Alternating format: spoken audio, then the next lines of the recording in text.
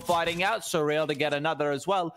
And Saw will be the last one standing. He's got a kit, but he doesn't have a chance. Endpoint clean up nicely.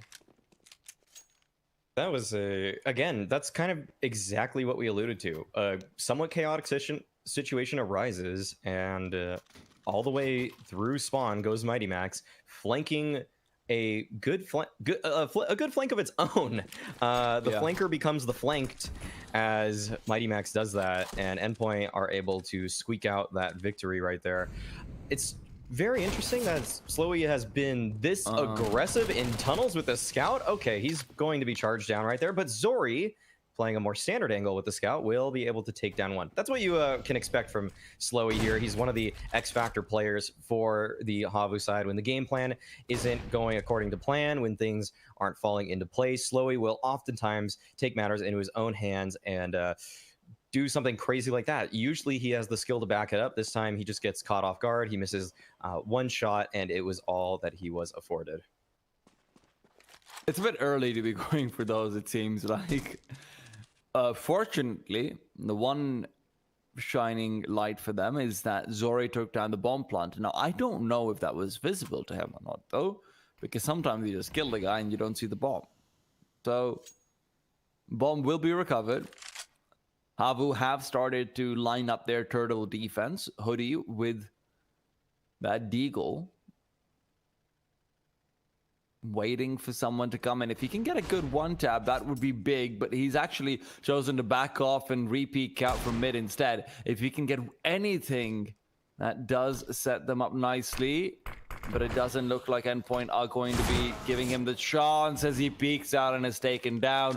Thomas was ready for that. Saw with a 5-7 would have maybe had a chance, but instead he has a CZ, which is significantly less reliable over longer ranges.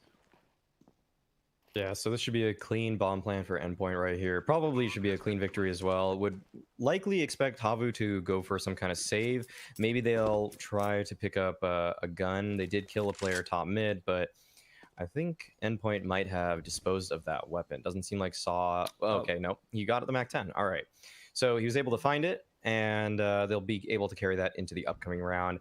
Still not a great buy to take on forward, but wow, Surreal messes up his movement right there, and Zori's able to pick up that frag. That's a nice one. The difference between 3 alive and 4 alive is pretty significant, and you know, just Endpoint will be happy about, or will be unhappy about, the fact that they won't be able to carry that extra gun moving forward. I think they had to drop an SMG to recover Surreal's AK. Yeah. So I mean, that's a MAC-10 that likely would just be finding some eco frags in this one, and you know, you love to see that. Just the $600 kill bonus. It's such a nice little reward for when you are just charging at a bomb site. You're allowing yourself to be the first one in, but instead he actually, or someone upgraded to an additional AK. But another aggressive play towards lower. Mighty Max, will he be ready for it this time? He won't. Saw with that recovered MAC-10 is actually able to find the opening kill, and Dodo pushes on forward from the tunnels and is able to take down Thomas. Surreal is left here standing by his lonesome, and it's a 3-for-3 trade. Just Crucial and Robin remain. The bomb is right there at lower tunnel. Zori has a little bit of an angle right here, but he doesn't hit, or oh no, he does actually tag Crucial. But I think this is really it. Dodo, he's on a huge flank right now, and he just waits for his accuracy to reset, and he's able to take down Crucial. It leaves Robin in a difficult 1v2. That was so nice to see as well, because Endpoint, actually hold that thought, because this might be a quicker deal than I expected. Robin needs to win this one out for his team to survive moving forward. They've lost too many players in the previous round as well. So even if you get a buyout over here, it will be a flustered one. Robin, not expecting Zori to come out from the side, and Zori plays it perfectly, recovers the AK-47 as well as the Molotov being in his hands, and there you have it. Really, really nice round from Havu over there. And you can see that a MAC-10 being safe forward has so many implications, because normally you're saying, hey, it's just a MAC-10. Why waste time throwing it over a wall? Why waste time throwing it away? But that MAC-10 basically means that all 5 players can have a buy, because they recover the scout that was dropped. They recover the MAC-10, which means that they can drop the CZ to Hoodie. And instead of 3 players saving forward weaponry, now you've got 5 players who all have kill potential because of that MAC-10 saved in. So it just goes to show you what that difference can make, and that Mac-10 did end up getting a kill and some damage in that, along with Hoodie's CZ actually doing something as well. So it really is the little things in Counter-Strike that can make a difference, and unfortunately we have started to forget that a little bit with the economical changes that have come through, but even so, really good to see it. It's a bit of a throwback. Yeah, and with how close we expect this game to be, every round will matter. I expect this to go at least 29 rounds. I feel like there's no way that one team just runs over the other in this kind of situation. Saw, though, is able to take down Crucial, but swinging off Catwalk is Hoodie. He can't find the shot as the player is scaling down towards Xbox right there, but some good damage is inflicted onto that player. Thomas eats a nade, I think, down to 28 now. So Havu, despite it being a 4v4 situation, usually favoring the T's, this feels pretty good, all things considered. Zori testing this player at long, will be able to take down Robin, who's out in the open. He's going for more, but it will be Hoodie to support him. And Zori, a couple missed shots, but still so much space for him here, as it's just Mighty Max and Surreal as trying to push on forward. Zori, he won't miss that one, takes down Surreal, just leaving Mighty Max. Oh, Mighty Max, what is that? With 3 kills instantaneously, all headshots, and now he'd be crossing towards site. It's just a 1v1 situation. Dodo is quick on the flank. Mighty Max, he needs to win the 1v1 and get this ace, but it looks impossible given Dodo's positioning.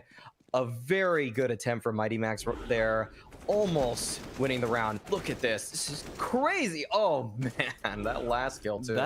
That second kill was insane, especially because he didn't even, that wasn't even a tap. That was kind of a spray continuation, but the spray had reset a little bit. So it wasn't even like a perfect spray transfer. That was probably a little bit lucky, but really nice to see though. Zori, great kill on the Surreal to start things off. Yet again, Havu taking it to them over in mid, really fighting out for that one.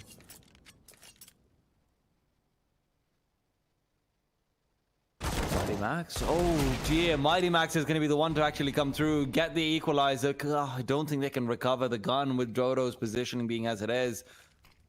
Smoke will go through from both sides, actually. Not sure if I quite like that second smoke thrown by the B player. I don't really entirely know the purpose it serves, but I'm sure Maui will have an explanation for me later on. Crucial and Mighty Max are both... Listen, Maui, I know what my role is here. It's to ask the question to the viewers at One Ring. Robin... missing some long-range shots. Zori to take down Mighty Max. Saw who turns around for a flashbang. We'll have to be careful because he's the one who can do a lot of damage with the MP9, and these players being as low as they are. It's Zori to finish off one. Hoodie to come in from the side. Saw is wondering when he gets his chance and when he gets his money. But Robin, well, he's just wondering why his teammates are all dead. Ooh, that's a pretty big missed shot right there. It was a tough one at that. Very long-range Deagle shot, and he found the back, but I think as well, we'll see if what Robin's able to accomplish here. We'll just wait a second here. Fighting off against Hoodie, or not able to find anything. Still going at it. Took a little while, but Hoodie does end up taking him down. Yeah, the smoke behind the other smoke is just kind of like they're throwing a lurk smoke, so they can either jump out to the right onto that kind of double stack box, or go to the left into the corner. It gives them some options to scale out with, but if he throws his own smoke, they aren't sure if he is in front of their smoke holding his own smoke in the tunnels. Like it's if he actually just sprints there, or someone else is even close, they could play off of that smoke to a degree where their own lurk smoke is kind of pointless. So it's kind of like a fake. He's kind of like pump faking, like I might be in front of your smoke, guys, so you can't really use it. It's posturing. That's what it is. Yeah, he's posturing. Exactly. Okay. I like it. Get wild in here. Get some Lion King stuff going on. Scar would not have killed Mufasa if Mufasa had postured properly. That's what Maui is saying. Yeah, they would have been a completely different story. Yeah. Simba would have just been a normal spoiled kid. Yeah, never would have actually grew up. Yeah, no Timon, no Pumbaa. No adversity. Yeah. Now, though, there's plenty of adversity for these teams on the server. They're also not Lion Kings, in all fairness, but hey.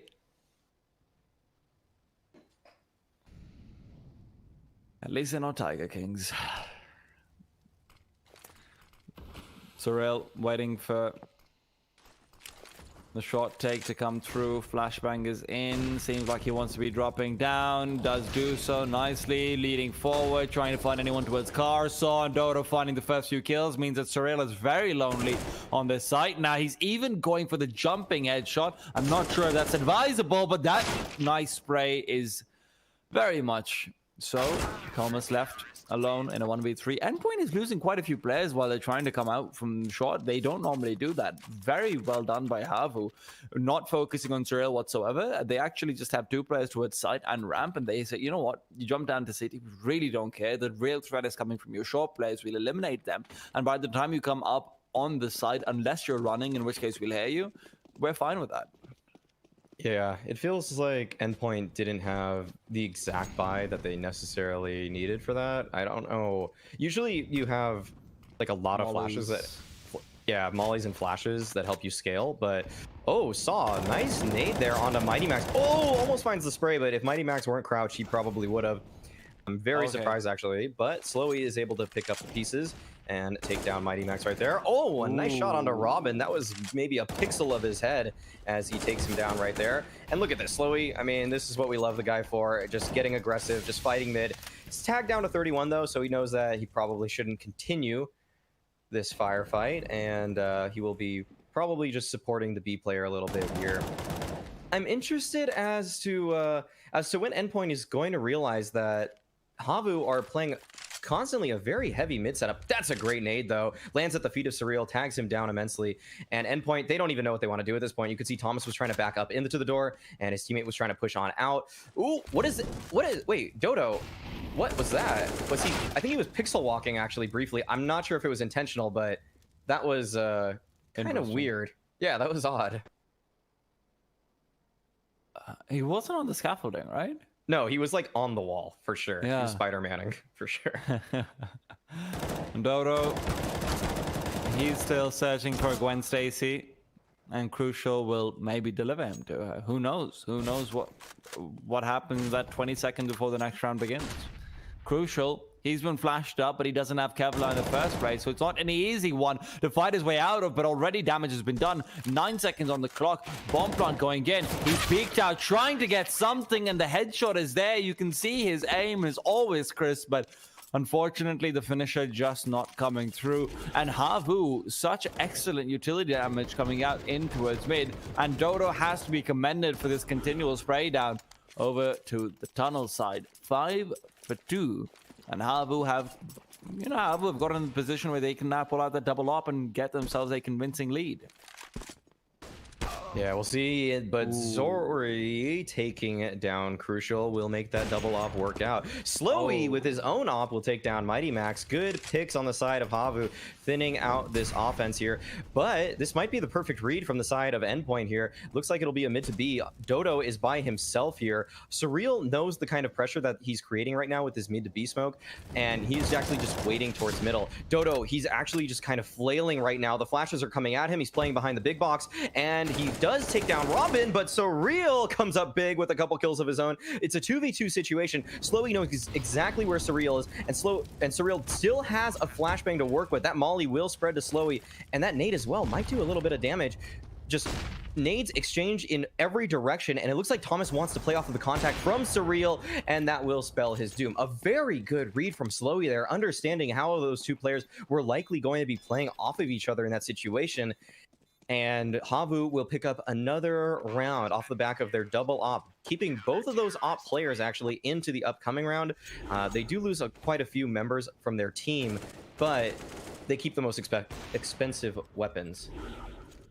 This is how you need to retake with a double op. Just hope that the players will not be inside the site itself. But a really nice read from Endpoint coming in there to go for the mid to B play and not really sending anyone aggressively towards B from mid, but then afterwards, unfortunately, the 2v2, that really can just go anyone's way. But a very good read, like you said, comes through from the Havu players, and they're able to bring it out in their own favor. Now, with 2 players still in mid, the question is, when do we see something slightly faster paced for long control, for blue bin control? Hoodie, though, he's got all the control. Robin's been taken down, smoke goes out, flashbang with it. Hoodie just wants to fight this way out, and he will do so with Zori's help. And now, where they were going for delayed long control, it's all about Mighty Max, who's come up short. He doesn't have the bomb, though, which is troubling because it has to go past Hoodie. Dodo, in the meanwhile, with the MP9, is fighting up. He can't get the instant kill, but he will finish off Thomas as well, somehow or the other. I don't quite understand, but that was it works. A nice shot. Yeah. This was a very long-range MP9 shot. That's a spray as well. Yeah, that was... Man, Dodo is... I've been saying it for a while. I think Dodo is really kind of underrated, and he's not really given the best positions. Slowy already finding an opening pick. He takes down the opposing Opper. I'm not sure what Crucial had. I think he might have had a scout, though. So that's a great opening pick for him. He was tagged down in the process there, but you'll still be happy about the man advantage. Hoodie, on the other hand, might not be happy about the fact that he is on an island here at long. Endpoint looking like they're setting up for a late long take. If the flash comes through the door, he might just be completely blind and will have to jump into the pit. But it doesn't look like Endpoint are actually interested in going with their numbers towards that position. We'll actually be going up catwalk right now, and a boost comes out, but just a second too late. So now Endpoint will have this cat control, and this might be the exec they need. There's only a single player here in Zori. Quickly rotating up, though, I think is Saw, but we'll see how they're able to hold this. Zori's been fully flashed up. He's forced to turn around, but he has time for the repeat. Robin falls, and with him goes the bomb. Zori and Saw taking them all down. Thomas does punish one player in the meanwhile, but it is going to be his demise at the end of the day. 8-2, and Havu, man. I mean, Maui, we were talking about how no one should be running away with this, but they sort of are right now. And I do have to say, CT side is their strength, in all fairness. Endpoint's terrorist side, although is very good. Havu, I have to say, have a slightly weaker T side, but so far CT's been going so well that they might not have to care about that at all. Zori again finding the opening pick. He does that every single time, it seems like. And Slowy too. What? What? Yo, what? Okay. LT. All right. Well, Havu with another 5v3 advantage. It just feels like their ops are doing absolutely everything. They got that first pick, I think, at top mid, maybe, and then the second was at lower tunnels. Maybe I might have flipped those, but I mean, these ops are suffocating Endpoint. Usually, you could see that I think Endpoint, they want to save a little bit more of their utility because the last time they were able to get up catwalk on a gun round, they didn't have the flashes necessary to you know, make the great cat exec that you would want. But I think they're going to have to start using more flashes very, very soon. You can't skip any steps with getting map control against Havu, because right now Havu is playing with a level of confidence in their oppers that is extremely hard to deal with unless you are just blinding them at every single corner. And Zori, will he be blind here? No, he will not be. He takes down Thomas. It's just Crucial and Robin. They've already used all of their utility. They have to really commit with this at this point.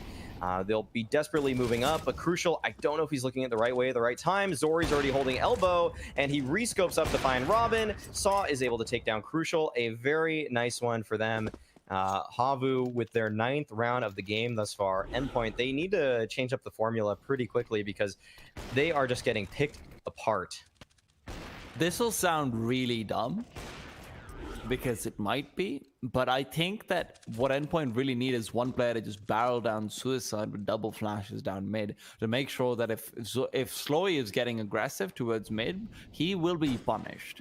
Similarly, you know, just the double flashes down Suicide lets your players get to the top of mid a little bit more comfortably and be in a position to contest for Zori as well. But obviously that is very, very risky to do. It's possible if they use their own opper to fight down, but it's risky, like you said. I kind of would just want them to use their nades safely. Oh, Saw, what a burst right there. Actually missing the first player in Crucial, but just continues the burst and it's able to catch the second. A little bit lucky, but Zori might not be this time. Surreal takes him down, and finally the bomb is being planted in a 4v4 situation, but there are 2 scouts on the side of Endpoint, which will make this a little bit difficult. And as soon as I say that, Robin proves me wrong as he takes down Hoodie here. Saw, though, quick on ramp already, actually, is able to take down Robin. It looks like, ooh, actually maybe not, but he will find Mighty Max, and Robin will just continue with his Glock. It just leaves Dodo in the 1v3. I would be a little bit surprised if he even really goes for this, but I think with their round lead and the advantage that they have, he's a little bit more willing to risk this one. But another smoke is there to impede his path, and he will have to fall at this point. Still good money on the side of Havu, so that they can afford a double up once again into the upcoming round. But, you know, Endpoint, this might be their chance. If Endpoint is able to string 2 rounds in a row with this one here, this upcoming one, then Havu's money will be pretty low for the remainder of the half. I think even 1 round at this point might be enough to break their economy if they go for the double up on Havu. One more. Yeah, so you see the money over there. This is my biggest problem with how Havu plays. It just doesn't seem, you know what, maybe I talk about this in an anti-eco round. Slowy going for ye old faithful LT pick. He has been spotted though, and he has been tagged down. This time he does get flashed, which is nice to see from Mighty Max. He's definitely learned from many mistakes of his team at this point, where they have given up that kill a few too many times. Zori waiting for the flashbang to come in to try and get the timing right, but it's Hoodie to find the kill. They're not checking their angles properly. Unfortunately, Endpoint seem to be a bit flustered at this stage. Secondary flashbang comes in, allows Hoodie to peek forward. A Molotov to burn out Surreal as well. Will he be using a smoke? Yes, he will be. That means that... Ooh, I don't know how he got that. I was through the smoke, I'm pretty sure. Okay. Oh, maybe he had a gap. No, maybe he had a gap. Yeah. He had a little bit of a gap. Okay. Okay, a nice trade, though, comes out from Endpoint. Surreal is able to take down 1 towards long right there. And Endpoint, their hand is forced towards Catwalk here. Zori, though, he's been so scary at this angle, but he isn't able to hit the shot this time. But that's a good Molotov, actually, and it might take Surreal down. As a matter of fact, they put it out instantaneously. And, wait, no, Surreal is at long. I'm sorry about that.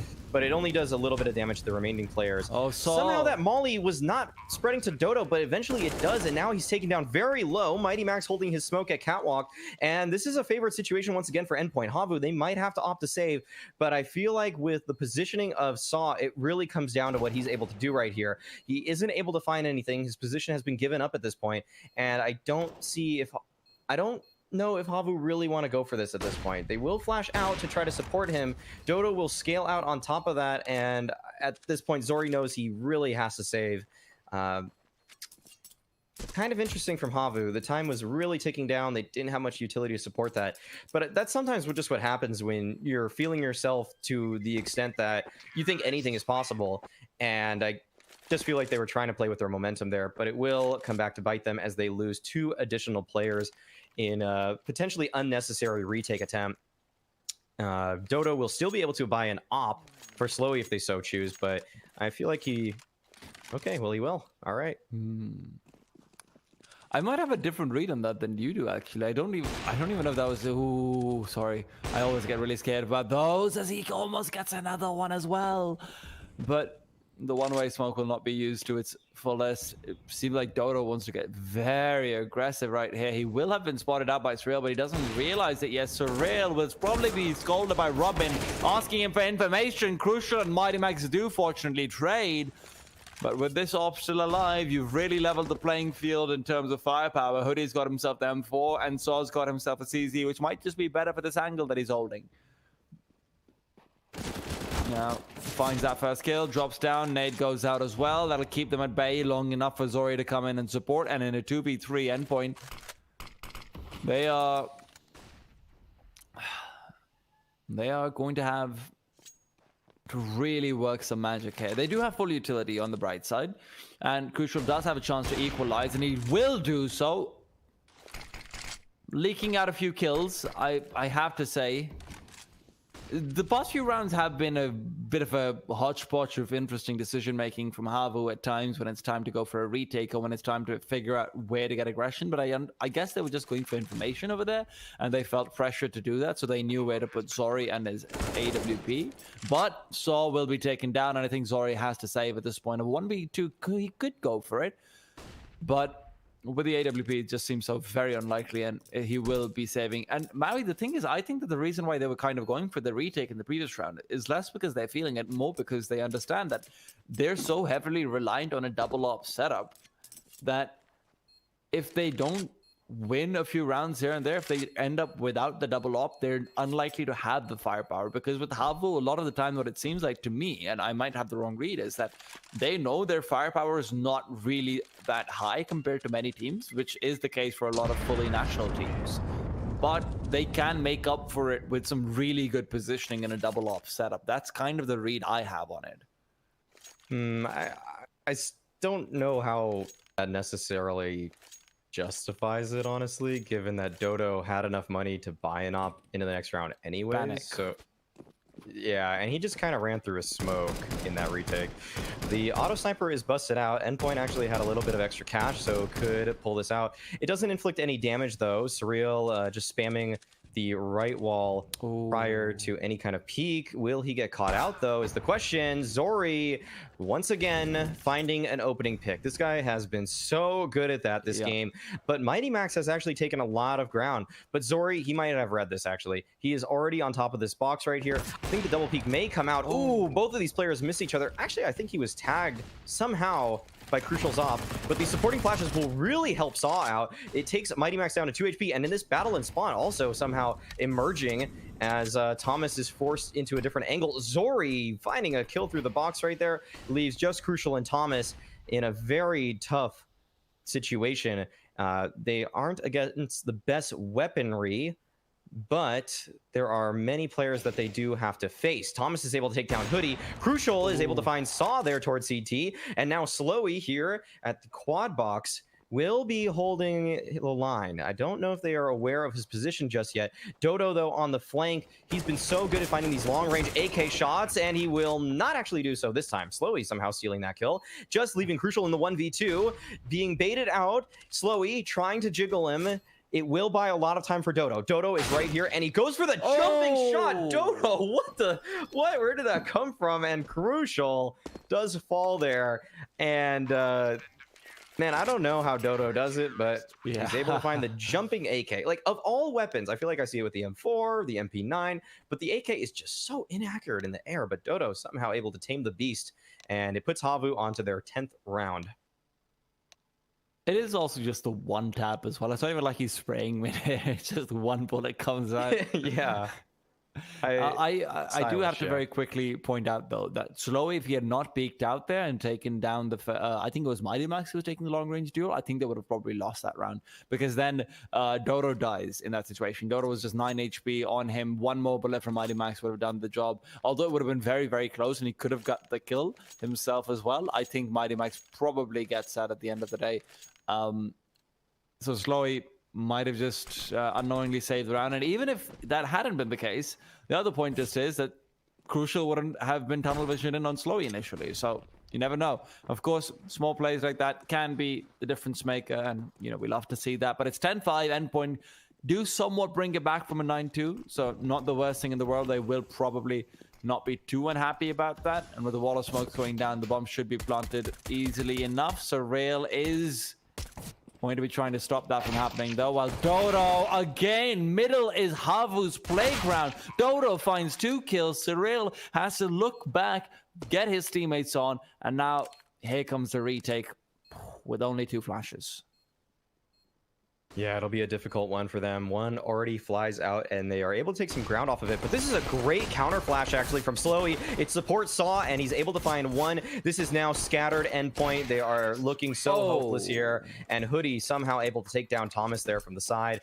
A great round from Havu. That's a very nice flash from them to close things out. Just Slowy holding that. And this was such a nice little lurk from Dodo. 11-5, Endpoint with the double scout. Can they find some kills from mid? That is my question always when Surreal and Crucial are in mid, man. I don't remember which game it was, but they had like 3 kills in one particular game. I remember they did it where they double peeked it and found 2 kills in the same second. That was insane. Havu fortunately guessed correctly, and they say we're not working against that. You know what? I don't want to stare down the barrel of 2 ops. Dodo, once again in mid, might be able to actually find one of those. Dude, Dodo, Havu's so good at playing around mid. It really is just their territory. Now, Robin has to save the day, but will be unable to do so. Hoodie's headshot connects with him. Surprisingly enough, Crucial is not one with the scout, actually. He's picked himself up a Deagle, which he's very proficient with, don't get me wrong, but would have quite liked to scout on him as well. Dodo fighting up in mid. If he loses his AK-47, if they can save that into the next round, that's not too bad. To be perfectly honest, Crucial could drop the Deagle to someone else, pick that one up for himself, but now in the 4 versus 3, Surreal is left with 9 HP. If he can get one more kill over here, then that next round becomes very, very important, because remember what Havu did. Yeah. They came through with the saved weaponry.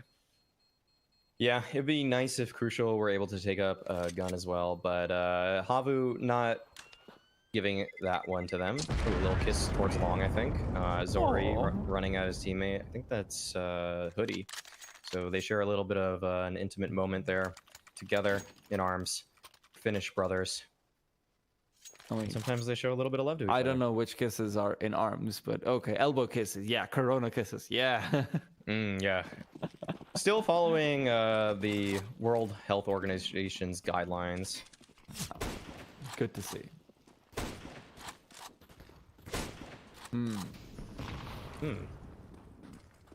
Well, here goes Zori and company. Can they take anyone down? Yeah, well, they actually can very easily, in fact.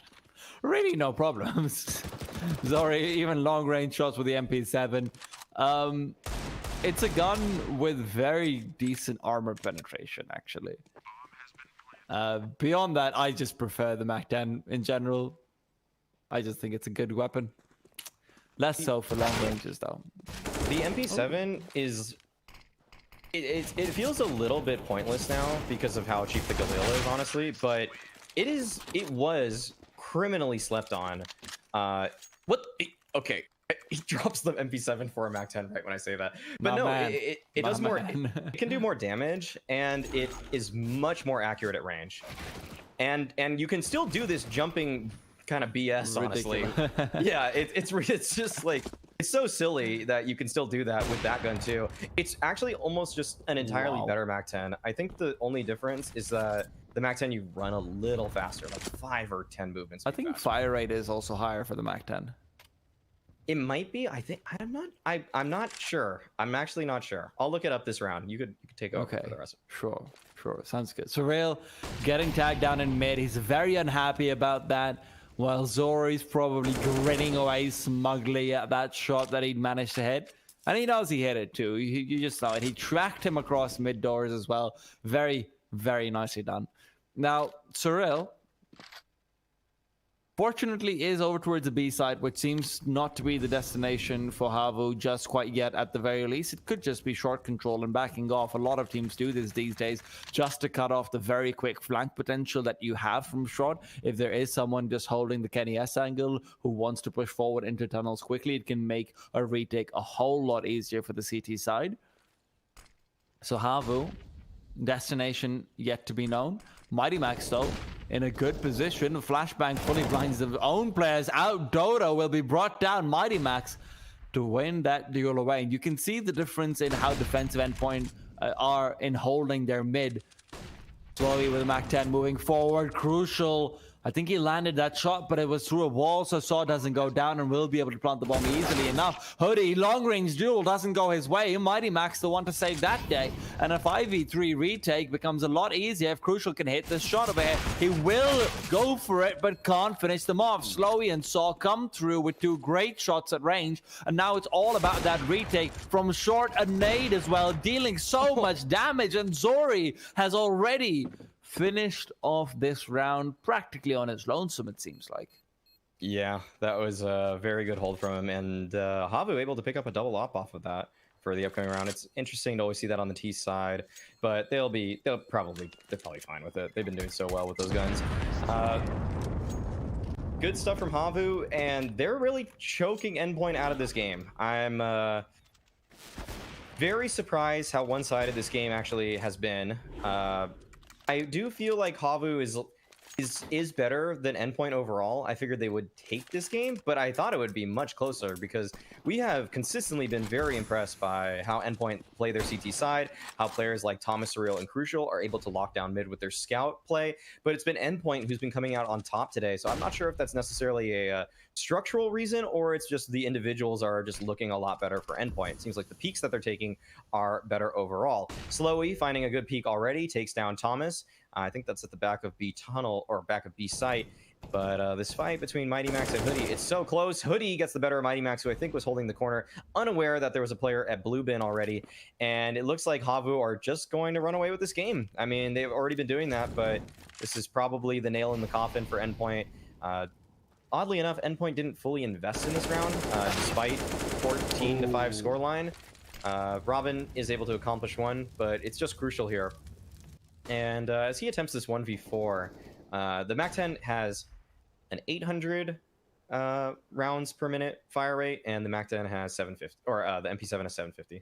So MAC-10 is a little bit better, but they're both very fast. But yeah. But Maui, I am more amazed at the scoreline right now. I'm not gonna lie to you. Yeah. we didn't expect this. No, and we didn't expect that Dodo would bust out a triple op. I guess he's got the spawn for it. And I feel like Havu is just feeling it to an extent. I feel like they are just very comfortable in this game. It feels like all these individuals are firing. Maybe it'll come back to bite them, though, as Surreal and Crucial pick up some ops. And now it's a little bit of a taste of their own medicine. Havu falling down 2 players very quickly. That's actually 2 of their 3 ops that died. Can't believe that's what's happening, but yeah, good picks from Endpoint. Well, it's still a very long road back, and even this step hasn't really fully been taken. They've got their foot in the air, but they've got to be careful not to trip while they're at it. Saw finds another kill onto Surreal. That's the opener, actually, from Havu. Ooh, sorry as well, getting another. This is really scary when CTs get over aggressive information because they just feel the pressure, and that's where the triple op setup really comes into play. Thomas is not mollied away, no, and he comes through, saves it all. Endpoint should be going in towards the 6th round unless Saw can materialize his destiny one way or another. Robin, however, will not let that happen, and it is the 6th round for Endpoint. Yeah, so maybe that triple op not necessary, as Dodo doesn't really have money in this round. Good, very clean stuff from Thomas, though, locking that position down. If I really picked like 2 or 3 players from Havu that I would want to run at me at any given time, probably would be a combination of Hoodie, Saw, and Zori, though. There are definitely, I mean, they're not bad by any means, but good hold from Thomas, all things considered. Mighty Max, though, trying to lock down tunnels early on. I'm not sure if that molly landed exactly where he wanted it, though. That is spreading back to him a little bit more than he probably wished, and Saw might just take him out. Oh, Mighty Max with the pixel angle is actually able to find the opening pick there. That is a very impressive kill from him there. And once again, an opening pick for the CT side, but Mighty Max, feeling himself maybe a little bit too much off of that opener, does fall. That lurk smoke actually doesn't dribble out as far as I think Dodo would have liked to put pressure on the B bomb site, but it still will allow Slowy to pressure mid here. He takes the fight towards A, and now Endpoint, how will they support these 2 players? It looks like the mid B is coming. Crucial.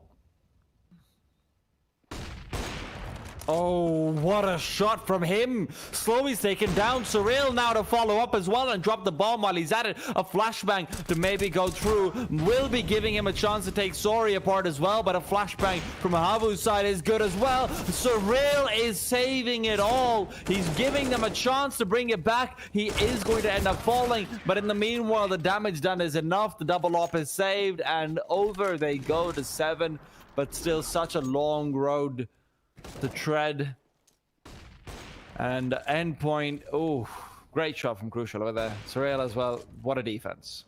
Yeah, it feels like very frequently when endpoint is falling apart or a team maybe has them outmatched, it is up to Surreal and Crucial to just step up big. It's a shame that he didn't find this kill right here. It would have been a nice highlight for him, but Havu now maybe regretting busting out that triple op at one point. Admittedly, one of them was picked up, but Dodo and crew not having the most money that they would hope for. Hoodie is now on a Galil, and it'd be kind of a shame to just see Hoodie find a headshot in this round with that weapon and not get the kill, and they lose off of it because, you know, that's one of those moments where you just wish you had better weaponry. You know, you had that extra money. But a boost on site. We'll find yet another pick for endpoint. Surreal is able to take down Dodo, who is on the extremity lurk right there. And all 4 members that are remaining of Havu are bunched up at Catwalk right now. There only is Crucial to defend here at Game Helper, and it looks like Havu will be commencing with their execute. Oh, Crucial misses that shot, though. That's very important. He needed to land that. He repositions all the way around. A 5v4 retake, but fortunately for endpoint, there's only one Molotov, and that's on Slowy. He doesn't know where to throw it out right now either because information has been criminally deprived, but Slowy goes for the right play. It's the only angle which really wasn't properly covered. But even so, Robin crouching down over here. Both him and Surreal should be peeking out soon enough. Saw peeks forward, loses the duel. A flashbang will keep Zori blind and unable to help. Hoodie will fall Lex, and Zori is left versus 4. His position is known, and Crucial finishes him off. 15-8 endpoint. What a retake coming out from them. Yeah, that was very clean given how CT centric it was. That's usually so difficult.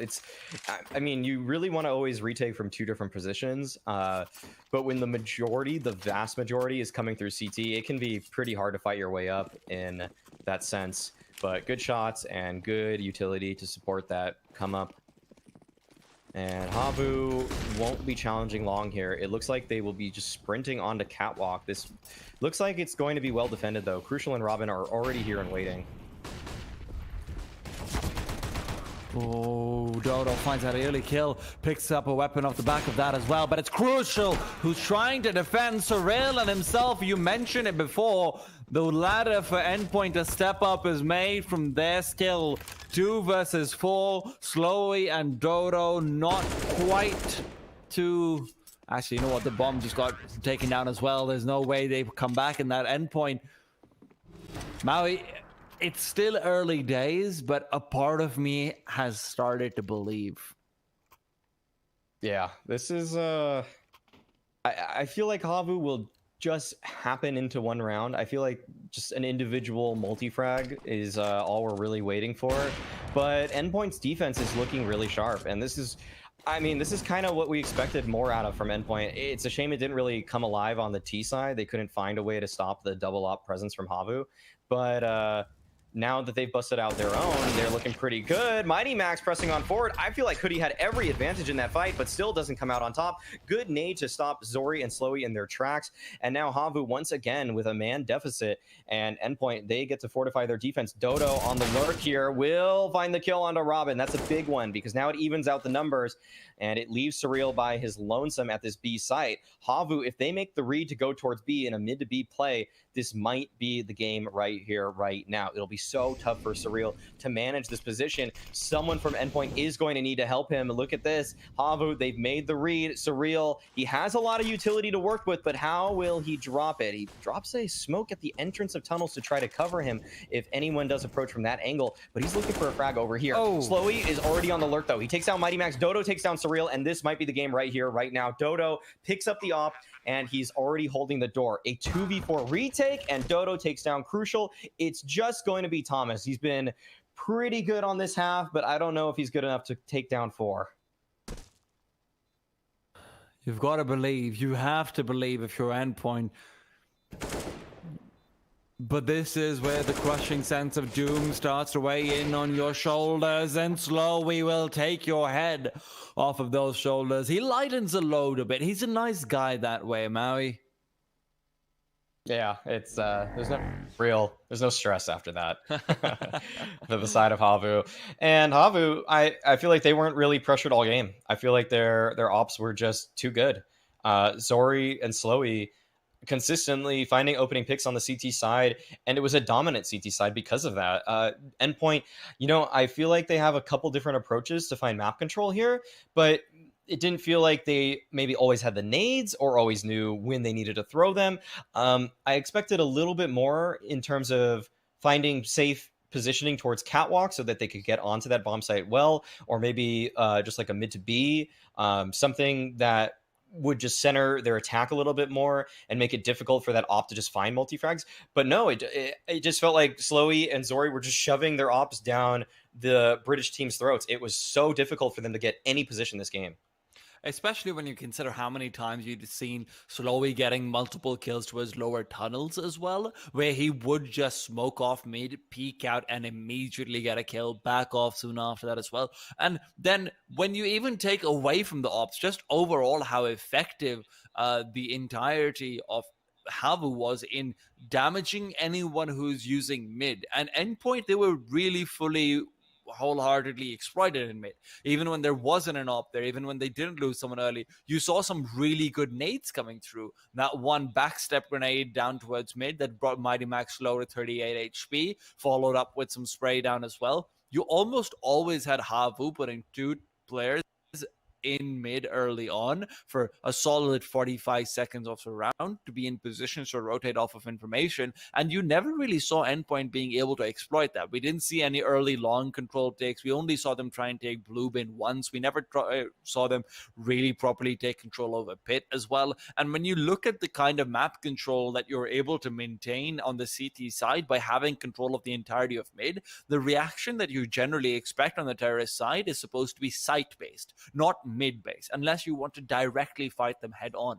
But even that wasn't happening. There wasn't a head on fight. There really was just we're using mid as a segue within our strategy to go from one area to another while establishing map control. And it seemed like one thing that this really exposed for Endpoint is their lack of ability to adjust to not having map control early on. Because very many teams can still say, you know what, forget it, we're going to play contact on A long, we'll take control of that, and that's the map control that we'll build the rest of our strategy around. And that seemed to be what's kind of missing from Endpoint for me. Yeah, it just wasn't working out for them at all. And the Havu side, I mean, they're happy about the fact that Endpoint somehow couldn't find the answers. I probably would have liked to see a couple more timeouts come out for Endpoint. Usually they're pretty good at using those. Yeah. But today I feel like they just kind of maybe didn't remember about that feature. Sometimes that happens. You just kind of get caught up in the pace of the game and you don't remind yourself to take a bit of a breather. But we'll be taking a bit of a breather as we take a break.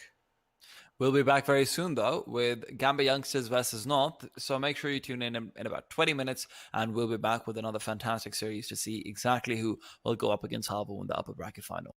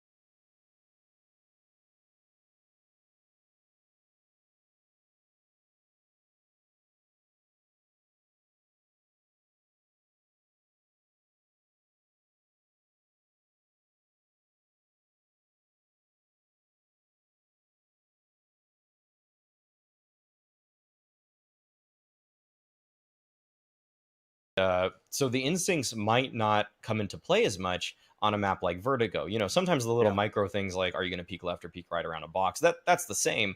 But then your mid-round adjustments, how you're going to get yourself back in the round, I don't think as many players at the higher level have those kind of instincts built into them just yet on Vertigo. Whereas on a map like Mirage, players will just kind of walk into Palace. They'll walk up the apartments. They'll just take a fight late round if they don't know what's going on. But Vertigo, people have yet to find out exactly on an individual level all of the plays that they can always make. I was impressed with Surreal the last time we watched them, watch Endpoint on this map, with how much ground he was able to take by himself. But I'm not sure if I have really seen that from every team across the board. And when I look at North on this map on Vertigo, with this 5-man lineup, they've only played it 3 times. Well, listen, I do think they probably have something to bring to the table. And the other thing to be concerned about, though, Maui, at the same time, is that I think Kirby isn't playing for them. Obviously, his sickness, it's very unfortunate, but some of these things do come up for players. And I guess to some extent he is, I feel terrible saying this, but in a way, slightly fortunate that there aren't so many lands and the pressure isn't there from the organization onto Kirby that, hey, this is our star player and we really need him. Online tournaments, although they're very important in the calendar right now, they don't have the same gravitas as saying, hey, ESL1 Cologne is right around the corner. Hey, IM Katowice is right around the corner. So he can probably rest a little bit more easily, which is very fortunate. But in his place comes Christo. And Christo has been given away from AGF. And that was a team that we were actually fairly impressed by. And that was without Christo being in. I don't know if you've managed to catch him play. Do you have any thoughts on him just quite yet? I don't think he's very good on the tier 1 level. I'm looking at his stats right now. So in the 8 maps, or the 7 maps that he's played with North, the best rating he has is a 0.87, and he went 12-14 in that game, and it was on Vertigo. Admittedly, it was against G2, but North won that game 16-10. So you think of all the games that he would have had a chance to show himself off a little bit, that would have been it in the 7 that he's played thus far. And even for AGF and his entire playing career, he has 4 years of HLTV matches. The best 1+ rating streak, which is kind of just like a determinant of how consistent a player is. Like players like Simple, I think, have numbers in the teens, maybe the 20s even. Like it's the amount of times in a row that you've played a map and you had just an HLTV 1.0 rating or better.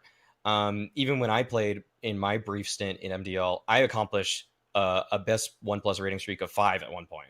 Like I was not, I'm not really even playing the game that seriously anymore, but I was still able to accomplish that at one point because I just had a streak of 5 games that I liked or that I did well in. Christo, for a player that's supposed to replace Kirby, a major MVP, that is not the level of consistency you would like to see. Yeah. That being said, he's finally going to be on North playing a team that is definitely a tier beneath North. Usually, lately, North has been playing Heroic, Astralis, and G2. All 3 very solid teams. 2 of them, domestic rivals.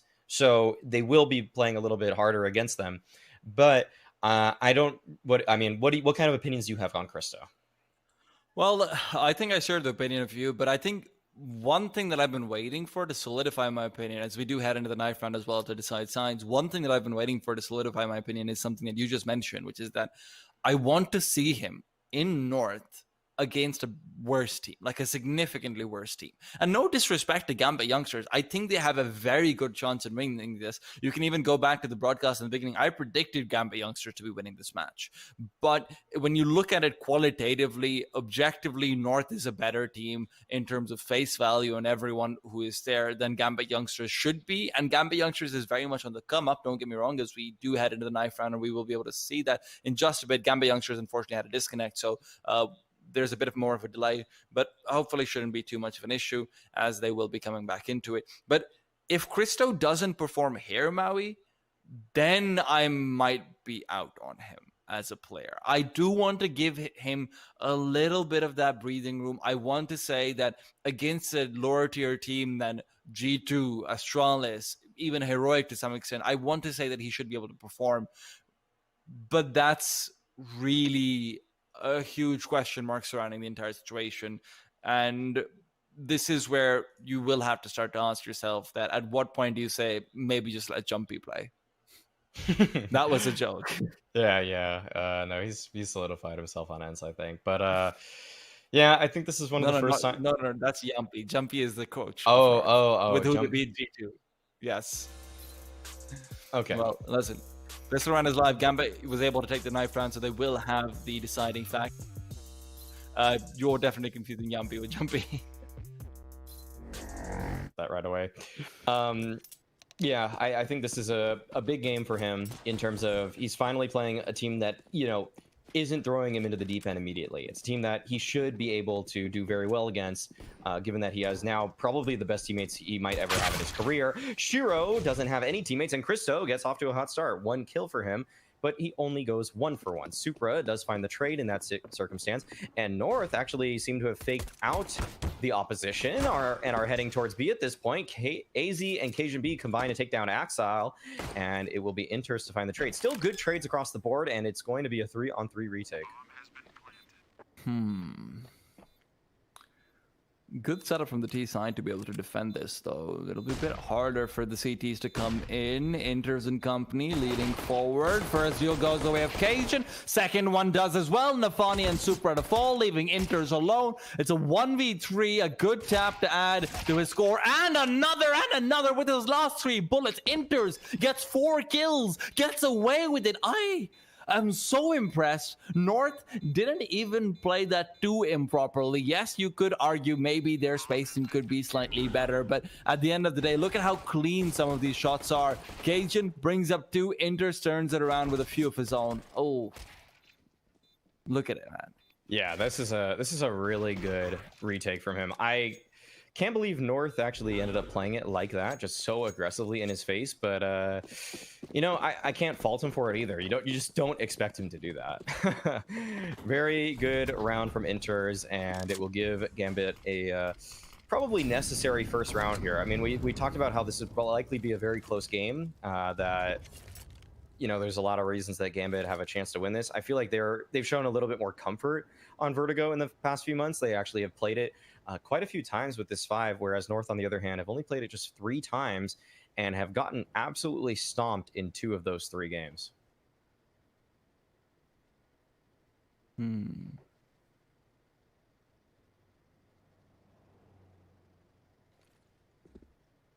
MSL. Here begins the contest off ramp. Now they do have a very good buy on the north side, as is the norm at this point. The question is, can you find Shiro, who's holding the tight scaffolding angle with the Farmers? 50 seconds on the clock. North is very content with keeping things as slow as they can. Good nade to fly through. That should be doing decent damage, but actually it bounces off, unfortunately, the wall a little bit. Shiro's angle wasn't quite right for that. Otherwise, MSL would have probably been chunked down to 60 at the very least. Flashes and smokes being lined up. Supra getting ready for a push to come through. Nicely done, but he can't connect with the spray down. Shiro instead comes in with 1. Nafani trying to back him up. The blind will not catch Supra, and it means that it's now a 4 versus 2. Gade has to win and save the day. These duels have to go his way, but it's all up to AZ instead. 1v2, bomb recovered, 10 seconds on the clock, will be planting. Is there going to be aggression from Inters? Yes, it is. 2-0. And once again, Inters winning out the 1v1 to take it away. Now, North, I don't know how that flashbang did not catch out Supra. He was probably playing anti-flash for that, but I really like the repositioning coming out from him to back up Nafani in that angle when Shiro goes down. Yeah, good little setup between the 2 of them. Just kind of double holding it. A little bit scary because it's so easy for an AK to transfer over, just killing both players. Thankfully, I don't think North really sent an AK that direction. It was mostly Galil's. And a good win for Gambit. They only keep 2 players alive, but this should be a pretty clean affair given that there are only 2 P250s on the side of North and a single deagle from Gade. But you can see some of the discomfort or lack of comfort more so on the side of North in the previous round. AZ in that 1v2 just kind of messing up a jump that, on a map like Mirage, you'd expect he would just kind of hit those, but he couldn't cleanly get up onto the default box and make it a 1v1. That's an interesting boost, though, for North, but it won't actually really result in anything. It still puts you right into the line of fire of many players at once. Inters will be trying to recover things on this B bomb site where the final 2 North players are, and he does just that. Good round for him and his team. They only lost a Galil, but Nafani was able to pick that up. He upgrades his MP9 to the terrorist rifle. And all in all, clean, pretty nice 3 rounds from Gambit. First one was definitely a little hairy off the back of an Inter's clutch, but the other 2 were a little bit more straightforward. Inter's has been very impressive so far. From the pistol round onwards, the second round maybe less so, but even then, that 1v1 really makes a huge difference. If AZ won that, then things are completely different at this stage. Now, AZ looking to take down Nafani. He knows Shiro was holding that angle earlier on. This time it's Nafani. MP9 yet to frag with too much. Supra might be backing off to give Nafani that backup that he did initially as well. But so far, neither team is really looking to be the first aggressor. They're hoping the other one will make the move, and Gambit are very comfortable with the way things have developed. Smoke goes out towards scaffolding. They know he could be lurking inside it as well, so you can see Gade is so nervous that Nafani can come in from behind them, but there's 50 seconds left on the clock. If North push through, no, they know for a fact Nafani ends up behind. Still though, bomb could end up in the B side as well. Smokes and flashes to come through. 4 players on A from Gambit youngsters. The bomb looks to be headed over towards B side. They've got control over mid as well. MSL and company are moving in. The fake onto A has done its job, but Cajun B needs to find this initial kill. Smoke comes out. Cajun's brought down by Inters, who's good on the rotation. Axile ends up jumping to his demise as he will be falling in midair, wondering what exactly he did wrong. Supra, however, will be unable to stop the bomb from being planted. Molly is there. MSL doesn't care. Gade in the back lines will cut off Nafani's rotation as well. And yet another body flung straight off. 2 versus 3. Cristo with a good kill. It's all up to him to find Inters, but unfortunately he falls. And Gade's position is known, and so he will fall. Very good retake once again coming up from Gambit youngsters, despite a bit of a literal misstep. Yeah, I feel like that just doesn't bode well, though, for North. If they are able to get an absolute free entry onto that bomb site with Axel falling right off, and they still can't convert the round, oh yeah, the counter has gone up to 1. Player has fallen off the map. A nice little feature on Vertigo. Yeah. There's a lot to kind of detest about this map, but that adds a little bit of humor, I gotta say. Shiro getting aggressive towards ramp is able to find a leg shot onto MSL. Not able to find the kill, but North, they have to do a little bit better this time. They need to, if not fake out, I don't even think they can fake out Gambit the same way that they just did. I mean, that was probably one of the best looks they're gonna get this half, given how much they pulled the rotations, but Shiro very aggressive here by the pillar. I think a flash is going to be setting Super up in just a second, but actually it'll be him just playing anti-flash. Shiro just kind of lies in wait right here, looking for the first contact. Super will likely swing after that, but maybe a little bit too aggressive on the positioning right there. Super not able to find anything. Nafani gets a 1v1 duel against MSL, who was legged earlier on, and Super just can't decide what position he wants to take. Will end up falling. Inters, though, pushing on through the smoke, lets them know of his position. Will fall as well, and it's really up to Nafani and Axile at this point in a 2v4. It doesn't look like they have much of a chance, but with Axel finding that 1 kill, maybe that's not true. Axel finds another as well. Cristo's been read like a book, and AZ and Gade without possession of the bomb.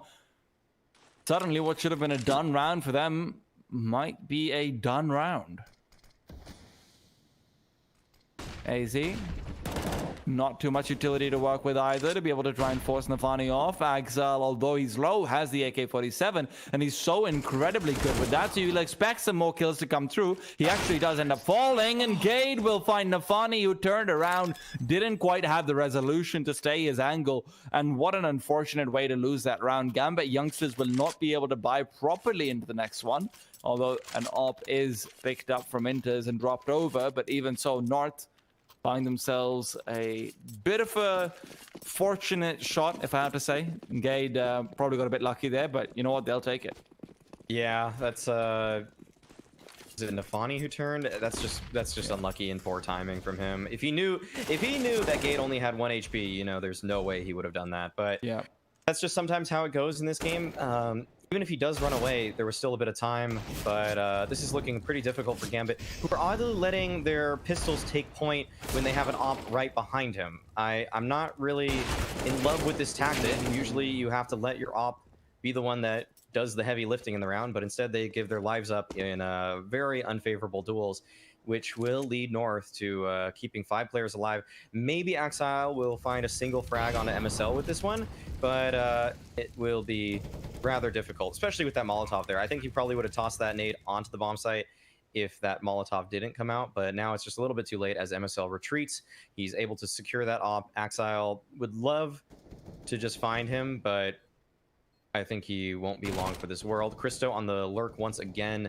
Last time he was shut down immediately by Exile, but this time he's against a USP. 2 runs for North. They're able to clean that one up nicely. And this is where Maui, you discussed this earlier, so I have to point this out. You need the Opera to get aggressive on ramp. It is just such a powerful position to be able to take control of in Vertigo, and if Shiro will continually show unwillingness to do so, especially when in these high pressure situations where he has the singular op, the hero op, maybe there's something in there that North can try and exploit. That's where I'm counting on MSL to recognize that, but let's wait to see whether that'll continue to be the case, as Cajun B has been forced off of his angle. Yeah, we'll see if he's able to get involved moving forward. Oh, this is a dangerous game for Super right there. I think he recognizes that, though, and he doesn't continue with the jump spots. The flash comes in, though. MSL had a chance, but doesn't pull the trigger. He was completely blind. Can't blame him. Would rather just act in self-preservation. And now the fight towards ramp is only led by Supra. He gets very close to the smoke right here. I'm not sure if there's going to be a flash that supports him or what, but the smoke will be fading rather shortly. He actually peeks from a great angle to take down the player in scaffolding. That's AZ falling. Nafani wants to peek from another angle, but Supra wasn't actually able to escape. And now it's a 4v4 situation. Both of these players from Gambit Youngsters are towards the side hallway, and it looks like North might have a pretty nice path onto the bomb site if they just go up the typical ramp position. Molly in behind. MSL to take 1, but Shiro's good for 2. They weren't expecting 2 players there. Now Cajun, who's picked up the AWP, can't quite find Shiro before he's able to back off. It's all up to Inters once again to defend this site while they wait. Great Molotov timing as well. MSL and his AWP are gone, but Cajun had to step up. Unfortunately, that molly means there's nowhere to go but ahead. Gade planting the bomb. Cajun B is able to defend it. Bomb goes down with a few seconds left on the clock. Axel's the one in the back lines who might be able to clean it all up, though. Gade in a 1 versus 2. He did end up bringing out some good clutches earlier on, but will this be anything similar? Bomb defuse coming through, but they do fake it out. Gade in a 1v1. Is now left to try and save the day yet again. He can't do it. Axel comes in. And North, although they get very close, they get the bomb plant down, they're not quite able to get past the finish line. However, keep in mind, money's great for them. Money's really good for them. And you can't say the same for the CT side at all, unless Axel finds the AWP that Cajun dropped. He is able to recover it, so Shiro will have that weapon, but I haven't actually been all too fond of what Shiro's been accomplishing with the op yet. He's been pretty quiet this game thus far with just 4 kills, and when you are you know, giving that gun over to him time and time again, you would hope that he would come up with a few more results. Yep. Last round, though, he was on a rifle. Couldn't find success with that, really. He found 2 kills, I think. Oh, okay. Well, good for him. Sorry, sorry. No. Yeah. Okay. It was him yeah. and Nafani playing from scaffolding. Right. Probably right. just forgot the player. Yeah.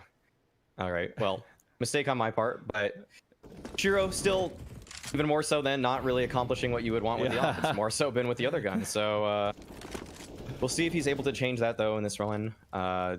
Early pick goes the way of Christo, who is a player that we are keeping our eye closely on in this game. Usually he's been on the lurk, but this time it looks like he just joins up with the North Pack.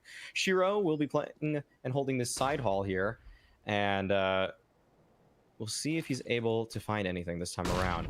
Now, a boost comes over. It's a pretty strong one at that, but it doesn't look like anyone from North will be coming to the crossfire of Supra. In fact, they might have spotted him, and Shiro's forced off the angle. Good utility to take control from North. MSL doesn't quite have the angle. No, Stefani finds 2 kills. AZ's able to return, but unfortunately, that's just not going to be enough for them to have the advantage. It's still a 3v3. Supra, his position is not scouted out by Cajun just quite yet, but unfortunately, having Shiro in the retake when his AWP is already seemingly so afraid of getting aggressive, they will just have to save. And I like the decision because of their economy, but I don't know, man. Nafani, that was such a great push from him to come through as well. MSL, his crosshair placement was already pre-aiming towards the next angle, and Nafani was completely able to catch him off guard because of that. But unfortunately, just there aren't enough players who are ready to get aggressive behind those few kills and eliminate North and their chances of getting that bomb plant too easily. So there you have it. Yeah, this is very odd, just how little Shiro is able to get involved with his op. I'm looking at his history on the map right now, and, you know, he's had some dominant, absolutely dominant games. We just saw Havu destroy Endpoint, and the last time Shiro played Havu, just, you know, a week ago, he had a 2.13 HLTV rating, and they won 16-2 off the back of it. I'm surprised that he hasn't been able to get as involved in some of these rounds. That might be a testament to how good the utility is from North versus what Havu threw at him. But you think offers would still find a way to impose themselves, but Inters, oddly enough, finds a way to impose his MP9 on Cajun B. Now, Axile here, behind the first box, is spotted out, but that is a great counter smoke from him, and it should be able to allow him to stay alive and isolate these angles just a little bit. I think he even was able to tag Christo just running across right there. He does, in fact, and the nade from Shiro connects. Shiro does fall. Inters, though, is able to trade it out. It's just Gate in a 1v3. He has to come up big for his team right now, but already through the smoke is one of these Gambit players, but Gate is able to read that. He takes down Inters, looking for the final 2, is able to create some space for himself, but Nafani shuts him down. And a good hold from Axile, does a lot of damage, gets a lot of info for his team. Only, I think, got 1 kill on it, but all of that, just staying alive the way he did, the damage he inflicted, it allowed Gambit youngsters to have a very easy time. It was a little hairy, but have a good time in holding that B site. I have to give a lot of credit to Gate, though. He's been looking very crisp with his aim, with his positioning. He looks like he knows his role to perfection on this map, and he's really stepping up in Kirby's absence. Now, though, Supra... Oh, no, MSL's been brought down again. Nafani's so deadly in that angle. Supra gets aggressive where Shiro could not, and he finds 2 kills with the MP9 as well. And already, North is in a 2 versus 5. Gambit youngsters, I love this from them. And I do think I have enough time to quickly point this out. I costed the game between Havu and Gambit youngsters, and that was, I believe, Gambit youngsters started on the terrorist side, and that's where Shiro really dominated. Okay, so because they were like 13-2 up or yes, something. yeah, I'm looking. Yeah, it was 13-2. You're right. Christo, he needs to make something happen for his team. He's been a player that has had just not the most luck. Shiro finally gets a nice op kill there. I think he only has 1 other op kill in this game thus far. And Cajun B is left in a 1v5. Bit of a misstep from him, makes some noise. And Nafani doesn't want to challenge the angle. He wants to keep his players intact. A wise decision. as it would be a great round to just secure some economy, make sure that they can move forward with some weaponry. But then again, he decides, I really want that AK, and he'll push to get it.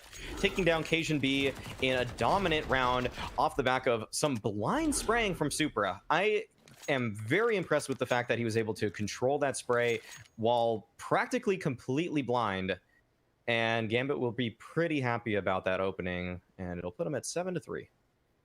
I mean, Nafani, I don't know if he's getting lucky. He might be a little bit, but his timings and when to push on scaffolding are impeccable. He always finds someone who's just slightly turned away right at that moment. We saw it earlier with the 2K he got. Even right now, Cajun B, towards the end, his AK-47, the second it turns away, Nafani knows there's only 12 seconds left on the clock. Nafani knows that's where Cajun B has to make a move, and that's exactly when he starts to push with the MP9, uses it to its advantage of the fire rate, and that's so nice to see from a player that's being able to control that scaffolding area so well. That's half the game on that part of the map. Just knowing the timings of when to push. Yeah, good, just really good reads on the side of Gambit youngsters. It feels like you can tell that their game sense on Vertigo is at a much higher level than North, which, you know, on paper you wouldn't really think of, just given the experience on the side of North. But even this, Inters, he just backs off of the angle entirely. He doesn't want to take this fight. Cajun B does hold, but Inters just stays so disciplined here. Doesn't peek into the angle, may catch Cajun B off. Cajun B, I think he spotted the arm of Nafani at this point. Enters, it'll be his time to strike, and him and Nafani will connect to find two. Axile on this B site, swings out wide, takes down Christo and Gade, just leaving AZ, who has recovered nothing more than a single D-goal, but it will be able to find a second kill for AZ, actually, and he's looking to bring this one back. 1v3 situation. There was a player at B earlier on, but he may have exposed himself to that position. Axile has pressed on forward, and a good attempt from AZ, but all in all, a dominant hold from Gambit once again. You know, legend has it that every time AZ does something like that, MSL just leans over and whispers into the rest of his team, "See, I told you Reddit was wrong." Yeah, the opinion has generally not been the most positive for AZ, but you know, he has little flashes here and there. Yeah, he has flashes, and he has some streaks of consistency here and there. Well, listen, I trust MSL at the end of the day. That's really all I can say. Man knows a lot more than I ever will about Counter-Strike. Inters with a great kill on occasion B to bring him down. A 5v4 will have Inters find another one, actually, to turn into a 5v3. He's been really good. Both him and Nafani have been the players to watch out for. Supra's had some flashes in the pan, yes, but it really has been those two who've been completely solidifying the Gambit youngsters' defense on the CT side for me. Yeah, they've looked both pretty good. Supra here, though, will be challenged. That spray will turn his head, and it will allow AZ to press on forward, but Shiro is here and waiting. He takes the bomb down with that shot, and he Molotovs it as well. AZ and Gade won't be able to retrieve it just yet, but they will be allowed quite a bit of space. They should probably be able to get a bomb plan here at the very least, which will propel them forward into the next round, but will they win the 3v2? They only have a flash between them.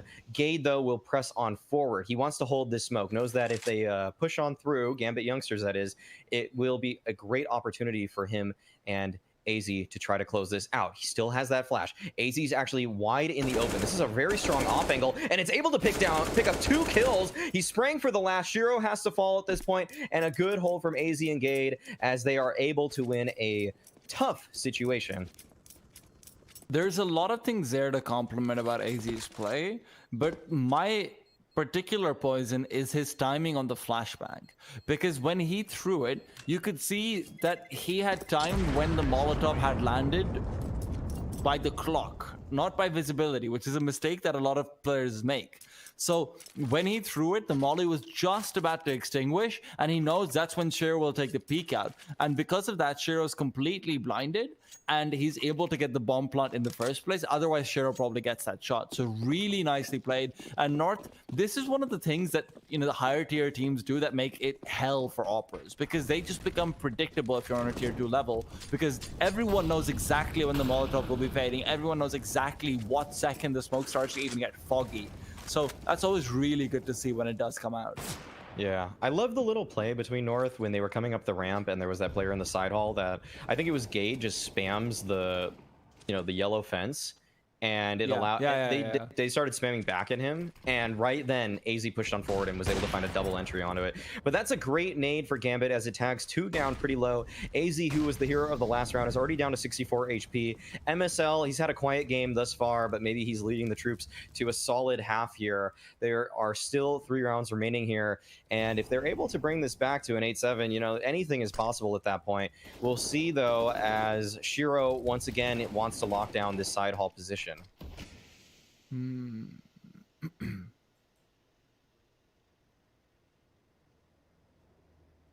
Shiro, come on, Shiro, get aggressive at some point. Not over here, probably, because MSL's waiting, but I want you to give me a highlight, Shiro.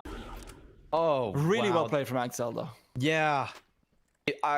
Wow, it's so close. It's almost like if he didn't run with the nade, but just walked with it. I mean, it's just like the thinnest of margins, and it barely doesn't do enough damage right there and then. If that nade would have connected, he could have easily just backed off as well. Could have won the round by just playing the time.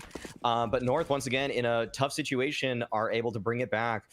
I mean, you were talking about how Shiro is playing defensive. I mean, maybe that's a strong suit in that sense, because he looked pretty good, but once he got on the box and in that 3v2, his life was given up in a missed shot, and now Gambit youngsters, they maybe could have dominated this half, could have been a 10-5, but now it looks like they're looking at a 9-6 at the very best. Good stuff early on for North in this round. Should be able to clear out Supra as well. He's just in love with that sandbag jump spot, but it cost his life this time, and it's just Shiro and Axel remaining. They'll still have money to buy in the upcoming round, but it'd be nice if they're able to take an AK moving forward, just so that they can have a little bit better utility. Inters and Supra both beneath 2K right now. I think the loss bonus for them will give them 2,400. So you would love to just see one gun save so that they can have full util on one more player.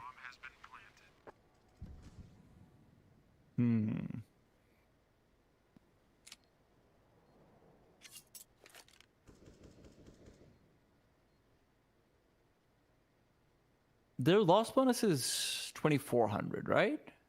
Yeah, I think they'll get 24 in the next round, I think. Yeah. That's going to be a rough round too, to be honest. You only have mollies if you go for MP9s. Now, fortunately, they're really good with MP9s. So Nafani and Supra, their MP9s have been crisp. So maybe it doesn't impact them too much, but obviously it's really less than ideal. Shiro will not peek out either. Just wants to keep the Kevlar. Probably the right decision to make at this point, but are we seeing Falmos for Supra, MP9 for Nafani would still be really nice for the angle that he holds, but he doesn't go for it. I don't like how Shiro upgrades to head armor. Could have bought a kit and a Molotov. Actually, that's true. But instead spends $1,000 to just get head armor when he's against full AKs. Kind of a rookie mistake that you see from a lot of tier 2 teams. You still see it sometimes at the tier 1 level, like top 20 teams, but it's much further and fewer between those kinds of misbuys. Shiro, though, a missed shot right there, won't be able to connect. Christo, though, is taken down early on to 40 HP. A good nade lands in his direction, actually, I'm not sure how he got down, though. Also, just a reminder to the viewers, it is $1,000 for the head armor because, of course, he did have his armor tagged down in the previous round as well. Yes, yeah. Gade. Oh, what a shot from Gade. He's been very good in this game, and he's continuing this streak of form. MSL will also chime in with another one. So man advantage here for North. They've managed to get onto the side maybe a little bit earlier than they have in the previous few times. Nafani is next to fall, and an 8-7 seems to be in the cards unless Inters can do something heroic and pull them all together. Inters, smoke goes out as well, but he's been mollied off completely. Bomb should be planted without any trouble whatsoever. Axel, on the bright side, Axel can just push through that smoke. It doesn't matter too much when Inters is here to provide backup. Great kill on MSL. They needed that to start things off, to disable the AWPer. Can Axel find anything, though? There are still going to be very confused in how to go about this. Another Molotov available on Christo. Should probably be throwing that out soon, but they don't even need it. AZ and Cajun B clean it up, and North come back into this half with 7 rounds on the board. Not what we expected whatsoever, but a few crucial ones from AZ and Gade bring them all together. And I have to say, that one grenade from Axel, that one grenade, unfortunately, that could have been the difference maker.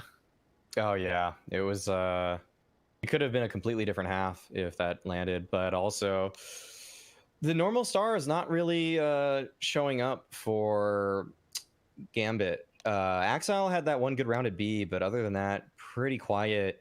Shiro as well, only 9 kills. Inter, surprisingly, with 17. He did have a very strong game, but man, Shiro, it felt like maybe the utility was just too good against him. He had a couple opportunities where I did see him miss some big shots, but that sometimes just happens a little bit more often when you can't get yourself going in the beginning of the round. You're not comfortable yet. It feels like the utility from North to take a ramp control was just something that Shiro isn't quite used to. The smokes to try to get them a little bit more ground, just a couple flashes here and there as well to push them off of angles. And frequently those timings from North with their utility caught those A players from Gambit off guard. I feel like I saw Super running backwards and dying at least 4 times in this game. He just realizes he's in a bad spot, tries to get back to safety, but he just gets taken down on the retreat. Cajun B, though, he will be faced with a lot of players right here, and he will be on the retreat and will get to safety.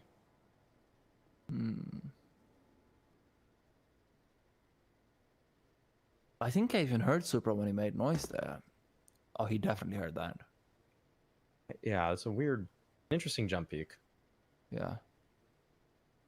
And this is where Cajun could just get all the information they need to pull that rotation very early on. Cajun, he's got it. And the question is, do Gambit youngsters decide to move backtrack into its A site? You do have Axel still sitting in the lurk over there. But AZ, who has rotated over with MSL, is taking some duels that might be ill-advised. A good flashbang to go out, but it's late, and Nafani takes down AZ while it's still mid-air. 5v4, MSL now has to defend this very narrow choke point, but he can't quite get any kills. Axel, in the meanwhile, has already recovered another. Shiro to take down MSL. Cajun left versus 4. Gade may be on his side, but he's very far away. And by the time he gets there, Bomb will have taken down significantly. No kit on them either. Cajun next to fall. Gade, with now the kit picked up, is still moving forward, inching through, trying desperately. Will find Inters. Can he get more? Yes, he can. It's a 1 versus 1. And now, with a smoke and a flashbang to work with, it could be his time to shine. They're going to have to come in with the knife. He knows it, but Axel's read this like a book. He swings wide, and he's able to come out on top. Very nicely played by him. And a 9th round comes through for Gambit youngsters. Great attempt from Gade here. That was looking hopeless, but very crisp shots. He even picks up I think did he have the smoke in the flash originally? I'm not sure, but regardless, he used them very well. This is one of those weird situations where it might have actually been better if he just stuck the bomb, but you know, you never know in those kinds of situations. After finding those 2 opening kills, you just kind of think that they will keep fighting you to the death at that point, and it will force North onto a full deagle, full smoke buy. You know, I really like when teams do something just a little bit different in these kinds of rounds where it feels like the only 2 options people go for nowadays is, you know, the full save or the full buy. And North, they'll just go on to deagles and smokes so that in their first gun round, which will, depending on the outcome of this one, probably be in 2 rounds, they'll have really good utility.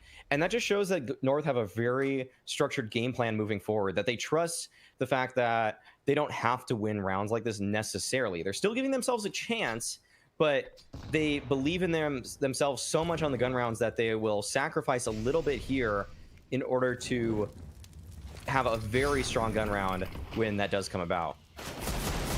Oh, MSL does take Shiro down at the very least. 5v4 now is here. MSL very low, and he will fall.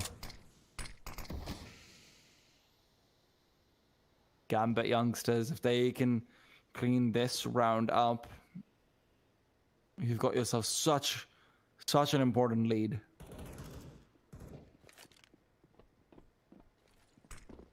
Yeah, this 4v4 situation. The exec onto the bomb site comes out. AZ feels like he has to press on forward. That smoke is actually going to help him out. Gives him a little bit of a one-way briefly. Cajun, though, on the side of the smoke is able to take down Axile, but he's quickly traded out, and it just leaves Gade once again in a 1v3. It'd be a miracle if he could even bring it as close as he did in the previous one, and that will not happen. So, North, they find a couple opening kills there, but they're not able to convert it. Just a clean A hit comes out from Gambit Youngsters, and in doing so, they clean the rest of that round up pretty cleanly. Once again, though, North will be able to buy Deagle. So instead of really going all in on one of the two rounds, they kind of spread out their the potential, really.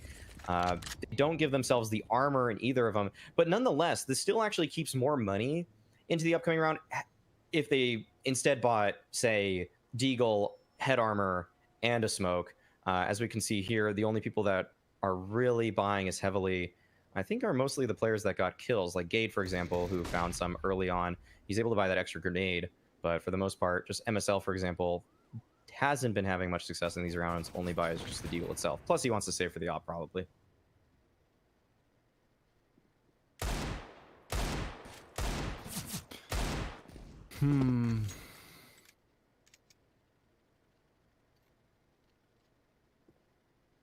I'm still waiting for Shiro to find his op, to be honest, Maui. I really want to see some super aggression come through from him.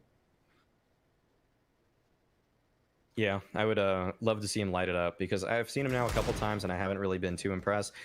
Christo gets tagged down to 49 HP. MSL still fighting from the same angle, but he's tagged down pretty low as well.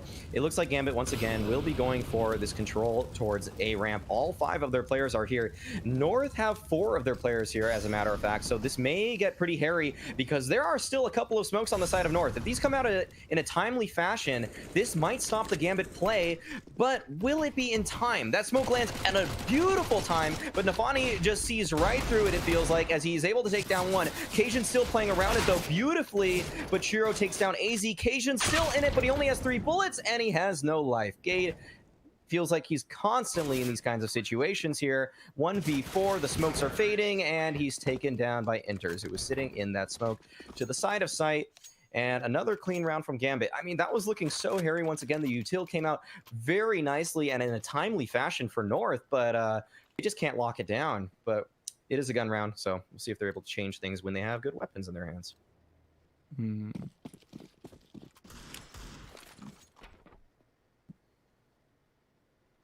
Now comes out that op, Maui. Now comes out MSL's op, Shiro's op, and the duel begins.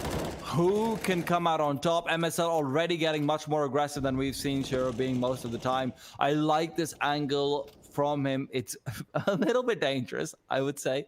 But regardless, Shiro, smoke is dissipating, and he's brought down AZ. Knows he's shot. Oh. AZ knows these angles perfectly. That's so nice to see. AZ brings him down as soon as the smoke finishes off, and with the Molotov to make sure he can actually back off to safety. MSL was covering his back as well, expecting Gambit Youngsters to peek out on top of that, but they don't do so. They actually end up backing off, and Christo, he takes that chance to actually move forward, clear out the entirety of the bottom of the ramp. And now the information they have is so heavy. It's been left to Christo to defend this on his lonesome, but Gambit Youngsters might have just faked them out of it here. Christo's jump spotting this, and if he does see anyone coming over, you should be expecting some heavy rotation from North back into this. And with a flashbang here, Christo's probably calling for help. 40 seconds left on the clock. North still unwilling to hard commit to this site just quite yet.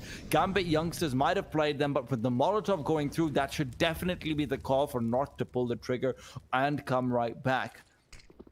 It might have slowed it down too much from Gambit Youngsters' side, because now the cavalry is very much here. MSL's been boosted up as well. He's going to be having a great angle to take down Inters. Nafani, in the meanwhile, has been tagged up. Inters, however, is not peeking. This is so interesting to see. They don't have grenades to stop Nafani from getting the bomb plant down, and Inters doesn't even expose himself. Beautifully executed from Gambit Youngsters, where you're now in a 4 versus 5 without having shown a single position of where your players are. Now, they have some idea, that's for sure, but that is nowhere near enough from the CT side when all you have is a single Molotov on AZ.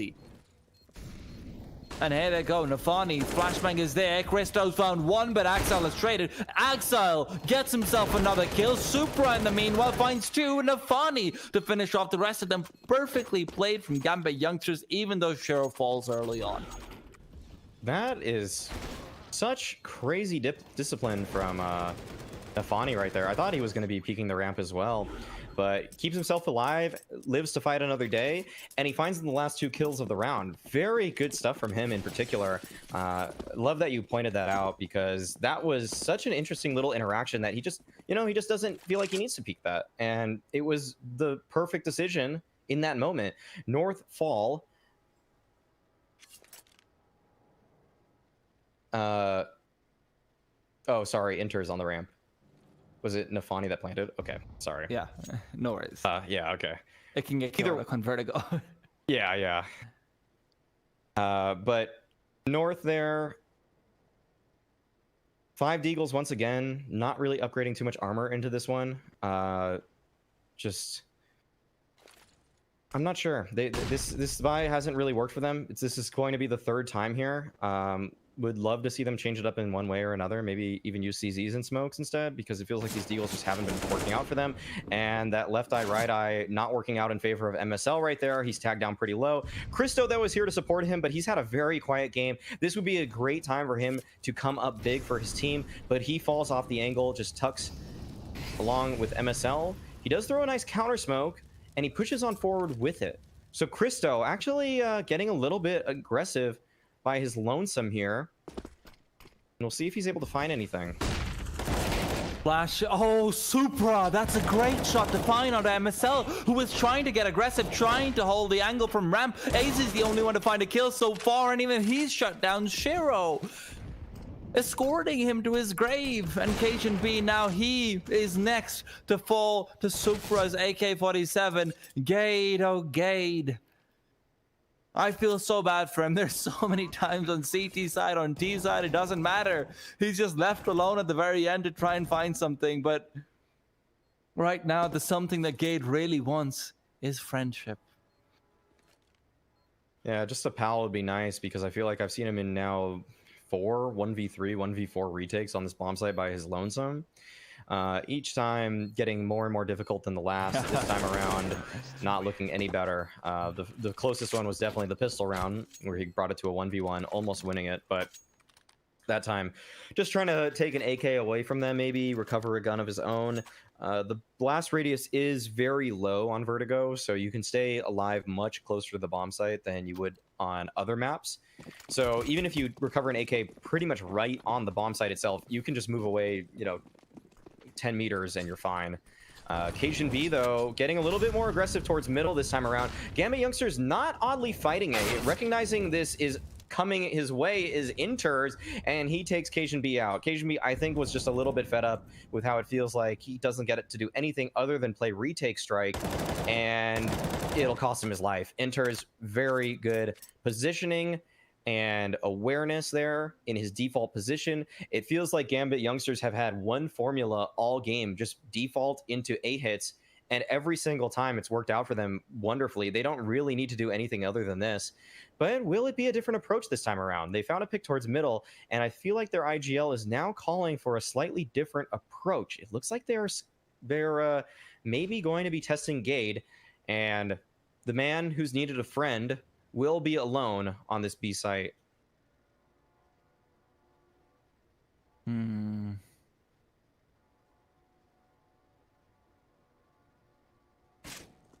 Gade's got the information, though. Maybe he can do something. He's been alone very often, so this is where at least he's defending. Flashbang comes in.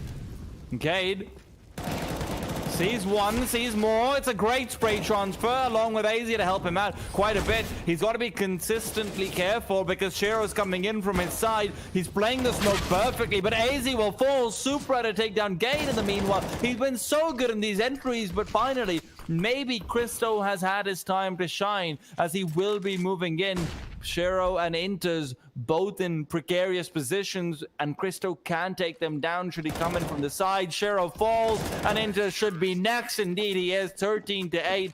A heroic defense from Gade and AZ to set them up for the alley-oop for Christo to take it away. Yeah, well, that was a nice little smoke there from Christo at the end. Gade, good timing there, just playing a very standard style at the B site, just jiggle peeking.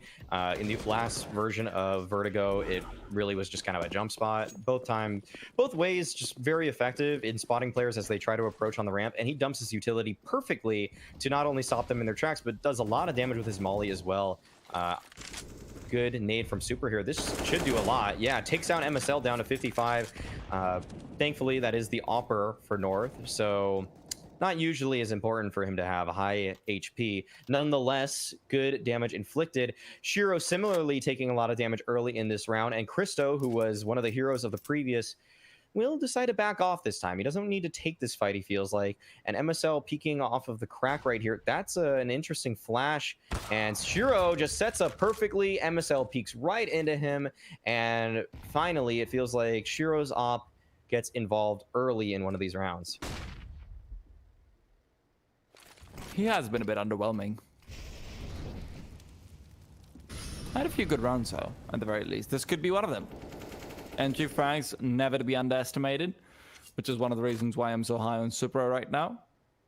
And Supra, you know what? What a great time for me to point that out, because Christo is now dead. 5 versus 3. North probably need to consider saving at this point. If they lose one more player, that's probably the only decision they can even make. I like this call, though. Putting all 3 of their players just on A. If they go B, then so be it.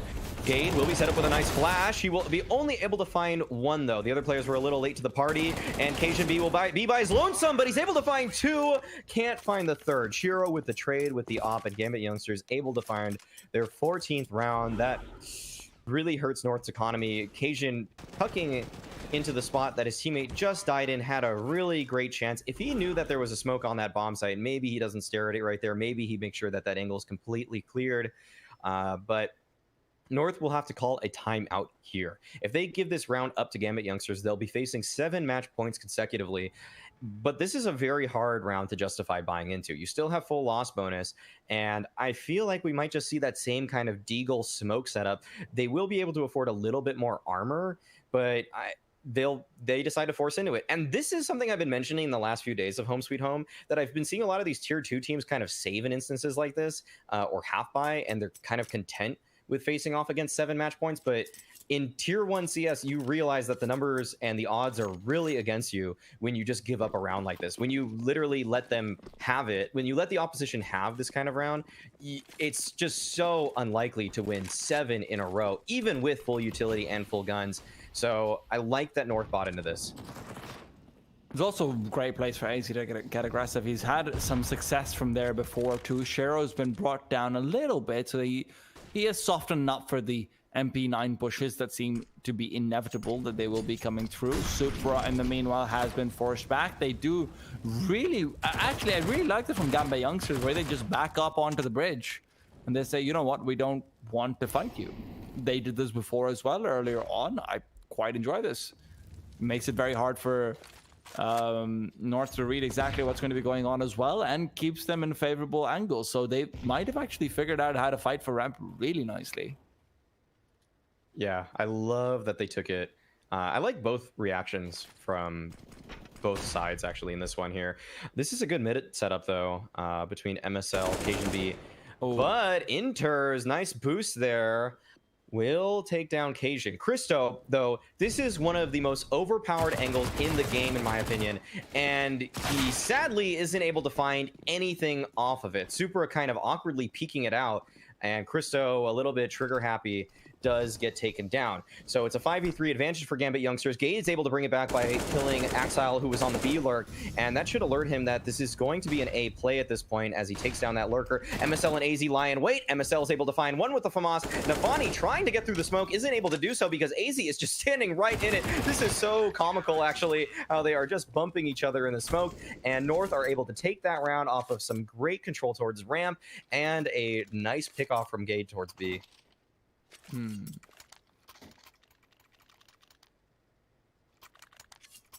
And North, that's what you were talking about, Maui. You win that round, suddenly things look a lot more likely for you, not just because of the fact that, hey, you've stopped them from getting a match point, but also because very often you will be crippling the other side's economy to some extent, where even if it's not brought as low as it is right now, you'll bring it down to a point where it's within one round of being reset very often. So North now in a good position to make the comeback start to happen. AZ and Cristo yet again very aggressive as they move forward to get full control over ramp. The smoke will fly through as well.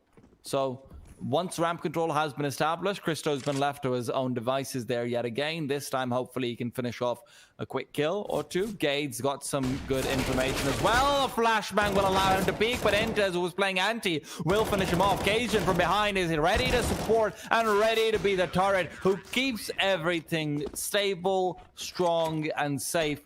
14-10 as MSL finishes things off. Really nicely done from Gade, though, finding that information early on. Yeah, it's just a shame he didn't have head armor because Inters took him down with a gush to 1 HP during that little skirmish right there. And if he had head armor, I would have imagined Gade would have came out with maybe 3 or 4 kills off of that. Those were mostly box after all. But North now able to bring it to 10 rounds. And every round, it just looks more and more doable for them as they bring this game back here. AZ nades down, but doesn't connect for any damage at all. Cajun B jiggling out middle. This is a dangerous little game that he's playing here. Nafani, who's been very sharp today thus far, may have a chance to take him out. But once again, North going for this aggressive lower ramp control. They're able to take what used to be the forklift room, but now I think the forklift is gone. That was kind of an overpowered little holding position for the terrorists. Good change on the map, all things considered, and North take advantage of that as they secure that space, as Gambit youngsters don't really have anywhere that they can play from in that position. MSL, though, gets aggressive towards middle. He's able to take down Nafani. He's actually going to keep on going for more here, looking to find his next kill. He will take down Inters as well. Will he recover? Shiro is able to take down Cajun B, and MSL will seem to back off. It looks like this round will be up to him, though, as it continues. And, quick switching right there. Shiro is able to take his life away. No highlight for the in-game leader of North, but still a favorable situation for them.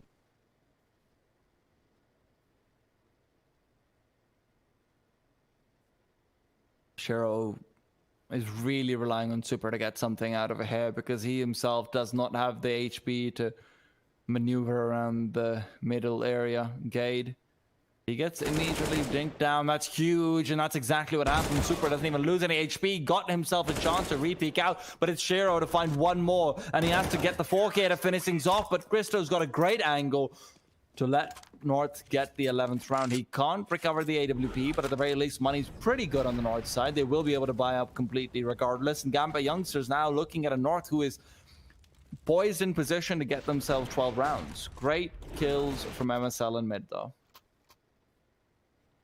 Yeah, haven't really seen either Opper come up too big in this game just yet. Shiro's kind of in the middle of the pack with his team with 18 kills. MSL second to the lowest with 14, and it just feels like the op hasn't been all too relevant in this game, all things considered. MSL, though, makes a case for the weapon as he finds 2 towards mid in that one. Now, North are actually the ones to call a timeout. They have all the momentum right now, but MSL just wants to make sure that his team doesn't lose focus here of the ultimate goal, which is to take this BO1 against Gambit. It's looking a little bit difficult for them, but they've stringed together a few rounds here. And Gambit youngsters are forced onto P250s for the most part.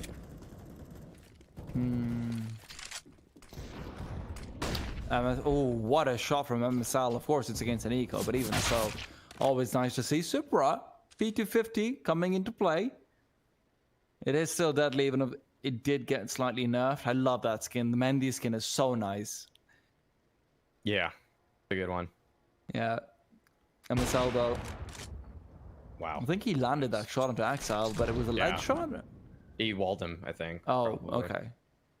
That was really fast from MSL. Yeah.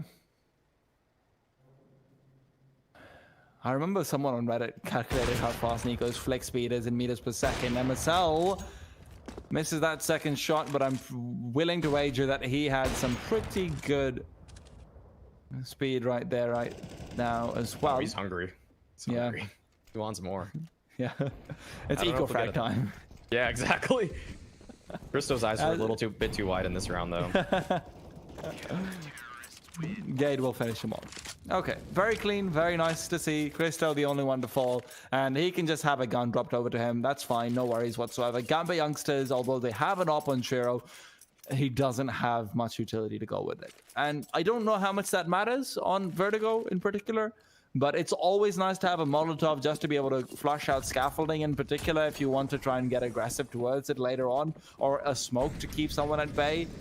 But even so, let's see how it goes. Supra flashed up within the smoke, but he will still have to contend with Christo, who's got a great angle right now, actually. And a nade to fly through, very well placed. Supra's down to 48. They won't know that he's been hit, though, as it's still going to be an attempt at ramp control made, but with a very poor smoke. That might end up baiting them in to come and check, and if they do that, well, Gambit youngsters will be able to get control over the B bomb site very quickly. Fortunately, though, it is just MSL who's still there. Christo is playing from scaffolding, though actually both their rotation times are slightly heavy. Gade has to get a few kills here. That's a great start to things. That's one for him. Can he lead up? He's been very good at finding multiple ones from this angle, and he will get two. So now in a 4v3 with the advantage, AZ comes in to step up and save the day. Both himself and Cajun B are still sticking around. Shiro in a 1v3. Flashbang will be avoided, but I don't think there's anything he can do at this point. MSL should probably not be exposing himself to him either. And there you see it. He's going to back off and try to save. Still has 30 seconds, but it's pretty unlikely that he even goes for anything, like you mentioned. With just 27 HP, he would love to take this op into the upcoming round, but it's been tough to get it involved. I feel like I mentioned a few rounds ago how he had 18 kills. He finds 20 right there. Some odd reason thinks that this may allow him a path onto the A site, but lying in wait is Cajun B. This should be a pretty clean affair for Cajun, as he should be able to stop Shiro. Shiro recognizes, though, that there is just not enough time for this, and that shot probably just comes out to try to feign that he is going for it. Occasion gets aggressive. Neither of the players find contact with each other. But now this is a very tough position for Gambit youngsters. They have a lot of loss bonus, but with Shiro saving this op in this round, it kind of offsets their own money. We'll see that the rest of Gambit youngsters don't force behind this, but now if Gambit youngsters lose this round on 14-14, Shiro won't really have anything to work with. And that is such a scary prospect, given that, you know, it's not like he's been super effective with the op, but to see him in the upcoming round with nothing to work with would be pretty disappointing. Cajun B, though, with a beautiful jiggle, is able to get a lot of information for his team. He scouted out a few of those players right there. AZ will join him at this point, but Shiro is getting aggressive. He's really wants to take this off and find something with it. He's able to take down AZ. Quick switched away. I thought he might have fallen because of that, but he was able to find that opener. And Gambit youngsters, how will they try to convert off of that? It does not look like it will be towards B, though, as Gade stops Axile right in his tracks.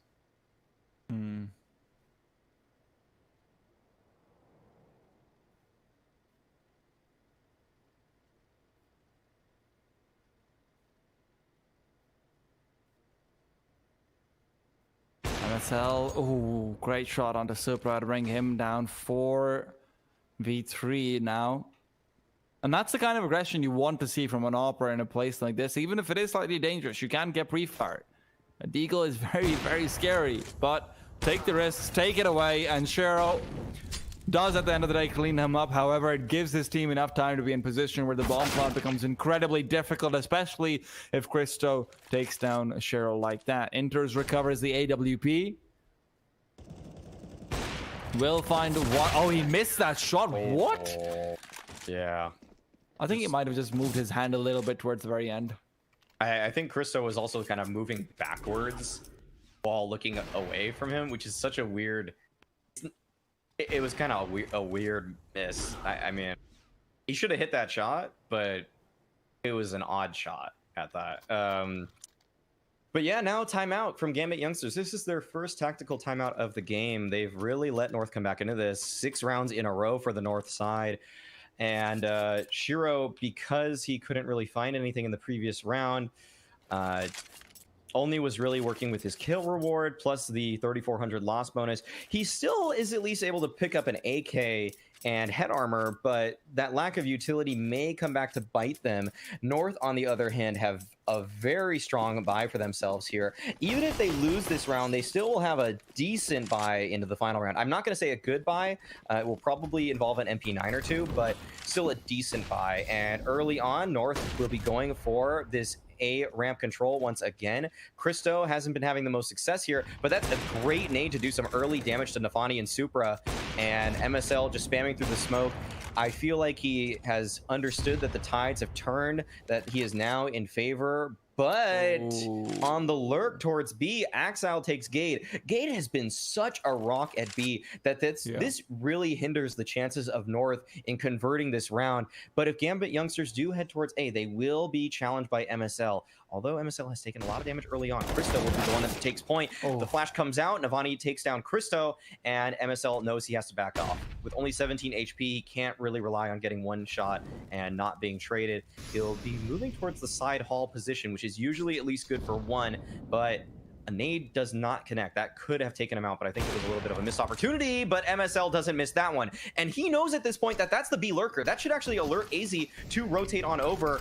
This play is going to be around A. MSL continues, and he finds another kill as well. It's a 2v3 situation, and the smokes are up. This bomb plant should be coming down. MSL just playing on top right here. He's looking for more. He actually gets the kill on a Supra. That molly comes in right behind the player who planted, and Shiro should be able to back off, though. That smoke comes in at a very timely moment. MSL still continues with the kill on Ashiro, looking for the ace to try to finish things off. Enters. He only has 11 HP, but MSL does not know this. He doesn't know actually even where his position is at this point, but he will be able to smoke off that long angle. But at this point, Enters, he's moved himself to ramp. This is so difficult for MSL. He has a kit, but at this point, Enters, he should be able to find the timing. Enters peeks out. You should see that MSL is not on the bomb, but Enters is able to close it out right there. A Herculean effort, but Enters is still able to take him down by the end of it. MSL really bringing it all the way back on the CT side. You can see the impact he's managed to have, and he played it perfectly. Even the instant where he didn't stop the bomb from being defused, it was to eliminate the first possible threat. It wasn't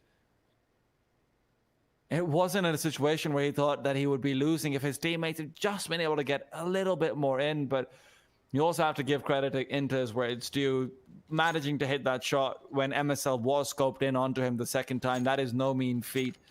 But still, 15-14, North have called their last remaining timeout, and what a time to do it. They don't have very good money anymore. They've got 2 pharmacists and an MP9. This is such an interesting place to be. Yeah, MSL is still able to equip that off, but Gade, look at his utility. It's usually, his B holds have generally been centered around the fact that he's had a smoke, but oh, look at this, the run boost of all times. Axile going for it here, and he's able to find the opening pick on AZ, and he transfers to Gade as well. That's the B bomb site right for the taking for Gambit youngsters. They don't really press on forward, though. Interestingly enough, they just center themselves here with this 2-man advantage early on. And this is looking so dire for North. Gambit, they look so primed to take this game.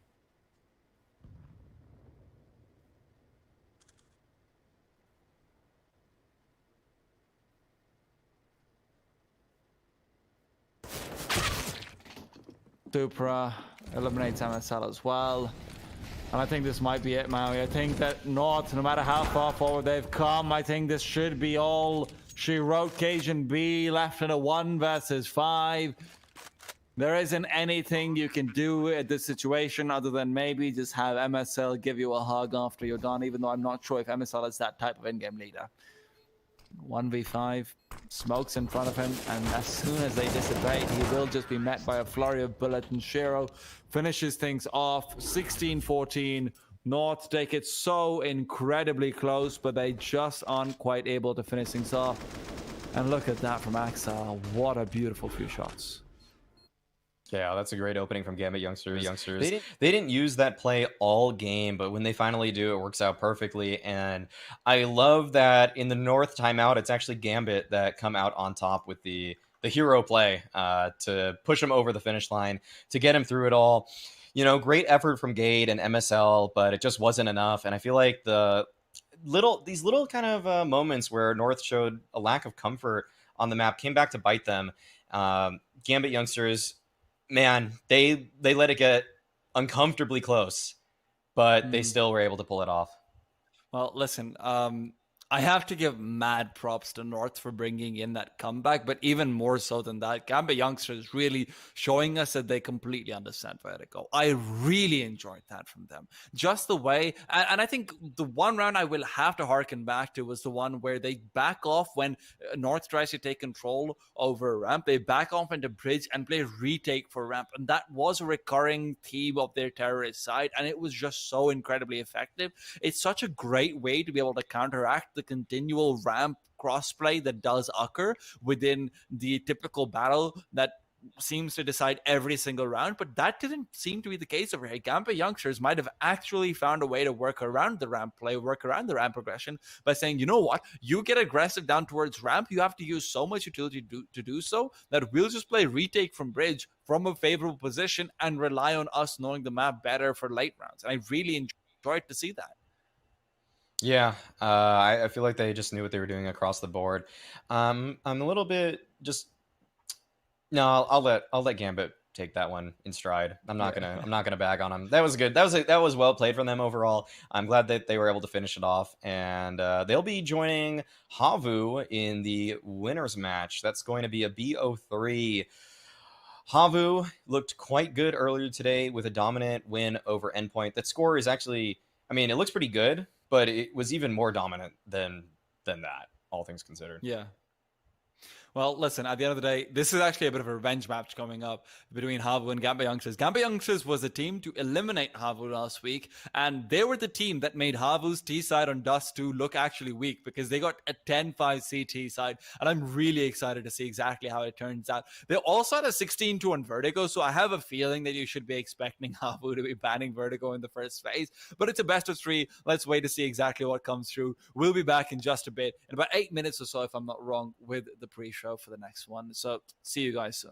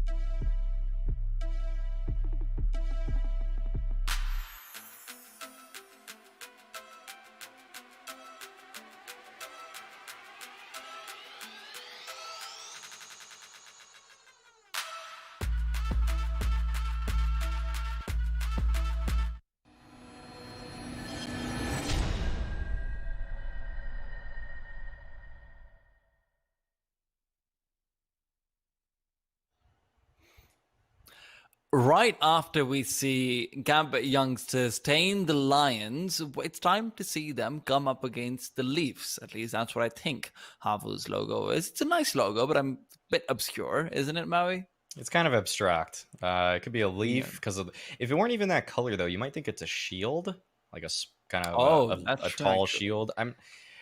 I'm not sure to Maybe be. it's a leaf shield. It It's a spear. Yeah, it could be a It's a spearhead. spear? Yeah, I don't know. The spearhead, I guess. I don't know. I mean, I thought I like the idea of a leaf shield that you just wear on your shoulder to camouflage yourself to say, "Oh yeah, I am part of the forest." Ha ha ha. But there's not going to be many forests in the first map that we've got for ourselves because the veto is out, Maui. The first map pick. No surprises there after the performance we just saw. Gambit youngsters pick up Vertigo. Havu do end up picking Dust 2 for themselves. Also not too surprising. And Overpass is the leftover map. But now here's the thing, Maui. Havu's actually only won a single map of Vertigo ever since the new version was released. And that was against alternate attacks. After that, they've lost to Endpoint, which was a 17-19, so pretty respectable. But a 2-16 last time they played Gambit Youngsters on Vertigo in the previous week of the Home Sweet Home Cup, where they got eliminated because of that map. Yeah, that is that's not looking too good if you're Havu here. It's been a week, so maybe they could regroup. Maybe they can bring something else out for us today. But it's hard for me to expect that they can come back that hard. That's a big loss. Like that's a lot of ground you have to make up in only a week's time. And Havu, they have a 6 map pool. The one map that they never play is Inferno. They're probably practicing all 6 of those within the last few days. It's not just like they're just going to only practice Vertigo because they probably think other than Gambit youngsters, other than that one off, they took Endpoint to overtime 17-19 and they were able to beat alternate attacks.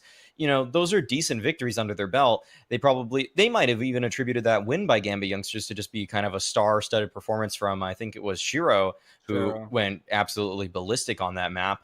And maybe Havu aren't too happy about how this veto went because of that. I doubt they would be. And the other thing that they actually changed up was last time they picked Train and they won that. It was an overtime. And that's where maybe they're getting nervous. They made Dust do their map pick instead. And that's a map that Gambit youngsters are very happy to play. Havu, I'm not saying taking anything away from them. They had a fantastic showing against Endpoint to even get here to this point. But I'm not going to put them in the clear for this, Maui. Gambit youngsters on Dust 2 is incredibly good themselves. And Vertigo, I'm assuming we're both favoring to go towards Gambit youngsters because they don't need that superstar performance from Shiro. We just saw them up against North right now, where honestly, I definitely thought this, and I'm guessing you share my view, that I thought Shiro was pretty underwhelming. It really was on the CT side. It was Inters, it was Nafani, it was Supra on the T side, where he's getting his great entries. So, Havu at this point, what's their win condition? Yeah, I think Havu almost have to not think too much about Vertigo. Every time that they've played Gambit youngsters, even on the older Vertigo, they've lost to them. That's twice.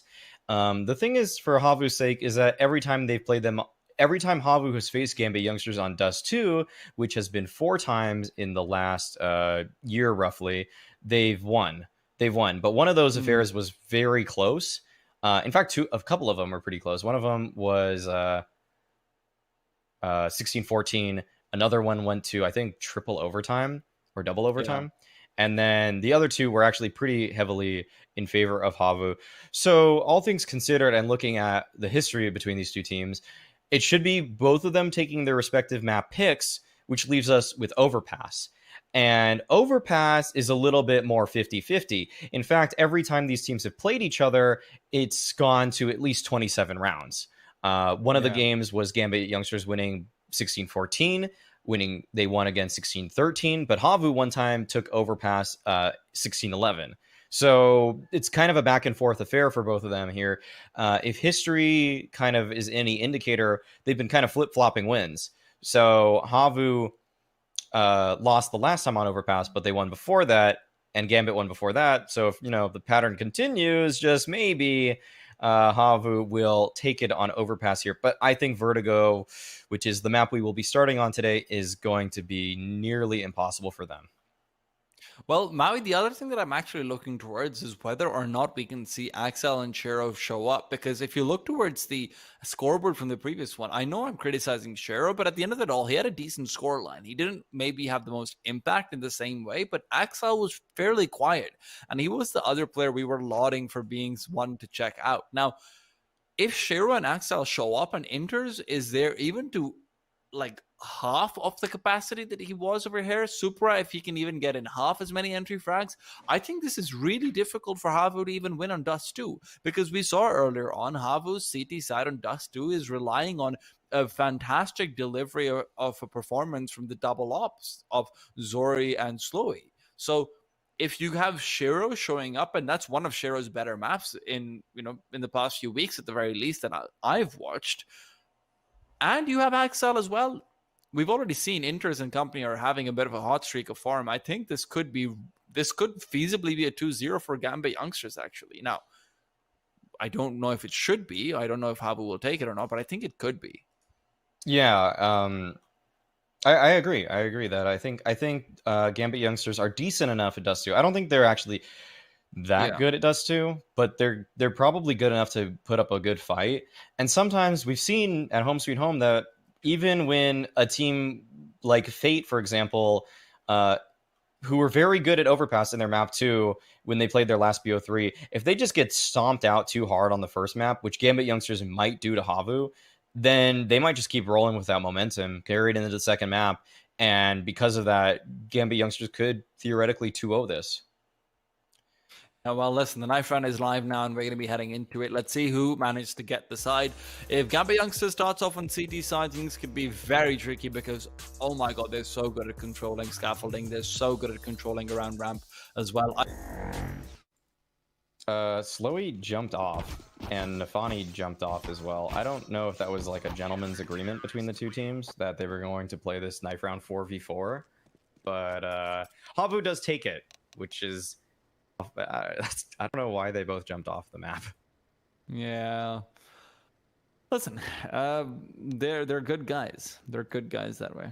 That seems to be kind of a gentleman's agreement from Gambit youngsters, that Shiro, that Slowy jumped off the map very early on there, and they were probably typing, "Lol, we didn't know this was live. Can one of your players jump off?" Before? Yeah, and then Gambit youngsters, in the good of their hearts, actually just agreed to it, and they even lost the knife round probably because of it. Well, will this be a reset? I don't think so. I think Havu just wins this. Okay. Yeah, well, no, I think that knife round was legitimate. I think Havu are picking their side now. All right. Well, listen, Gambit youngsters, at the end of the day, their T side was not too bad either. I pointed out a few things I really enjoyed from them, and Havu as a team, which probably isn't that well versed on Vertigo. Whether or not they can punish them is yet to be seen. Yeah, we'll see. CT side for Havu did not go very well the last teams these two faced off. I think you even talked about it, how you saw it live, 13-2 for Gambit youngsters. Despite starting on the T side and mostly off the back of Shiro, we'll see if he's able to get a hot start in this round, but it will be a mid push from the Havu side. Supra's up first, and he won't connect right away. Hootie is able to take down his teammate, but it will be Zori to find another. Supra continues on forward, but all things considered only finds one frag for himself, and it's a 3v3 situation. Axel is coming alive a little bit earlier on this time. Slowy with a great position will actually cut off the bomb. And now things get hairier for Gambit youngsters, but look at Supra. This is flank on flank on flank on flank. Slowy's got a Molotov, and Supra would be very happy to pick that up after he takes him down. Supra missing a few shots. What is this, Supra? He does end up getting it at the end of the day, but it means that it gets very close. I don't know how that happens, but I guess it is a little bit hard to hit a headshot on someone who's turned around with his head down, in all fairness. It's kind of annoying. Yeah, I was gonna mention that sometimes it's just the way the models crouch. It feels like they are, the Hunchbacks of Notre Dame. Yeah. Just like, I don't know how they're shoulders are that broad and wide and just block their head from being tagged multiple times. Havu won't take a page from the Book of North, the Book of MSL, and they will just force all the way into it here. Zori with the scout will be challenging, and he will be tagged early on. Shiro gets the better of him there, and now one more tag Zori knows would take his life. He backs off of the angle, but Saw is able to throw a smoke down, and that should be able to secure a little bit of ground for him and his team. It's actually perfectly placed, but I don't know if he's even confident in it. With the way Havu are playing so far back, they probably think that there's some gap somewhere in the smoke that the players on Gambit Youngsters may have pushed on through it, so they don't want to take the fight to ramp, it looks like, just yet.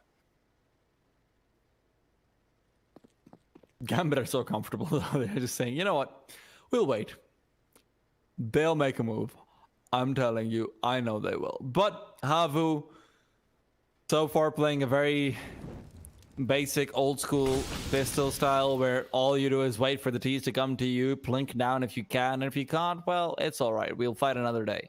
In the meanwhile, Saw, who boosted up, trying to find something, is brought down by Supra. They're checking everything, and with 30 seconds left on the clock, the smoke was about to dissipate. Dodo knew he had to run out. Hoodie's the only hope they have left in the back lines, but even he doesn't want to get aggressive. Smokes off the scaffolding area. A grenade will do decent damage. It might give Zori a chance to get a few kills, but it's only Nafani to fall so far. Slowy comes in with another one and a third. Slowy with the defense, using Deagle to perfection. It is still a 2v1 though, as Inders and Axel do bring it back. 5 seconds on the clock. The bomb is being planted. Zori's got no way out of this, and Axel manages to save the day.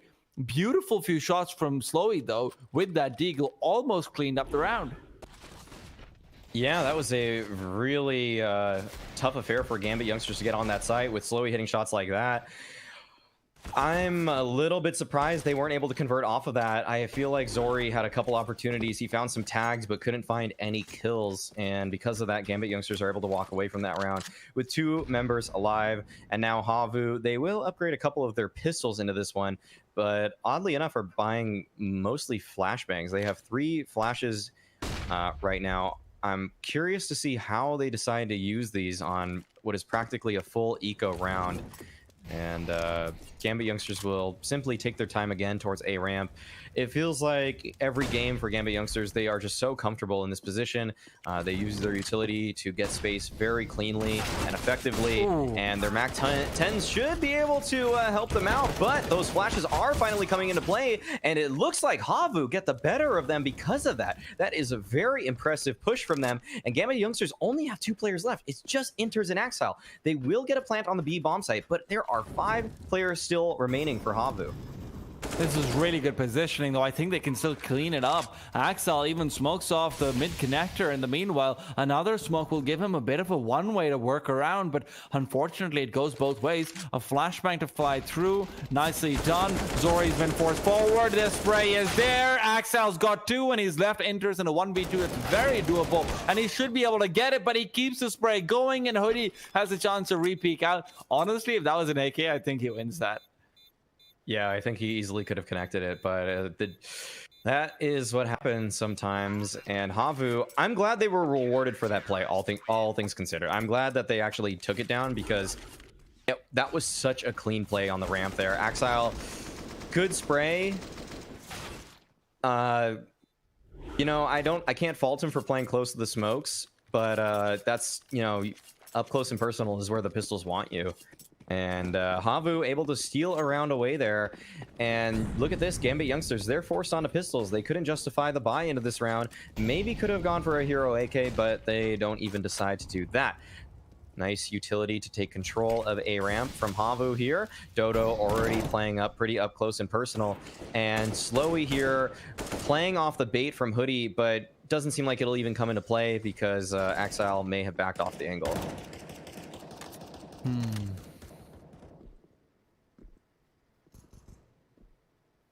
Really good control over the stairs coming in, actually. Axel will fall. Oh, that's a great shot from Zori to be taken down with Nafani really bringing it to him. Unfortunately, Dodo is there on the other side with the M4 to back up. He even picks up the op. He does end up missing a shot, though. And Al Shiro His position is known. Fortunately, there was an M4 to keep some backup for the op, but Slowy is taken down in the meanwhile. It is just a very straightforward cleanup from Havu's side. They look a little bit more organized than we saw them last week, so this is good start for them already. Now, Gambit youngsters will have their next buy in the next round, though, so let's see what comes through over there. I think Shiro should have enough money for an AWP. What does it say? 2,900 bonus or 2,400? 2,400 bonus, yeah. Regardless, he has enough money. Yeah. Actually, I think they get 19. Or wait, 24. Okay. Well, anyways, the other players on his team had a decent amount. Yeah, I think that was 19. It was 19. Right, you're right. It was 19. Yeah, but they still had a lot of money. It will be a very complete buy for Gambit youngsters. They saved a lot of cash from that previous round. And Havu, maybe they did their homework here. Maybe they put a couple things together here. And weirdly enough, it feels like I might be Shiro's unlucky charm, because every time I watch him play, I never get to see him go off in the way that, or cast him, at least. It never feels like he does what he does in every other game when I'm not casting him. So maybe Havu just a little bit lucky here that I'm on the mic, because last time it seems like you were and I wasn't. I was absolutely. Hosting. Oh, okay. Well, still a part of the production. Yeah. But good util damage from Axile. Wow, that's about 100 damage just from a Molotov and a nade early on in this round. He's really pressuring this B bomb side at this point, and it's keeping Havu's defense pretty honest. I'm not sure if Gambit youngsters are actually too interested in ending up towards B. They really showed that they liked A against North, but all of this pressure has actually netted Axile a kill. He takes down the star player of Havu in Slowy, and now that lurk smoke, that dribble smoke, will probably draw another Havu player over here at this point. Ooh, a missed smoke, though, may spell doom for Gambit youngsters. Dodo is in a great position to capitalize, but he isn't able to find the spray. Gambit with a 3v2 advantage right now, but Saw is in a great position. But Havu, or Gambit, I feel like they're committed here. They only have 20 seconds remaining. Saw has already secured the side hall position. Hoodie with a great off angle is able to find one, but only one. Now, forced into his crosshair will be Inter. Saw just plays around the smoke, though. He wants to find Axile in this position. They should know he's here at this point, but he gets the better of Axile, and it's a 1v1 at this point. Inters, he has to commit to the plant. Saw, he knows that, but he plays the safe game, and he is able to take down Inters. A nice headshot from him, and he's able to recover that AK as well. He's looking for the op, though, but Havu able to pick up their third round, already doing better than last week, where they fell 16-2 against Gambit youngsters on this very same map. That was really well played from Saw over there. Just playing the smoke perfectly. Axel, slightly surprising that he doesn't get the spray. It felt like he already saw, but I guess it is just one of those moments where you're panicking. You see a little bit of a foot through the smoke and you're trying to spray through it. Unfortunately, can't quite get it. And I just remembered I did not host that. Maui, I think we are the collective bad luck charm of Shiro. I just watched that on Twitch, so. Oh, okay. All right. Yeah. Well, it's all right, Maui. I am NBK's good luck charm, though, apparently. Every time I cast him, he wins. Slowy and Axile trading some kills. Shiro's the one to take him down at the end, though. It's a 4v4 with Gambit youngsters having just an AK-47 to try and work with. You can already see, though, Havu, the way they're playing around ramp is really just starkly different to what we saw from North, where North was trying to go deep into ramp to try and gain control, and that's where Gambit youngsters was playing retake. Havu just has players positioned at the top of it. They're just waiting for a push to come from Gambit youngsters. So then neither do they give away too much information of their own presence, nor do they commit too hard, and they can still get some control there. Zori, however, needs to hit that shot, and he hit that every day of the week. He's such a fantastic opera at times, and today definitely seems to be one of those days. Flashbang, the fly through as well. Dodo coming in from behind. That flashbang probably gave him enough space to drop the bomb as well. Shiro is now left. And he will fall. Can you drop the bomb over the side? I think it will just teleport back to where it was dropped from. Okay. Yeah, that would be actually one of the lamest things ever. Yeah, in if you just Counter-Strike. died and it just dropped over. Yeah, I think it always gets teleported back to somewhere that it can be retrieved from, thankfully. Not necessarily, I mean, kind of breaks the realism feeling of the game a little bit, but then again... they respawn every round. Yeah, like there's a lot of things that you can talk about in terms of realism in this game.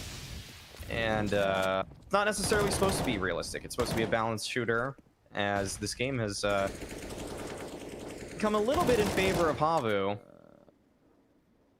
But Gambit, I know that they have a better T side than what we have seen thus far. This is a really important round, though, because if Havu can win this one out, Maui Gambit, ooh. Now you're looking at a Havu that's probably on 6. And when Havu gets to 6 rounds, that's where I'm expecting something crazy to come out of them. You know, just some super confident, aggressive, double off style peaks, maybe just an op going down, something like that. When you've got that 4-round leeway, it gives you a bit more to do. That grenade seems to be a bit too high, otherwise it should have been doing very good damage. He does get decent information at the very least, though, and Dodo has rotated over as a result of that. Can Dodo find anyone without being gooshed down? Axel spotted out.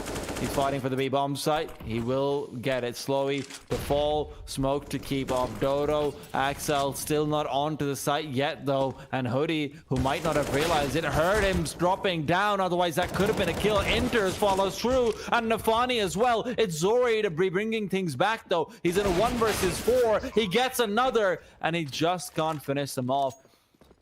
Hoodie there had to show up with more than 1 kill. Unfortunately, Axel dropping down, although it did give away his sound cue. And he does die because of it. I think it might have distracted Hoodie for long enough that mid control couldn't be kept as well. So I guess all's fair at the end. Yeah, I'm a little surprised Saw didn't just get a multi-spray down there. I thought there were 3 players right there on his crosshair, but I think only he was able to accomplish a single kill. And yeah, that was a pretty important round for both sides. It could have secured a lot more money for Havu. But now, on the other hand, Havu fall to a deco of sorts, CZ on Saw, but an aggressive play from Zori, and I think he found the perfect timing here to actually get through middle. Inter's just backed off the angle, and Zori, he actually almost doesn't believe his luck, it seems like, as he is now pushed into the ladder room. But I think there is a player holding him at this point, and now that he's made sound, Nafani is just primed and ready to get that kill. Was a nice attempt from Zori to get some space, some information for his team, but he's rewarded with a bullet to the face.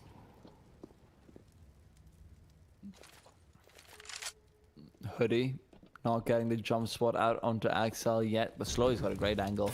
Look at that, he's playing from bookshelf, but Axel expects it, and Axel does end up taking him down. Follows through with another one onto Hoodie. Casualties are all over the place, and I think Havu are probably ready to phone it in. 4-4 in the scoreline. Not too much left to get in this round. Just pretty clean stuff from Gambit. They're starting to pick up a little bit of steam on their T side. Nafani still is on a Galil, but I think he's okay with taking that in the next round. On the side of Havu, though, not really seeing the explosiveness. They had a nice start, but aren't doing Dodo trying to find something will get punished. Yeah, it doesn't, I mean, we'll see how Havu are able to bounce back in this round, as they will have a bye. Oh, actually, no, their money is not quite good enough for a bye still, so this might lead to another save. Oh, Saw insta buys here, and it looks like Havu will just force into it. That might come back to bite them. I'm not sure how much they trust their utility or their game plans, but maybe they just want one more gun round if you play out the whole half like this. Zori. Oh no! He just got the timing wrong, and Shiro's able to crouch down underneath his scope, gets that kill as well as a follow-up. A 4v2 where Slowy and Dodo are feeling very, very unhappy about their circumstances. That was just Shiro crouching down and dodging the scope, right? It was one of the players. I think Shiro was in the back Okay. holding, but one player kind of did just crouch peek underneath the double scope, which is so unlucky on the side of Zori. Unfortunate, but hey, I guess it just happens. Sometimes it's a problem with the double scope. There's always that slight chance. Slowy, though, maybe he can take down Supra. This is a good angle for him, but unfortunately, Supra had just come over to defend the Galil that had already been dropped, and he does get another quick kill for himself. 4-5. Gambit Youngsters taking the lead. Maui, are we about to see Havu maybe fall back into their old ways? Are we about to see something different from them on the CT side? Or is it just going to be, hey, Gambit got the advantage. We have a mental block. We don't play this map very much. What's going on? What do we do? Help. Is that what you think is going? I think they were trying to find a different look for themselves in that round because Zori, not typically the mid player, tried making something happen there. But now I kind of just expect that Havu will be going into the simple kind of 1-1-3 defense where one player's mid, one player's B. That's been Slowy. And then Zori, I think Zori, Dodo, and I'm not sure who the last player is towards A, but it's been Saw, I guess. I think that those three will just try to have to connect at A, make it just lock down this A ramp. It would be nice for us that North did, because that looked like a very dominant way to take the ramp away from the T's. But I'm not sure if Havu have all of those procedures outlined. I'm not sure if they know how to get mid control or ramp control in the same way. And Gambit Youngsters, they have a really good chance to just kind of run away with the game at this point, in my opinion.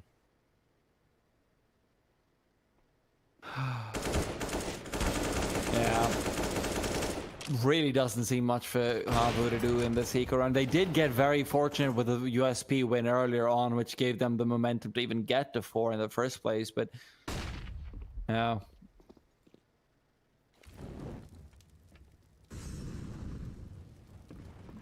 Supra?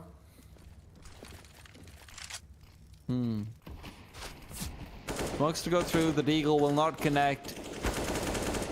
And it doesn't look like Gambit will be losing even a single player at this point. Really nicely done, very clean. They wait till the last few seconds to plant the bomb, which can be dangerous when you're up against pistols, but they're so confident playing this style. Gambit plays Vertigo very different to how they play a lot of the other maps I've seen them on.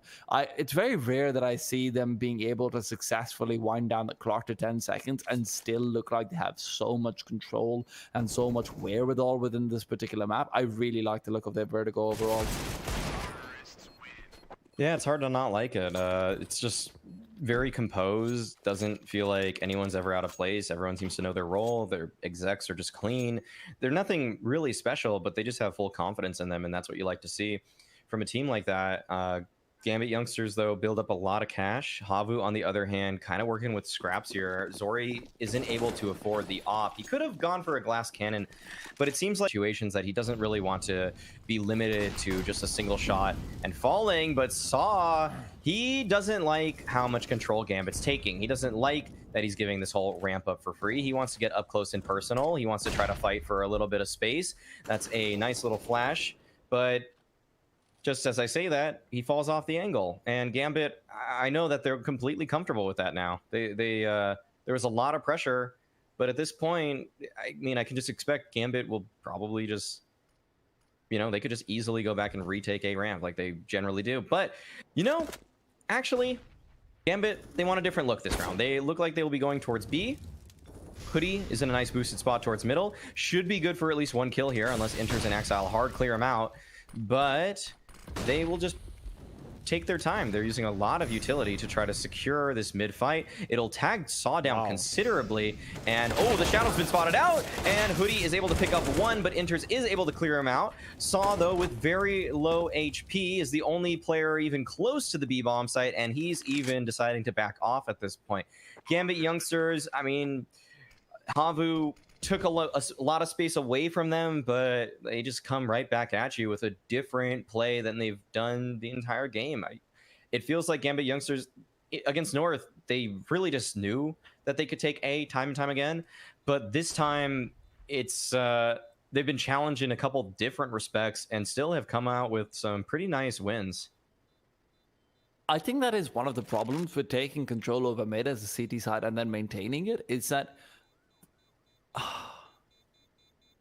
not to take anything away from Gambit youngsters, but it is just that you have to commit so many players there that when you lose one duel, it just seems like, okay, the rest of them might be able to back off to safety, but they'll never be able to reinforce the sites in time. But I think part of that is also because Saw just got brought down to 11 HP and then he couldn't get there in time to be supportive. And then Hoodie's just very, very much of an island. Yeah, that was kind of a tough hold from Hoodie. Yeah.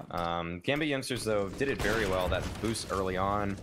Once again, though, Saw just getting up close and personal. I think he wants to get even more ground this time. I feel like a flash might just be coming to try to support him, but doesn't look like they want to get that crazy this time around. Axile, though, is taken down by Hoodie. It's actually the B side for Havu that strikes first blood. Hoodie is able to recover that AK, and he actually takes a lot of space away from Gambit as well. Gambit's hand now finally may be forced in a direction.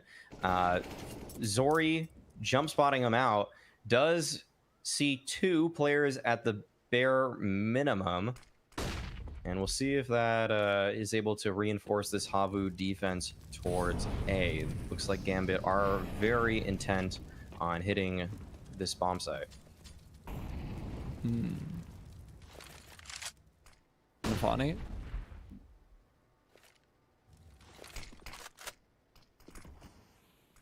Well, with 20 seconds left on the clock, I suppose you don't have much utility either to actually go towards B. So if you're just relying on brute force, maybe A is the better place to go to. 2 smokes can go a long way on A as well. So Gambit youngsters with 28 seconds left on the clock, and for once it seems like they're not in control, but they will be able to get 2 kills to start things off. However, Dodo is good for as many, and it's all up to Shero. He's getting aggressive, knows he needs to find that 1 kill initially. He's gone so far forward. He saw Slowy within that smoke, and instead he's backed off now. Doesn't know how to deal with this situation. He's come around the corner, gets a perfect shot and 1, and now he's repeat out for the second. Shero has finally come alive.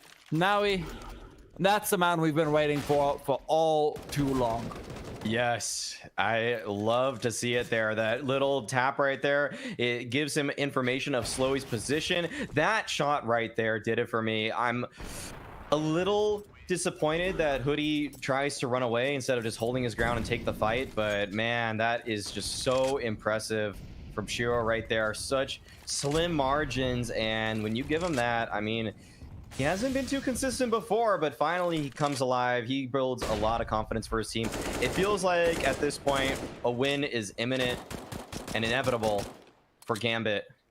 Havu did a great job in that round to secure things, but somehow, some way, Shiro brings it all the way back. Axile really wants them to peek into him.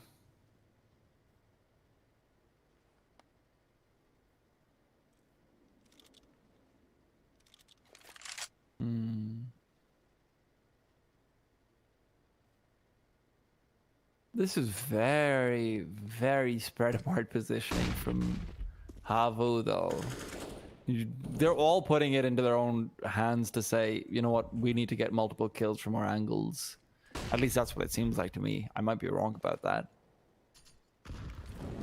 There is some support on the A site now that they have come together, but with the smoke going forward, Dodo's been mollied off. That's the combination of mollies we were talking about, Maui. Supra, take him down. It's an early kill without even having to see anyone, and it's a response to the only place that CT seem to be able to go for aggression once ramp is lost. It's from scaffolding. And Nafani now coming in from the side. We'll see another player that Saw, who's been tagged down, but his position is known. There's an off that's been boosted up. It's Zori to find a kill. 10 seconds left on the clock. They need to find this one to be able to get the bomb plot, but it's so little time, and the CTs are going to have to push through, but Axel is ready for that. Zori in a 1v3. He found one earlier, but a missed shot means that Shiro will finish him off 9-4. And what a round from Gambit youngsters, man. I thought when the bomb got dropped with 6 seconds left, maybe Havu had a chance, but dear God, Gambit is just so in control. Yeah, I think you outlined it really well earlier on, that this is one of the few maps that, probably the only map that Gambit Youngsters is so comfortable with their execs that they can throw their nades at, 14 seconds left in a round and still feel like they have all the time in the world to make it all happen. Yeah, of course, they are showing some urgency to run it onto that bomb site, but man, it's so close, but Gambit, they just look so composed by the end of it. And Havu, again, that looked like another great possibility for them. They maybe could have taken that one, but this is going to be a desperation play from them here. I assume that a player will be flashing out, but Shiro just through the smoke is able to take down Hoodie, and Supra lies in wait. That flash isn't able to connect. In fact, it never even came out from Saw. I thought he was going to try to set his teammates up, but it's him lying in wait himself. But Shiro just presses on forward, avoids the Molotov, and just kind of lies in wait. Slowey remains. Gambit Youngsters, they're just dismantling Havu in every regard, whether it's at A, mid, or B. It feels like they have just so much more of this map outlined more thoroughly. And we knew this was going to be very hard for Havu, but I am really just enjoying what I'm seeing from Gambit. It feels like if you ever wanted to know how to default on this map, how to play anti-ecos, how to throw execs, like all you need to really do is watch Gambit here. And if you're ever playing against a team that doesn't similarly have the level of prep that Gambit do, you can kind of easily run away with it if you just are consistent as they are. They're not even really doing anything too fancy for the most part. But finally, the fancy boost comes in, and that's very reminiscent of when Gambit were on the final round against North, where Exile was able to find the multi-frag, but Hoodie is able to hold the line at B. Nice opening frag from him. He's pressured on top of the default box, and he actually won't see anyone else.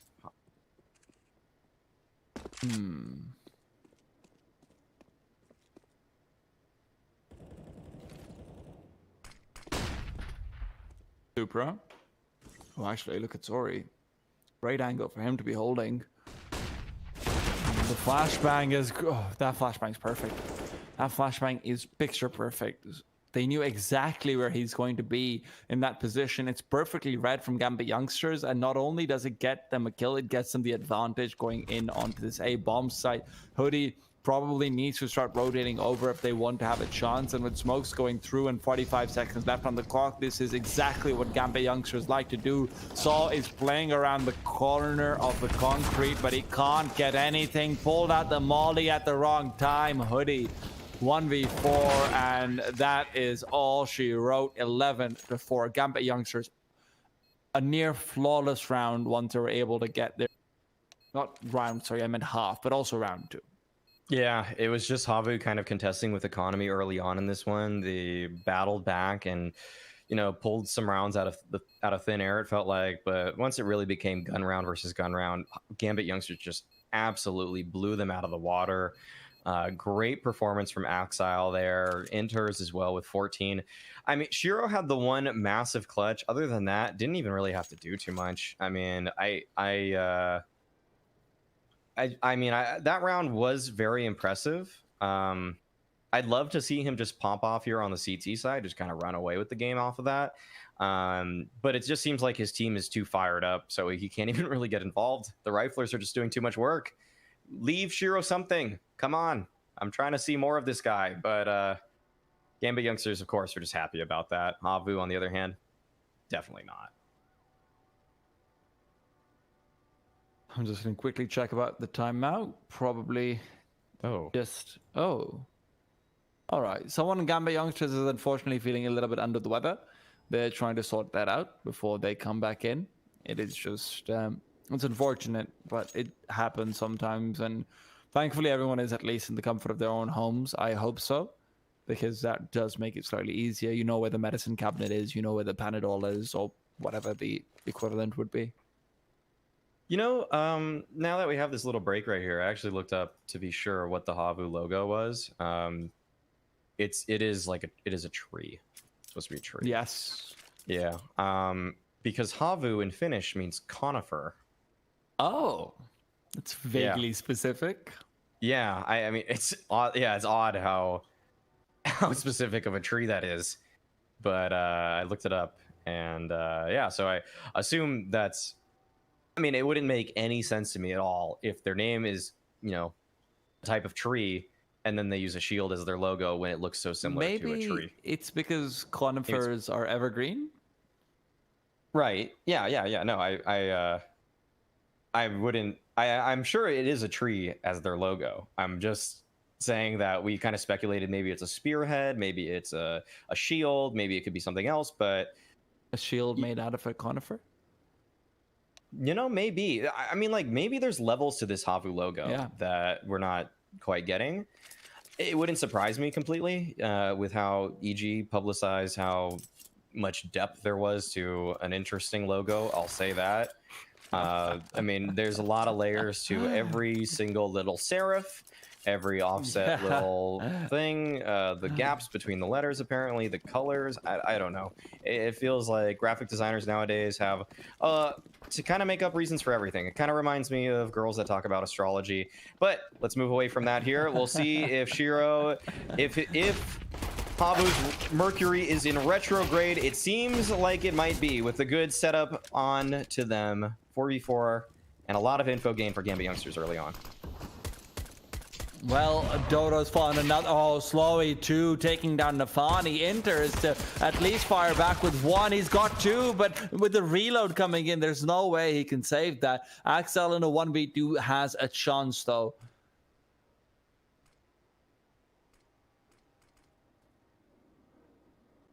Can he find these two players? Can he find those 1v1s? Havu's so scared. It's completely different to how Gambit youngsters were playing. If it was Gambit, they just say, hey, we're planting. We're good to go. And now, there we go. There's the plant. Axel's got the information. He's waiting for a peek to come in potentially. Slowy's checking this angle. Slowy does shoulder peek it out and finishes him off. And Maui, I have to quickly point out and give some love to our producer Mika, because he has found me a website called nordicnames.de where the name Havu and its background come in. Havu is a spruce needle.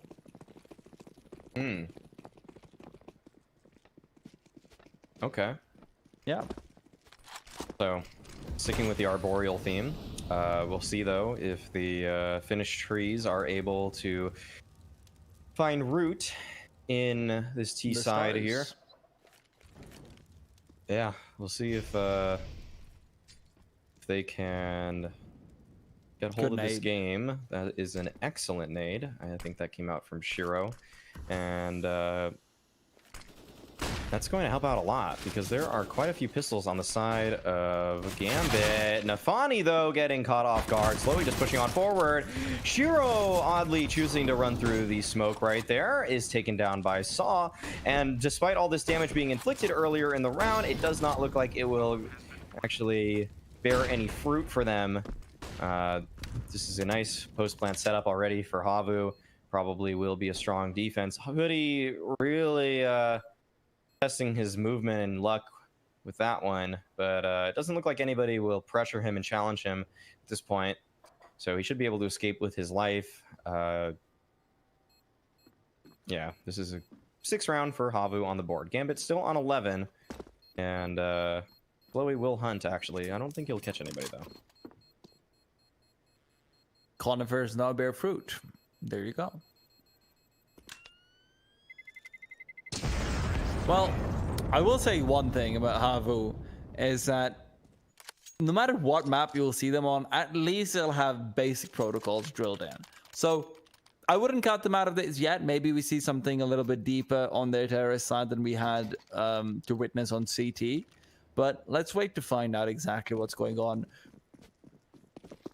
as we move forward. Now, this is a good throwaway round for me to talk about something very quickly, is that Havu's jerseys are sick, man. Like, they're very nice jersey design. Meanwhile, Gambit's got themselves a nice little bomber jackets, which, well, Supra will fall, and with him goes the jacket into the grave as well. 4v5. Slowy. UMP at the ready. Good nade to go forward, but won't really catch anyone off. Dodo will take down Axel in the meanwhile, and that should be the B side that stays very easily. No real harm, no real foul, no real problems trying to get that one through. And Slowy's just been left behind with the UMP to clean up any eco frags he can get. Yeah, you should be able to get a couple here, actually, as Nafani and Inters are pushing up forward. This is going to definitely be one, but Inters with that MP9 is able to collect that $600 kill reward. And I assume he would like to just keep that armor and kit flash into the upcoming round. I would probably like to see him drop the MP9, though, and pick up an upgraded rifle. But, ooh, he's actually strafed on out. Dodo, though, will get taken down. Oh, wow. Okay, so that's an AK retrieve for Inters. So he'll be able to save a lot of money here. Doesn't even have to really think about whether or not he wants to upgrade to an M4 at this point, of course, given that he has a better weapon. And he will be challenged. Hoodie, though, is somehow actually able to take him out right there. That is a little bit unfortunate for Inters, but all things considered, he still has a lot of money to work with and will have great utility for this round. Now, Gambit youngsters, they haven't been able to convert a single CT round thus far. Havu are actually getting back into this game, and I'm sure Gambit youngsters aren't too fond of that prospect. So this is now a time of any time, really, to make sure you just put your foot on the throat of these trees.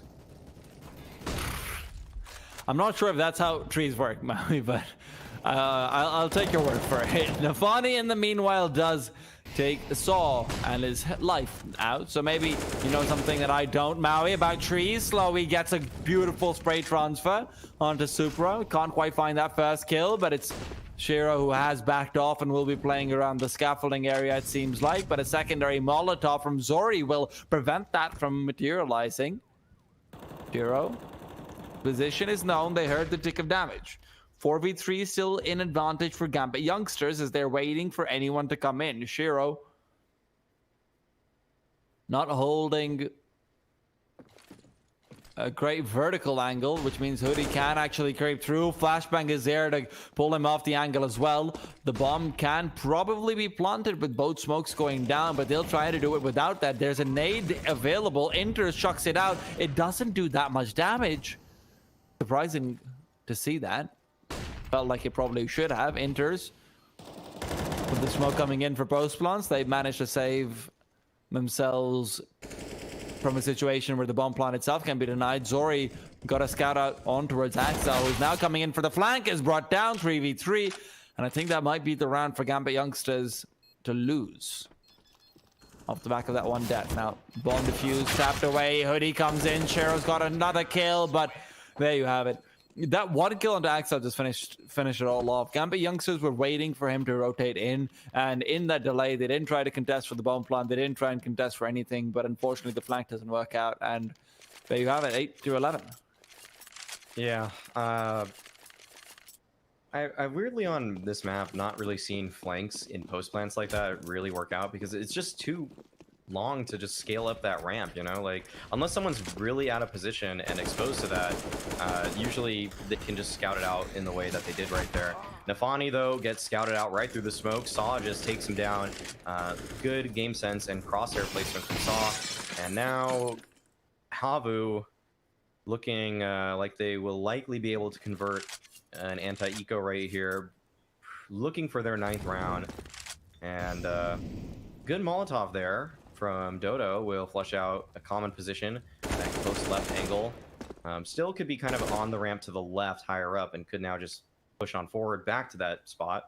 So not necessarily using the molly to the fullest effect, but regardless, still good ground being taken from Havu here, or taken by Havu. And Gambit youngsters are all really centered around this B bomb site. This may end up being a B split, so they may run into this stack. So it'll really be up to Dodo to try to flush them out in this position. He pushes on forward, and Shiro's able to take him down. Now, Havu have a decision to make. Do they want to continue onto this bomb site? They don't really know where all these players are, but as Supra dies, he was the lone A defender. And this should be an easy mid-round for Havu at this point. 30 seconds on the clock, and yeah, I don't know, man. Gambit really not having the same kind of control that we saw against North.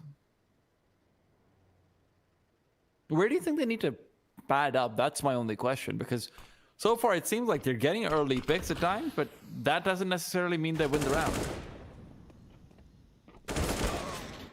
Zori does fall. I mean, they've only had what, one real, like, legit gun round, or has it been two? I mean, I think it's been two. So yeah. Two, and one of them they were favored, but then they just kind of did that retake where Axel came from flank, and I think next time around they probably would just want to retake with all of their players coming from the same angle, despite how bad that can feel at times. I think it's just proven to be a little bit more consistent than trying to throw in a flank on top of that, because, you know, that ramp and kind of scaffolding defense is just very difficult to deal with in a post plant, or a retake for that matter. So I'd love to see just Gambit go for a more standard play, but this is anything but. Slowly pushes on forward. He's able to take down Axile, and Axile, that's a little bit of his own medicine thrown at him there. That is a play that he loves to do. Dodo pushes on forward very aggressively. Inters will be able to find him, though, and so that evens things up, but it spreads thin the defense from Gambit youngsters, which has already been a little bit shaky and shoddy.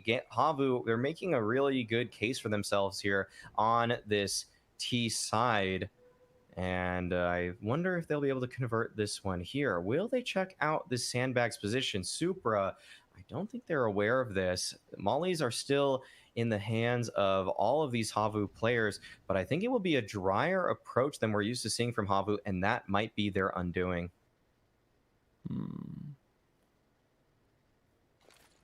I don't know if they'll check Supra's angle, though. Supra peeks out. Perfect timing from him. Gets 2 kills and keeps himself alive. Smoke is there as well, so the op can't feel secure. Gambit youngsters have had one individual player potentially save things, but potential needs to be materialized. Shero needs to find that kill, and he does. Zori, probably best for him to save the op, but he will try and move forward. If he can get any damage, that's great. A bomb plant will be coming through. He scopes out soon, trying to go for the 1v4, but it's a leg shot. And I appreciate that he tried. At the very least, it shows that Shero's feeling a bit... Not Shero, sorry. Zori's feeling a bit confident. But at the same time, saving the op might have been nice as well. Yeah, I don't think they had a great loss bonus. There's still very good money on the side of Havu, but you can never make up the money of an op in just losing them in just... Yeah, so... It's basically $6,000 when you include the armor. Yeah, exactly. So, Gambit, pretty thankful to have won that round. I think they missed a smoke, though, for ramp, and it'll allow Slowy to scale on forward rather early. Nafani will be contesting this position with an AK, which is the exact kind of weapon that you want in that kind of scenario, given that he's just strafing left and right, can easily find a one-tap here or there. Nafani, haven't really been seeing him pull out too many one-taps, but if there's any time to do it, it's in an angle like that. Havu, they've accomplished their goal of ramp control, but it's not without taking a bit of damage. Saw and Slowy have taken a decent amount of chip damage there, and that nade landed right on Slowy. Nafani might not expect this angle, though, but he's still able to recover. Thankfully for him, that nade did quite a bit of damage to Slowy, made it a lot easier for him to pick up that kill. Now Shero holding this angle at the ramp will be contested next, it seems like. Hoodie, he's thinking about it, but he can't press on forward, knowing that is a likely spot for an opper. But that is a great Molotov at the foot of Saw. It will force him on forward. I don't know if his team is actually there ready to support him, but Shero will be able to take him down regardless. Supra with that AUG, which did great work in the previous round, will try to do a little bit more here. He's able to take down Zori, and it's just Dodo in a 1v4 situation. The bomb is right there in front of him, but Gambit youngsters, I think they've really secured this one for themselves here, as the crossfire between Inters and Shero will come into play, and they will find their 13th round. And things really cleaning up from them as well, and you can see that in their money. It's built up to a point where they'll have another buy at the very least if you lose one more, maybe even two if you can save 2 weapons into the round after that. But now Gambit youngsters call for a timeout. I'm hoping this is tactical. I know it says that, but you never know. Sometimes there are just the immediate one, because obviously one of their players had slight concerns at halftime, but it does look like it is just tactical, which is also good to see. Maui, you know, win a few rounds, figure out what you want to do. You want to change something up? Does Nafani have something he wants to scream at you for? I don't think Gambit needs to do anything different. I think they're looking really good now. They're contesting ramp just as much as they need to, not overextending, nor are they giving it up for free. Havu, on the other hand, they are the ones that probably need to change things up a little bit. I feel like they were finding a good amount of success when they pressured out B a little bit more, and I would like to see them try to continue with that because the A fight seems to be going in the favor of Gambit youngsters here. Oh, what a shot from Shiro. Takes down Hoodie early on. That's one of the few angles you can take from the open scaffolding, but he plays it perfectly.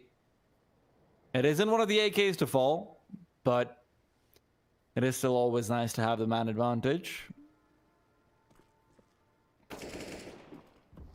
Supra, once again, from the very same angle that he used to save them earlier on, will come out on top, and he gets so much information. Axel knows where they're coming from, but Slowy will be too fast for him. Enters.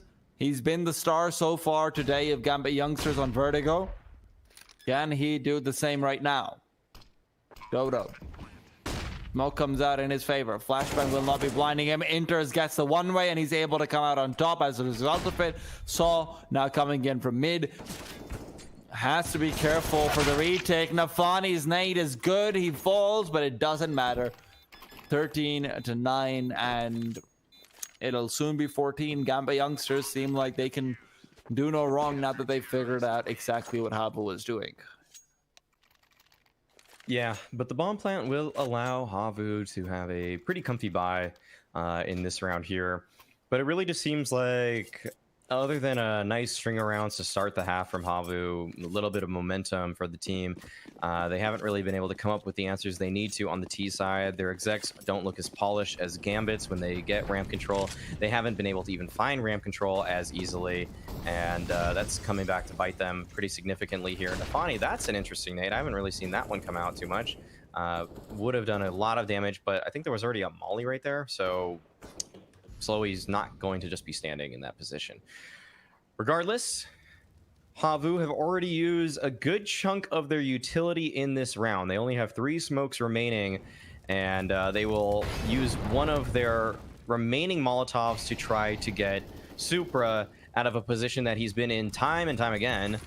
But this time, not the case. An interesting flash from Nafani, and that will alert Slowy of his position. And you can't really give Slowy those kinds of 50-50 fights, because when he gets a chance like that, he'll take your head right off. He did it in the last round of Axile, and it gives his team an opening pick in this one here. Good counter utility, though, to prevent the bomb plant, and this may actually result in that smoke fading.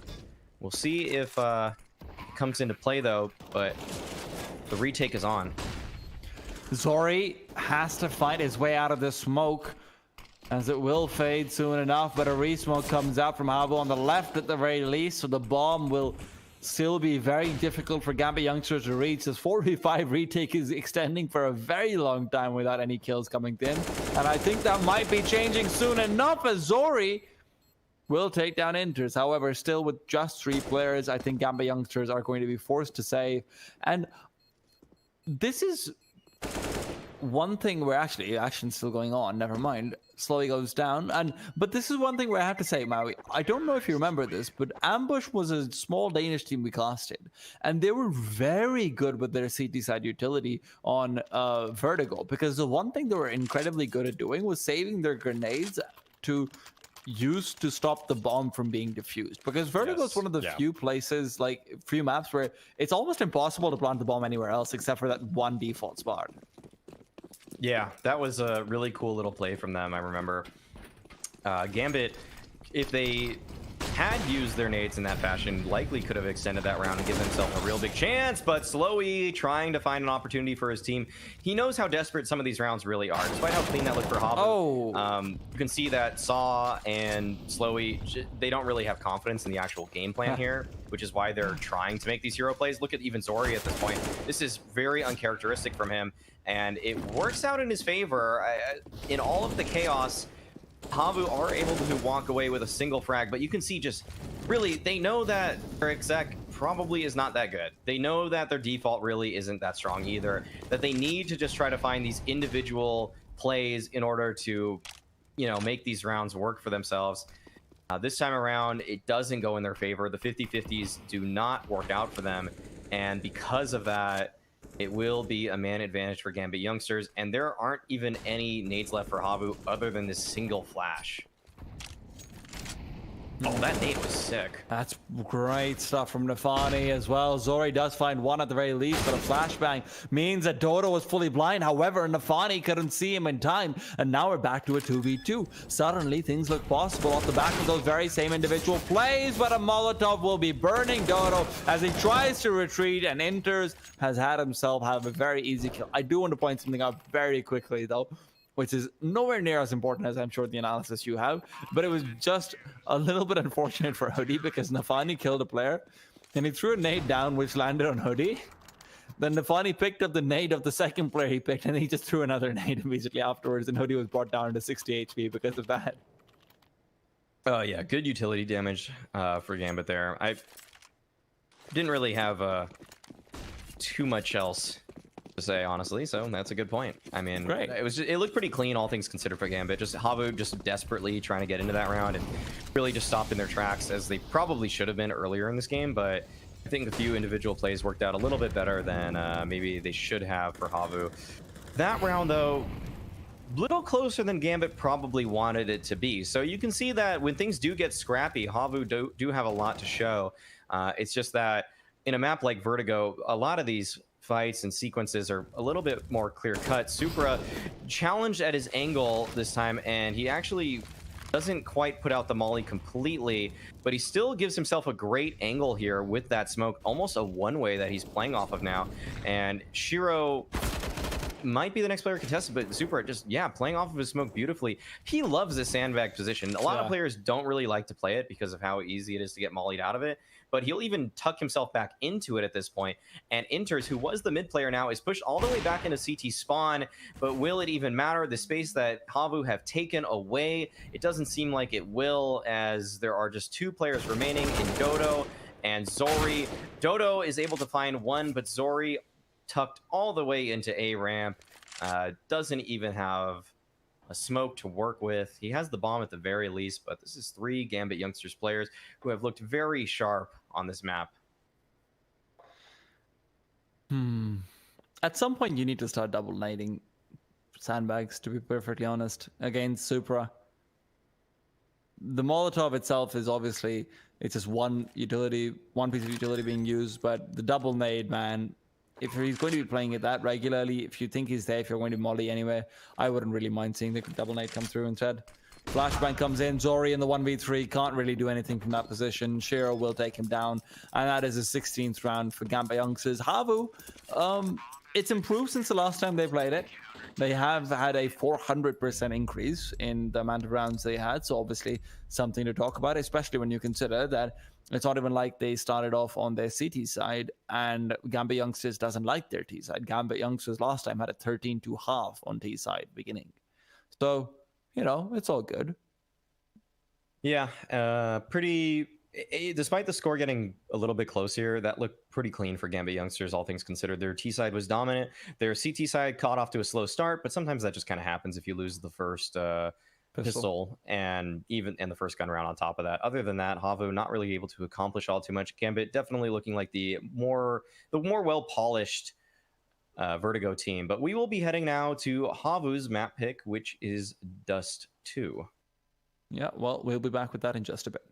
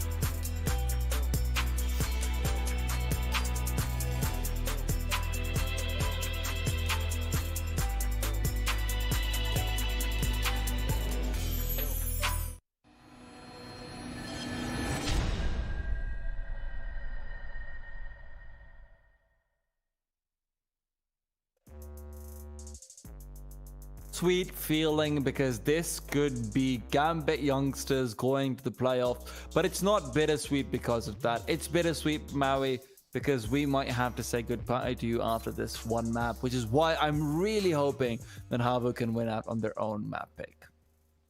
Yeah, this might be my last home sweet home match ever. Well, let's not go that far. There might be another one later on. I want to get hired again, Maui. I think we did an okay job. No, I mean, are they calling it something else? I know it will be by. No, that's a separate tournament completely. Okay, well, yeah. I mean, who knows what the future has in store? Who knows? Every day could end is up a new being beginning. A chess pro. Yeah, a new beginning, a new ending. All can be found in the Home Sweet Home tournament. This is potentially Havu's last map in this Winners BO3. That being said, they still will have some more games to be played, or even Gambit for that matter, if Havu are able to complete the reverse sweep. But we are here on Havu's map pick. Gambit with a convincing victory on Vertigo, and a single set of utility on the side of Gambit youngsters. They actually have a lot of decoys. I'm wondering how they will be using these, but we will see. Maybe just the fake outs. Actually, you can't really fake out smokes like you can in Mirage. Are they going long with them? Could be going long with them. Just trying to bait out some flashes and grenades, I suppose. But it seems like the decoys have been deployed, not to do very much. Dodo comes in with a quick kill and a second one actually onto Nafani. Axel slightly worried now because his decoy isn't going to be saving him here. Hoodie's even got the long range angle where he can see if anyone's crossing back, but they have to crouch down, duck down and go past. Dodo in the meanwhile comes through, great flick, and Dodo with 4 kills already. He might be hungering for the ace, and with the bomb as close to him as it isn't entirely unlikely. However, Hoodie looking to potentially steal it away, enters a very long drawn duel, but one he will be losing. 1-0. Havu do come out on top initially. Yeah, I don't know why people always get upset when other people in death matches just kind of camp the T-spawn B ramp. I mean, as we can see right there, it's a very real, useful spot that many fights happen on. So they will be able to take up that round, though. Havu up 1-0 here, and a good start for them off of a kind of disappointing performance on Vertigo. Slowy, nice headshot early on, will be able to take down 1. He's able to find 3, in fact, though, as he takes down Nafani and Super as well. Slowy wants to press on forward and look for the 4K here, but enters. He wishes he had the bomb right here. He'll be looking for a single kill, as Dodo does peek out with that scout. I am not sure if Dodo really wants to fight this. He has 4 HP, probably just wants to keep himself alive, and it's a wise and disciplined decision. He knows that he's probably up just against a Glock, but it's really just not worth it at the end of the day. Zori will be able to take him down with the MP7 right there, and a very clean round from Havu. No, I firmly believe that Dodo backed off because his teammates told him to. But you could see he was feeling it after that pistol round. He wanted to go for that kill. At the end of the day, he doesn't actually do so. And you're right, he probably makes the correct decision, but maybe not the most fun decision. Meanwhile, Slowy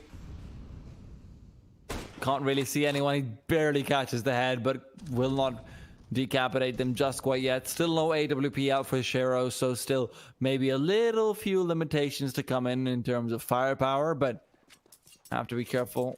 Shero with the AK can also be fairly deadly.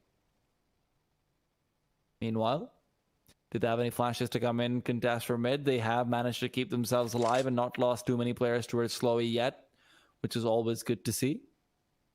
CTs, however, have not used very much utility at all. Bomb looks to be posturing for the B side, so this could be a fast take. And Nafani, a great flashbang, will assist him to move forward. A smoke comes through towards mid, and now Slowy, who's backed off, needs to be careful because there will be players coming in from behind him. The B pins coming in. Supra gets 1. Dodo is going to be able to keep himself alive inside the smoke while they move on to the side, but he's Man, I feel so bad for him because he's found himself in a situation where he now has to retake B from this typical spot where you are smoked off anyway.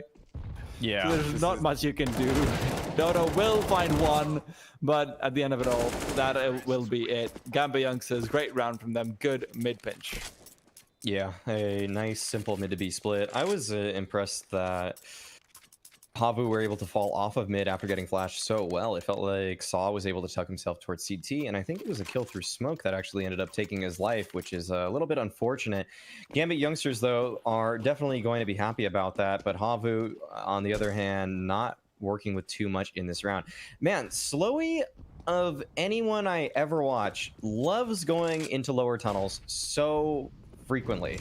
He's a star player for the team, and he's given a lot of freedom, but it is really something that I am surprised other teams don't really do as much, I guess, but I'm also surprised he does it so much.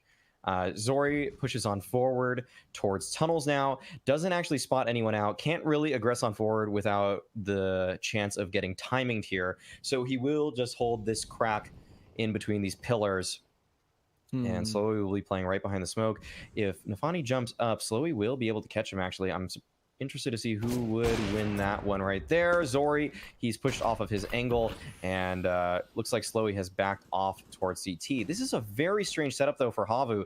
They are really focusing on middle right now, but this means the entire A bomb site is ripe for the taking, but it will net them one kill. A little bit late on the boost, and it only catches the final player trying to get up the catwalk. Actually, the bomb will be up there now as well, but now this becomes such a difficult situation for them.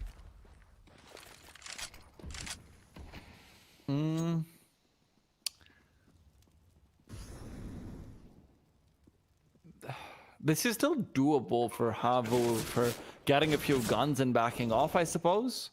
But a 4v5 retake when you're all clustered around short with two players to contend with is incredibly difficult. Flash trying to go out. It's not properly timed, and Axel instead has to rely on firepower to bail himself out of this situation, and he will do so with 3 great kills. 2v2 now remaining as Exile and his AWP. Well, they've got good angles. However, Slowy comes in to take him down. Nafani left in the 1v2, and Axel, as much as he did, it was not enough. Havu somehow get the retake, and the bomb defuse is barely there. Yeah, really close, actually. That crossfire between Axile and player on site wasn't as clean as I thought. Axile, though, with a very good hold at catwalk. That looked like it should have never happened, but a great transfer from him. At least does a lot of damage and keeps the pressure on Havu for this round. Gambit, with a good loss bonus and a bomb plant, are able to have a pretty comfy buy in this round. Shiro will be going for the opening pick towards long. Almost finds the collateral, but he's only able to take down Hoodie, as a matter of fact. But that's still a great opening pick, something that Gambit youngsters are very happy about.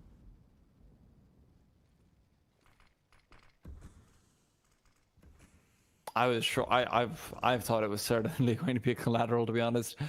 But Chloe ducked away inside mid, and you can see how different Gambit youngsters looked to how Endpoint looked, because Havu was fully getting pickoffs from mid every single time, it seemed like. Now, they do still have one in the previous round, but obviously it's a very different look even so. And I would argue that Gambit youngsters, had they not flubbed with Flash, they probably would have won that round regardless. But Zori, meanwhile, fighting it up, smokes to go through. Zori gets that first kill.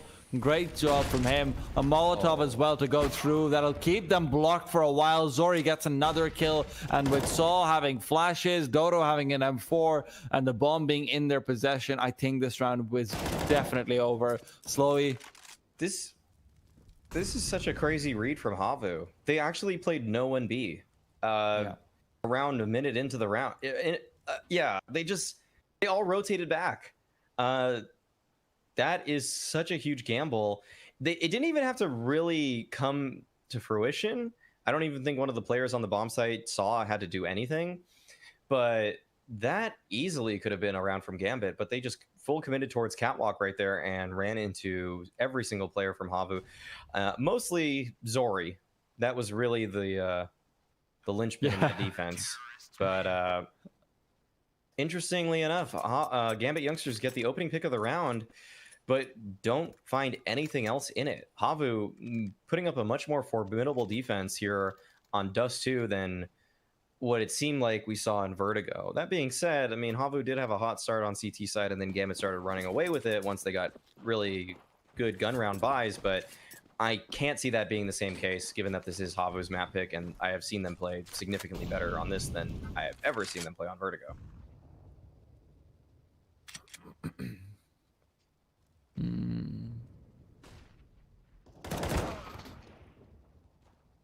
Great kill from Shiro to start things off. At the very least, he did find the early entry. Nafani's playing very far forward, actually. They haven't realized his position at all. They still think no one's crept through yet. So if he comes in, gets a good kill on the Saw with the P250, that's where I say there's a chance. Dodo, in the meanwhile, does get a spray down through the smoke as well. A re-smoke will come in from Saw. And Havu, again, in a position where it seems like their defenses are impenetrable. The question is, do they have a flash from Dodo? Yes, they do. So even a flashbang to come in will allow Saw to get control of mid once again. The duel between Axel and Hoodie, that's never going the way of Axel. He's only got a Glock, unfortunately. And you see it right here. Hoodie does get dinged at the very least. Zori with the AWP will find one great kill. Misses a second shot, but the USP is good for another. Meanwhile, Shiro is able to come through with another one, but it won't be the third. Otherwise, maybe he had a chance of backing off, repositioning, using those 30 seconds. But Havu, just a picture-perfect defense.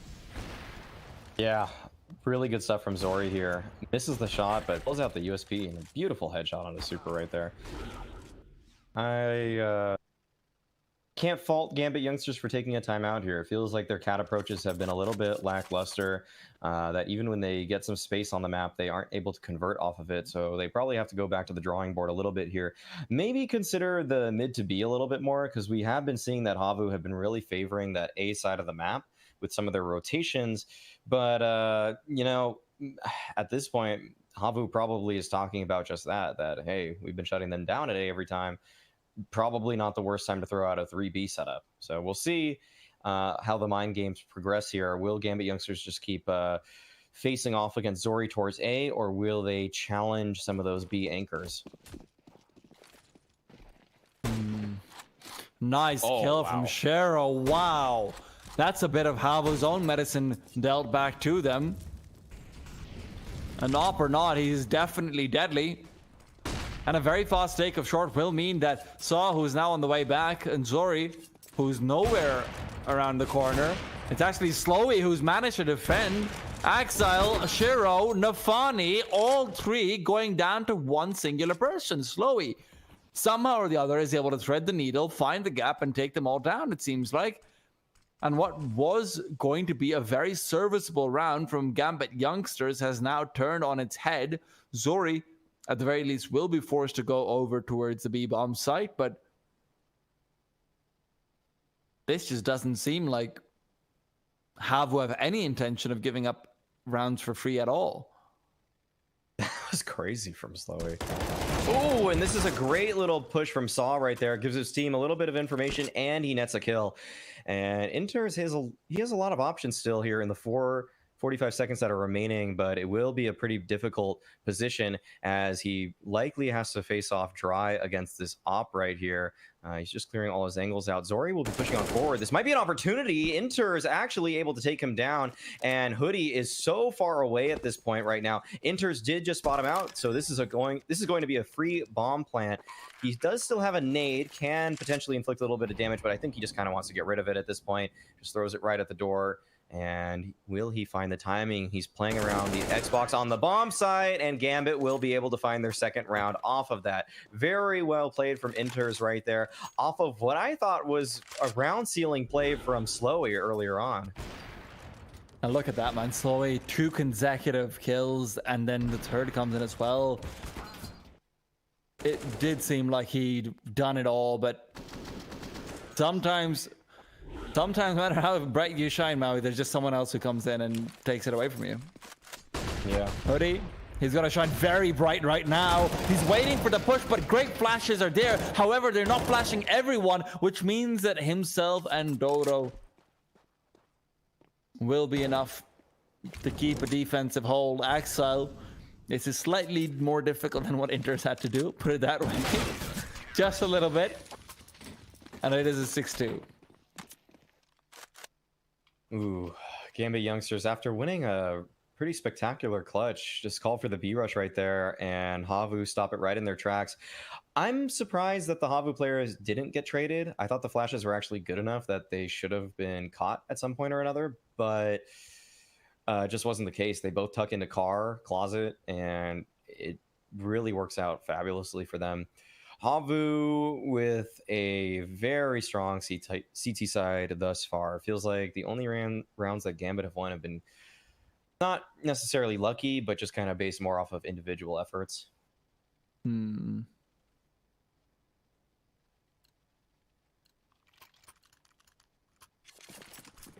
This really does look like Havu knows exactly what to do at every single point. It's also a very different style of control than they had against Endpoint, where, like I mentioned before, it was early mid picks that just always went their way. Great kill from Shiro while I'm talking about that. But now Havu, it is just well-timed aggression, well-timed stacks, getting really good reads out. So good to see that they're not really one-dimensional on this map whatsoever. It's definitely one of their strongest ones.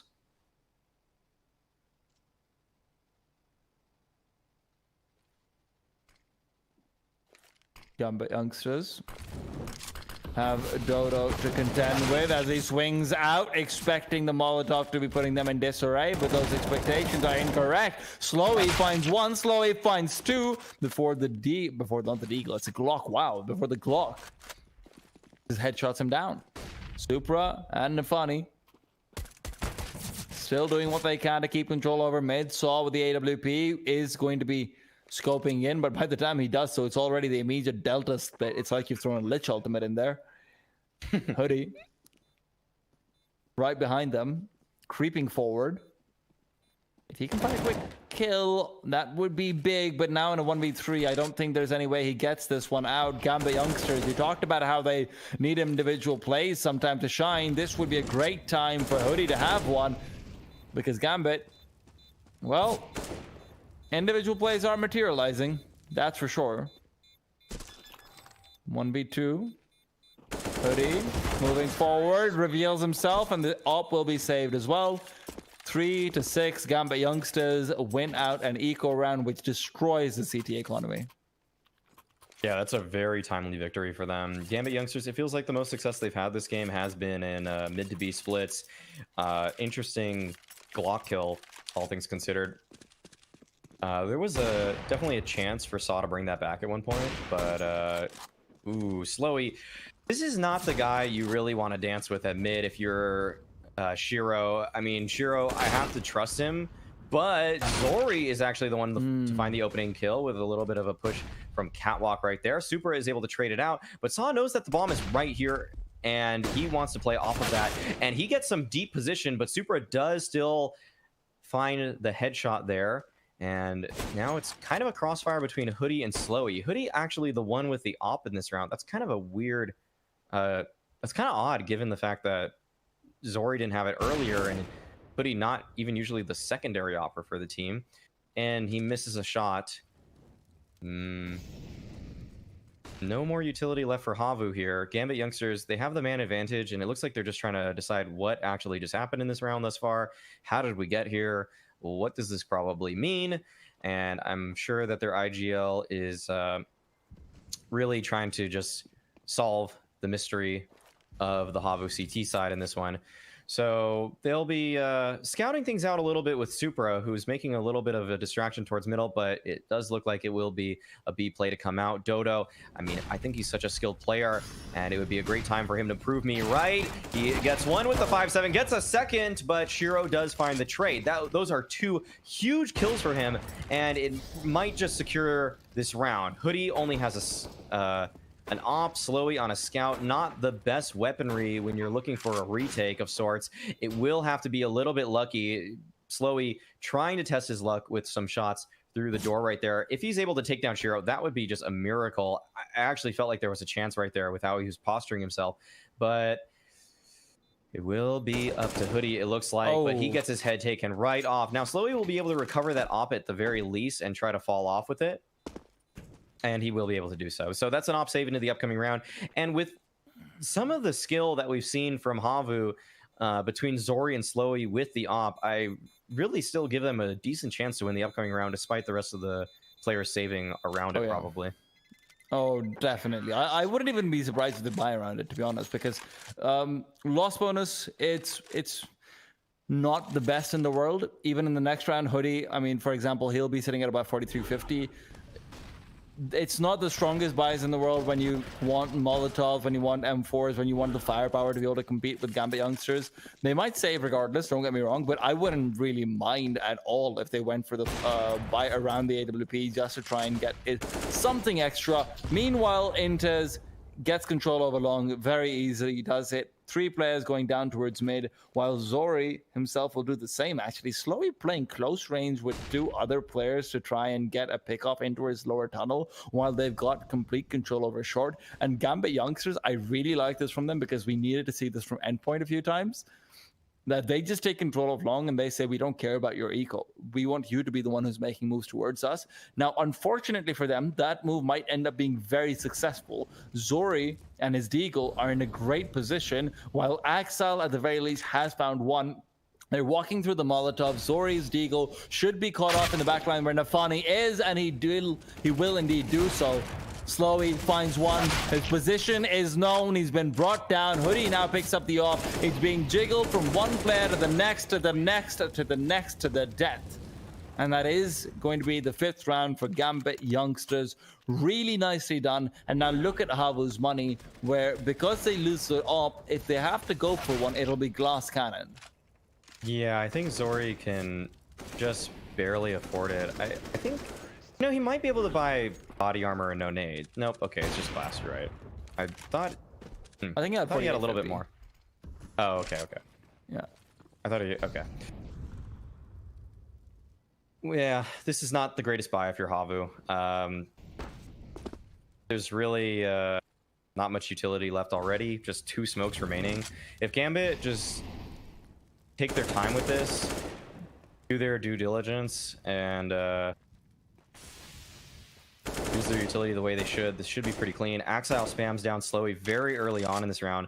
Slowy on very low HP already, and he doesn't really favor his prospects in the long tunnel anymore. Decides that he has to give that position up, and sadly for him and his team, that probably means him, along with Hoodie, will just have to stay towards long A at this point. Gambit youngsters will be able to take cat control, as we can see here with this nice fly through, and there's no one even left on the Havu bomb site towards A. Gambit youngsters, though, they've had the most success with mid to B, so they will be calling for that here, but Saw is lying in wait. Peeking early on is Zori very aggressively. He's able to only find one, though, but Dodo still lies and waits at this B bomb site. The bomb was actually even dropped at double doors, so now Axile, he decides that he doesn't really favor his chances anymore at B, and Axile, oh, this might be a decision that will come back to haunt him. He's able to take down Dodo, but pushing on forward is Hoodie. Axile actually coming out on top with that one. This is becoming such a chaotic round. Slowly pushes on forward, and Navani is able to take him down. I was so worried that Axile would just take one down, get traded, and the bomb would be in an unretrievable position. But managing to find 2 there is so massive for him and his team. And Dodo was just caught completely off guard there. That is such a weird blessing in disguise for Gambit that the bomb was dropped back there. Like, you feel so lost in those kinds of moments, and he's just like, okay, I think I just have to go up cat at this point. And luck really smiled upon him in that moment.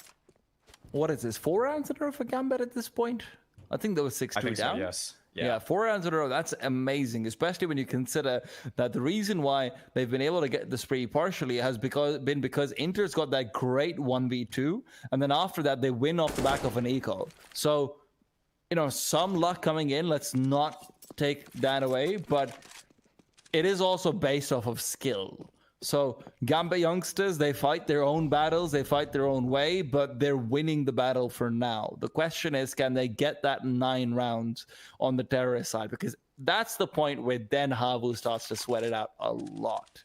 You're already pretty scared if you're Havu because you're practically guaranteeing them 7 rounds unless you get something miraculous over here, which is not out of the realm of the possible, but even so. Yeah, this will be pretty difficult for them here. Nafani, ooh, it's a usually boosted behind, but Supra really waiting for that opportunity. Throws a good nade actually, but it doesn't really do that much damage to Slowy. I think it landed a little bit too far behind him. Slowy though, he really knows only one play. It's to push. And so he inserts himself a little bit deeper towards middle right now. This might have a timing to catch a player off, but there's Axile lying in wait. Catches Slowy off guard. And Zori, he's on the bomb site. He would have to have a huge round right here, but he is unable to connect. Yeah, 1v4. Dodo's very good with the 5-7, but not that good. 7-6. Double up can come through from Havu's side if they want to sacrifice either armor or utility on the ops. I don't mind them going for it though. Slowy, what are you thinking, Slowy? Okay, not going to be the AWP, even though he's had some very successful few rounds with it.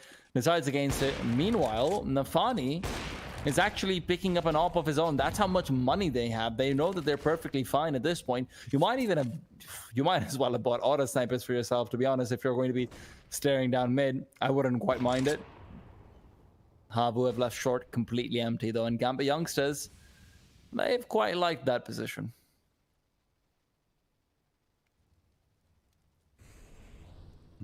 Slower approach here for Gambit. Not really taking cat control just yet. I mean, I say slower, but I feel like they've just been working with such pace that it's pressured Havu in a way that's made them relatively uncomfortable. Slowy still decides to fight towards middle. And this just feels like one of those out of meta plays that has kind of fallen by the wayside. Like, people don't really play 2-1-2 as frequently on Dust 2 anymore. It's more often the 3-2 setup with a player kind of around Game Helper or Car who can in turn rotate to help the B players if a mid to B comes out. But Havu seemed very intent on keeping Slowy towards middle in a lot of these rounds. And I feel like that defense has not really served them as well as they would have hoped. Gambit youngsters will be moving up cat once again.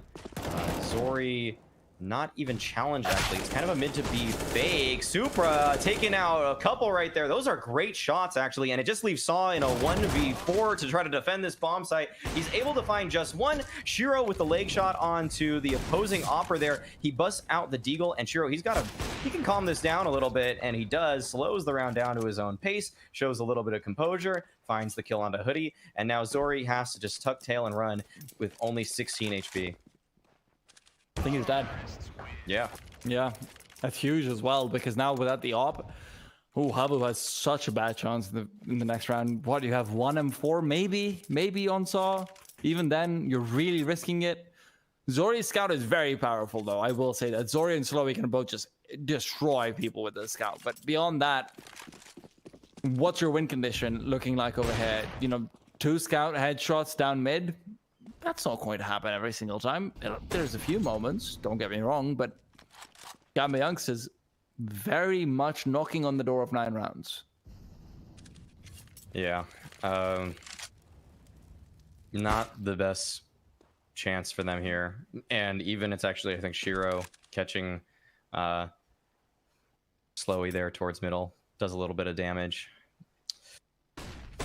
Oof, good flash coming out. Zori will be pushed off the angle, and Hoodie has to fall into pit right there. That's a good supporting flash, actually. Hoodie might be able to capitalize off of that, but he doesn't hit the first bullet. Axile does find him, and now Zori is still playing the car position.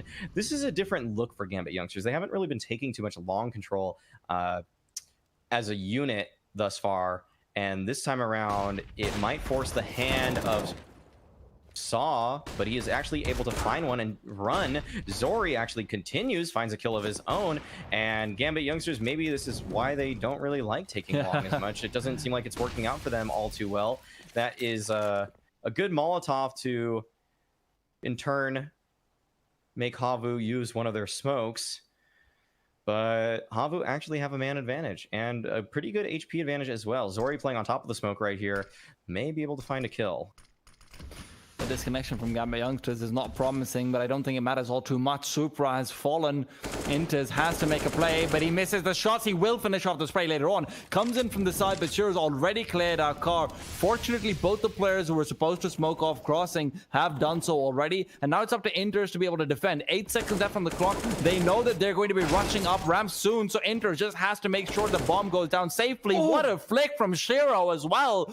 Gets the headshot even when it's not needed. Dodo 1v2, counting down the ticks as he finds Inders. Had to back off a bit for that, but Shiro and 3 kills, 9-6. And what a performance. 7 rounds in a row from Gambit youngsters. Havu nowhere near the domination that we saw up against Endpoint. Wow. Shiro, you know, I saw the one clutch from him, but his rifling has actually really impressed me, probably more than his hopping.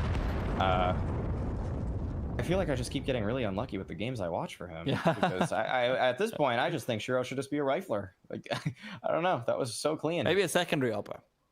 Yeah, maybe. He could be probably a star player. Just kind of let him do what he wants to do and just use whatever gun he feels like on any given round. Just be a hybrid. Yeah, that's a very good half for Gambit youngsters, all things considered. They are able to win 7 in a row. They win 8 of the last 9. Havu were at one point in this game up 6-2, and it fell all the way down to 6-9. And Gambit youngsters, they had a player DC. I think it's Nafani. Yeah.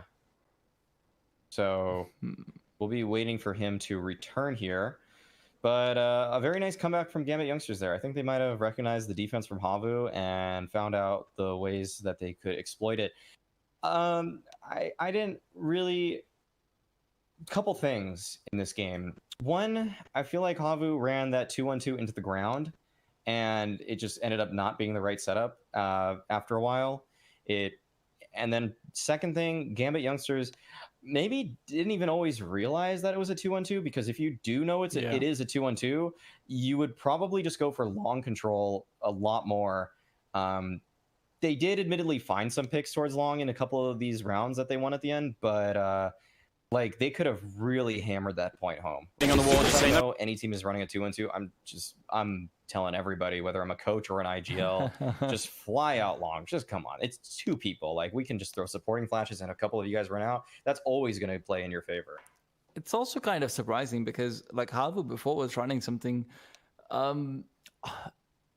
little bit similar, where it's still not that difficult to take long control, but they were running like a 1-2-2 with only 1 player on B, 2 players on mid, and 2 players over towards A. And the A players would also often just, one of them would just, after you get some control over long early on, they just rotate back and go to short.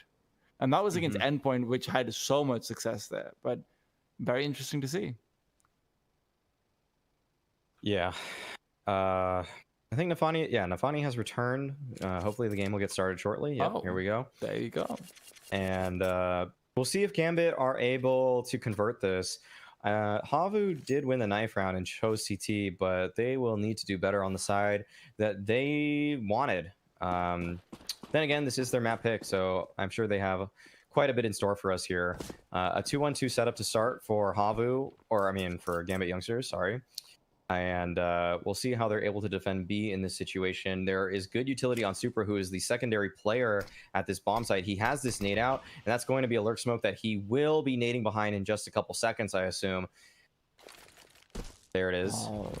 Ooh, excellent. Nice. Excellent.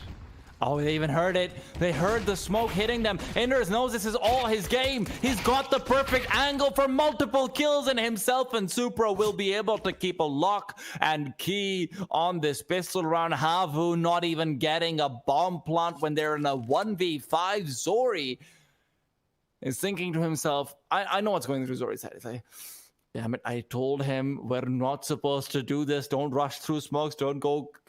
Why do we have to keep doing this?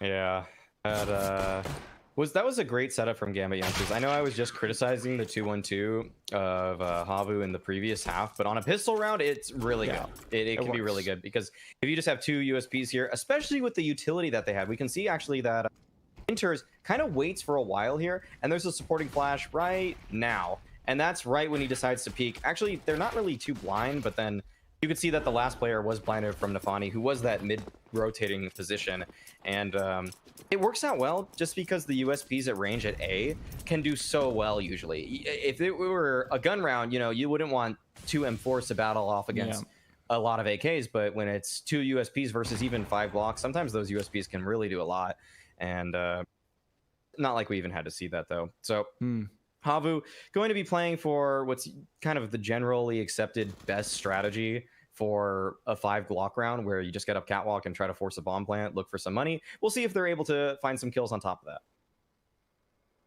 Where are the grenades, actually? That's my question.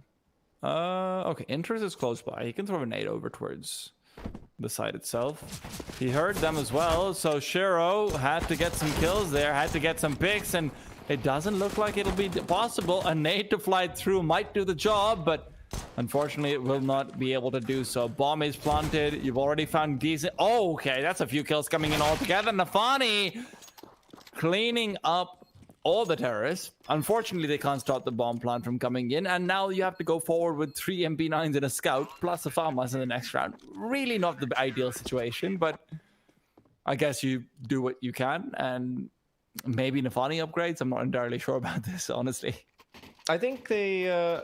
Oh, wow, they actually go for the upgrade. They still had like 3.5k on a lot of their players, and instead of just playing a free round here, they know that it would really screw up their buy a little bit too much to lose this one, and I like this. I actually do like this because it's a time for them that they can just solidify their defense here. Shiro busting out the op. That's going to catch Havu off guard, but those shots through the smoke do not find anything, and nice opening pick from Zori there, taking down Axile, accomplishing some long A control, and look at the pace that Havu's playing with. Wow, this is probably going to catch Gambit off guard to an extent, but these mollies flying towards Shiro will not force him out of his position. It will be Saw that takes him down, and it's actually down to a 2v2 situation. There has been so much commotion in this round, but still, Zori and Slowy have a great chance here. A good smoke, actually, to allow Nafani to get a little bit closer, but he can't actually find any kills. Supra is the player behind the smoke at this point, and Nafani likely will try to flash himself out of this position to boost Super up. That might actually allow them to find a kill onto Slowy. They do know the position of Zori now since he just threw that Molotov,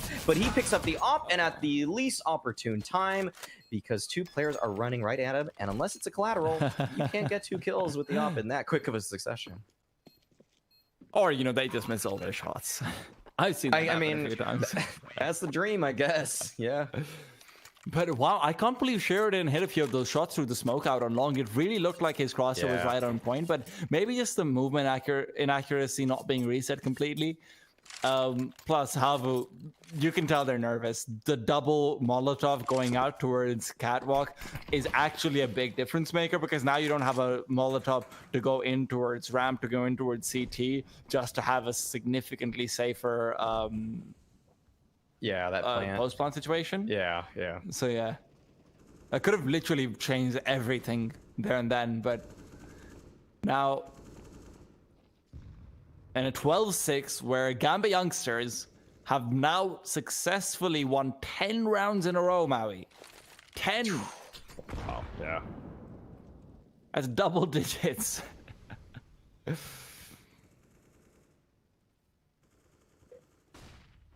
Shiro and Nafani both playing they play nicely out towards mid. Unfortunately, Shiro backs off at the wrong time. He will be given a chance to repeat. See, that's what I meant by someone missing all their shots, because that second kill should not have happened there. Shiro even getting the third. Oh. Ooh. Yeah, and now this is pretty much desperate for Havu. The bomb is actually in control of the CTs right now, so Hoodie will press on forward. He does get the kill onto Inters right there, and actually has found some position towards CT. This will catch Super off guard, surprisingly. And Shiro, though, he has had a monster round thus far. he will have to continue it because Axile will fall, and now it's a 1v2 situation. Shiro is wondering how did this even happen, but he should be able to pick up this one. A nice flick on Azori. He will have to find the ace. He's looking for it here. Hoodie only has 15 HP, and Shiro's pressuring him beautifully. Picking up the ace is Shiro and the 1v2. Gambit youngsters on 13 rounds right there. Havu, they are really hurting at this point. Solo is probably just clutching at his temple, thinking, why could I not get that second peak? Why could I not kill him fast enough? Because if he had, that's such an easy round. There and then, Shiro literally had to ace set in a 1v1 clutch to be able to get away with it. Yeah, that is actually ridiculous. Shiro coming alive, though, for him. I think... Ooh, nice nade. Nice nade into B tunnel. Good position from Supra. This is a classic AUG angle now, and it is looking really good for him. Oh, man, that's just so clean. Actually, Nafani picked up 2 of those with that MP9. Nice kills from him, and Gambit youngsters now 14-6 scoreline. They are just looking unstoppable at this point. Shout out to Creed Play in the Twitch chat, who summarizes how this game has been going really nicely. I went away at 6-2. What happened, man? That's the first time I opened chat, but I'm very happy that I did. Zori with the AWP.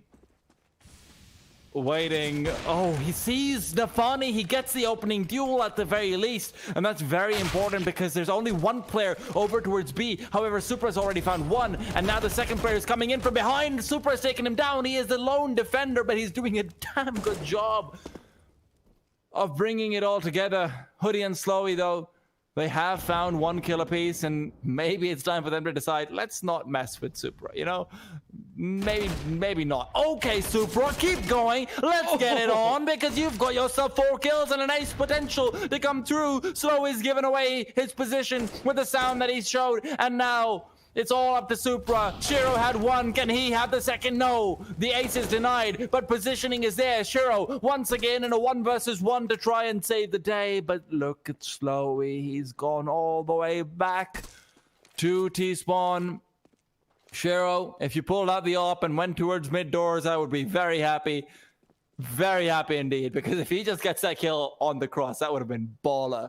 Now, with that being said, Slowy will be headed over towards long, and Shiro, he's in a great position to be able to stop him if he realizes that this man could have gone all the way there, but he gets a read incorrectly, and I think that might be it. I think that might just be Slowy with the bomb plant down, and now that he does have the Molotov and a flashbang, there really is very, very little that Shiro rather can do. I think Shiro may have spotted him.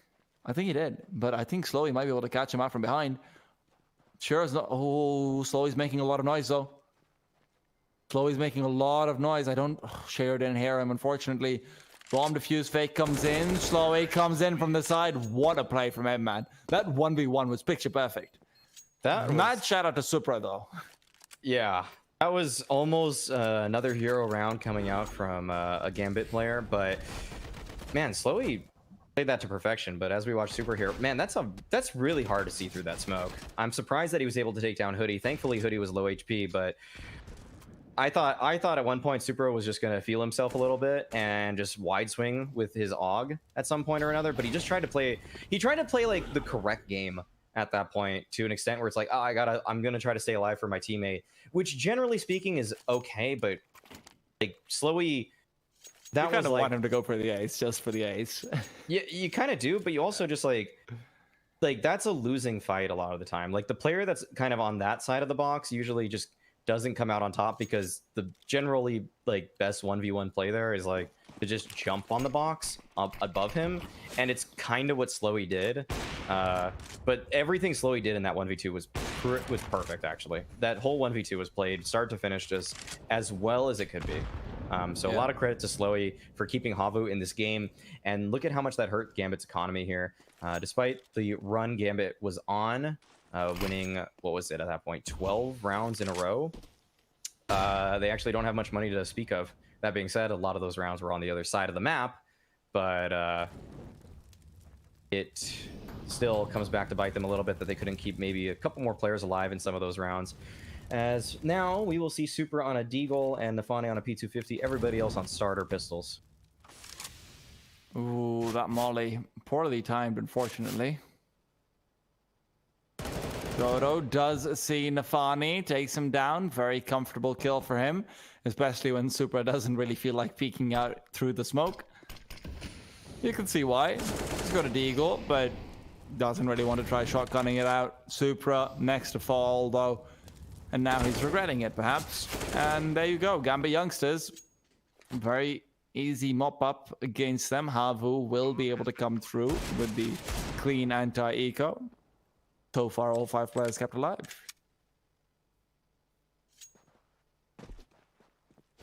Yep, just enters here. It'd be nice if he was able to recover something, but Gambit will be buying into the next round regardless. Ooh, I think he tagged Zori through the wall there, but not too much damage, really. And nothing of consequence at that. So, Gambit youngsters will be able to afford a pretty good buy here. Super is still sticking with the AUG. I've actually said this before that I think Dust 2 and Overpass and Train probably like the best 3 maps for the AUG right now for if the CT wants to purchase it. So I like that we're seeing it here. Good nade coming in. Doesn't actually inflict that much damage. Zori was able to get pretty far away very quickly there, but Shiro will be aggressively posturing himself towards middle here. Might see an op duel, but I think the Xbox smoke will deny us of any such opportunity. Are we going to see a kill into suicide? It does look like Shiro had the idea, but not the shot, unfortunately. He does get quite a bit of information, at the very least, that they're likely to be setting up for a short take, probably. And the utility is coming in as well. Good timing on the grenade. Unfortunately, just a second too early, I would say. Otherwise, could have been doing a lot of damage.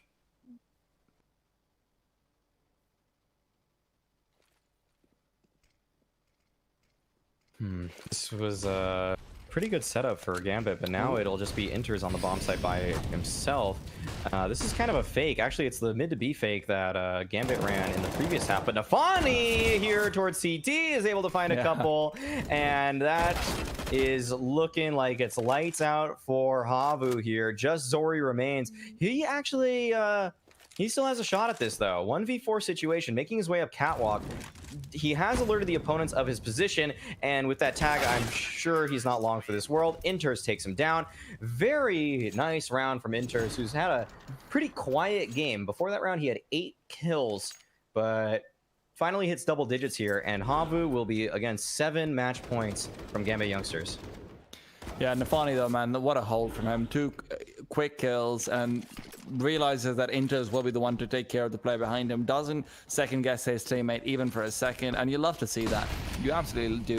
Nafani, meanwhile, does get taken down. A Molotov will not be assisting him too much, as Slowy will be able to get that quick headshot, and even the follow-up comes from Saw. Meanwhile, Shiro trying to contest, doesn't realize there's a player right to his side. There's a flashbang as well, and Slowy takes him down.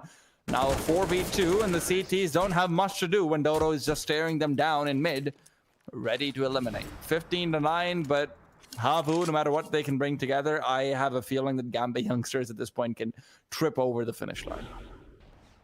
Yeah, there's just a few too many rounds for Gambit to play with at this point, but still a good look for Havu in this one. Some of their mechanics kind of showing off a little bit there. Slowy and Dodo both with some nice shots. Good spray from Dodo at the very end. It's pretty... Oh, Zori just shooting the smoke somehow, takes down Inters. And this just leaves Nafani here at the bomb site. That's going to be a pretty good nade, but with only a P250, there's not much more to speak of in this round. Ooh. Still just very crisp headshot from Hoodie. Yes.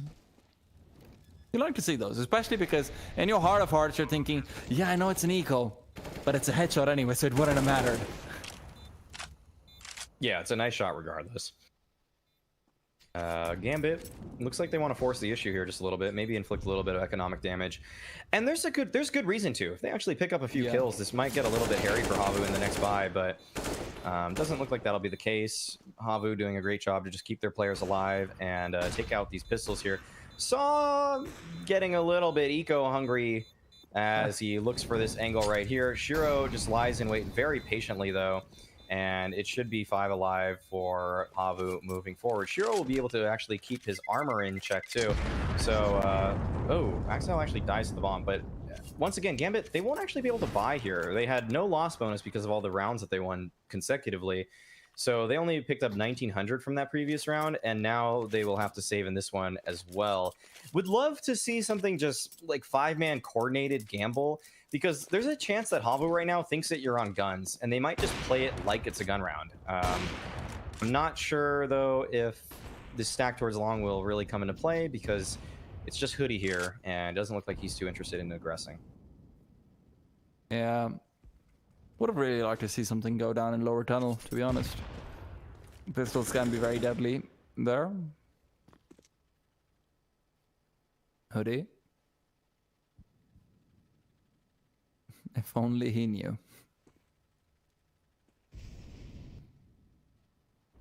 Meanwhile, it is the bomb actually still in a position where the 2 players on short can punish.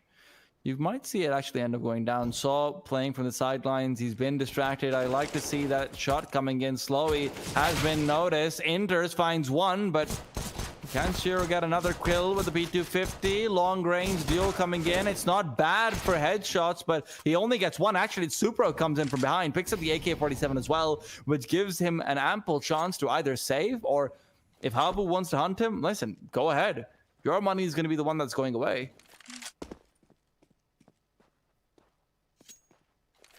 Ooh. Yeah, he made a lot of noise. Oh, he finds the upper, though. Oh, man. Wait, this is all of a sudden very doable. Oh, man. The HP is actually so low on Saw and Slowy. Kind of combine their names there for a second.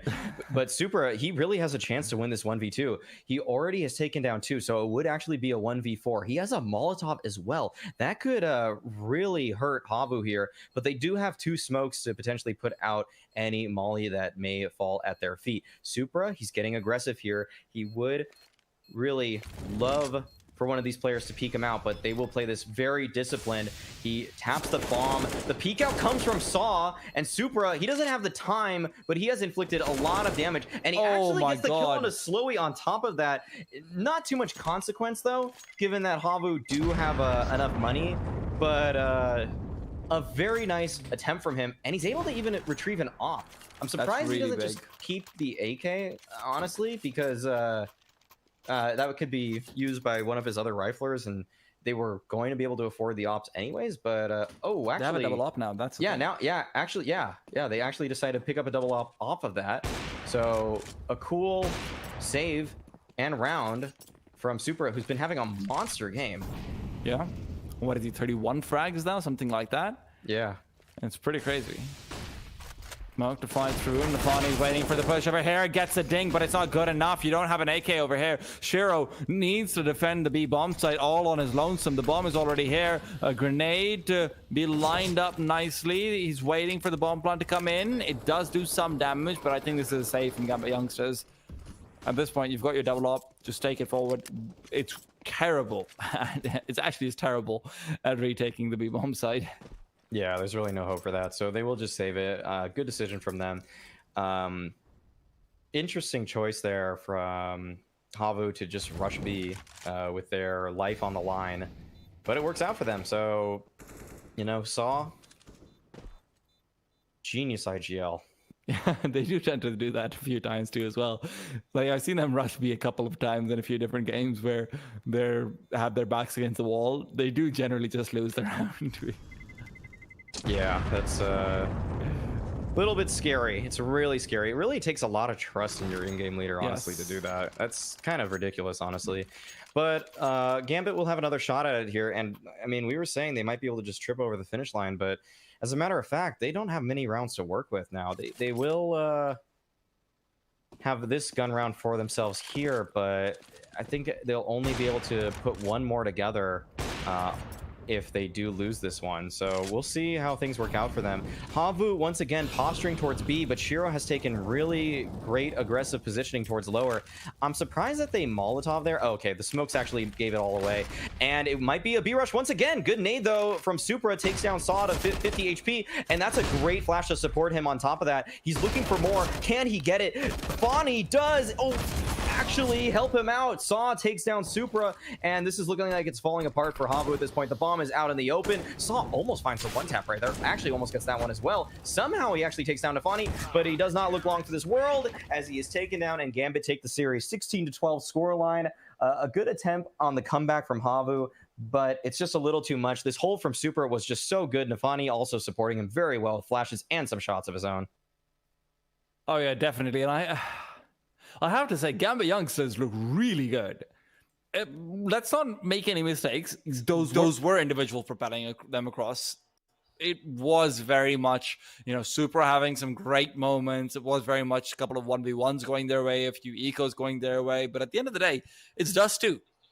You can be as tactical as you want. You can have as many setups as you want. Sometimes that skill does carry you through, and Gambit youngsters definitely looked like they had what it took to just brute force their way through Havu. And Maui, I talked about this in the beginning before the game started. I was afraid about this happening.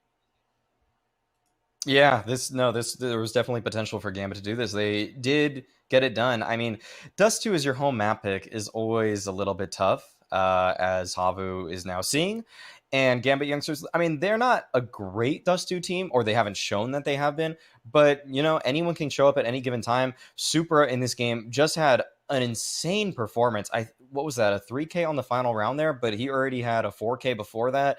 I mean, I felt like him and Shiro were lighting things up.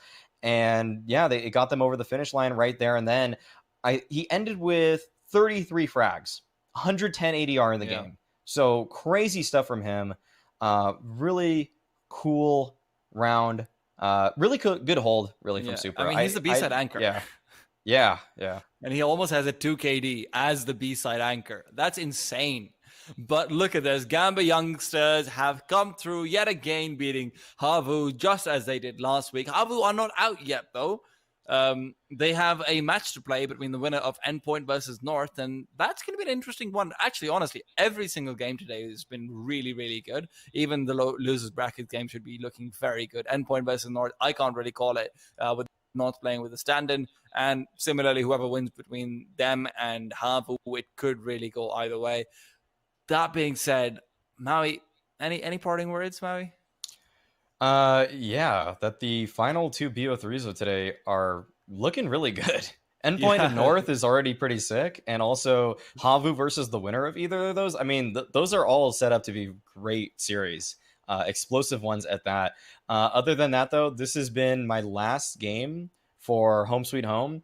Hopefully, we'll see more of me in maybe some other tournaments powered by Grid or Relog Media or any of the other sponsors really putting anything on. But yeah, I miss you too, Team Time. There are other things. You guys, if you guys are fans though, just saying, you'll see me later this month at another tournament. So hopefully you guys are big fans of other types of CS.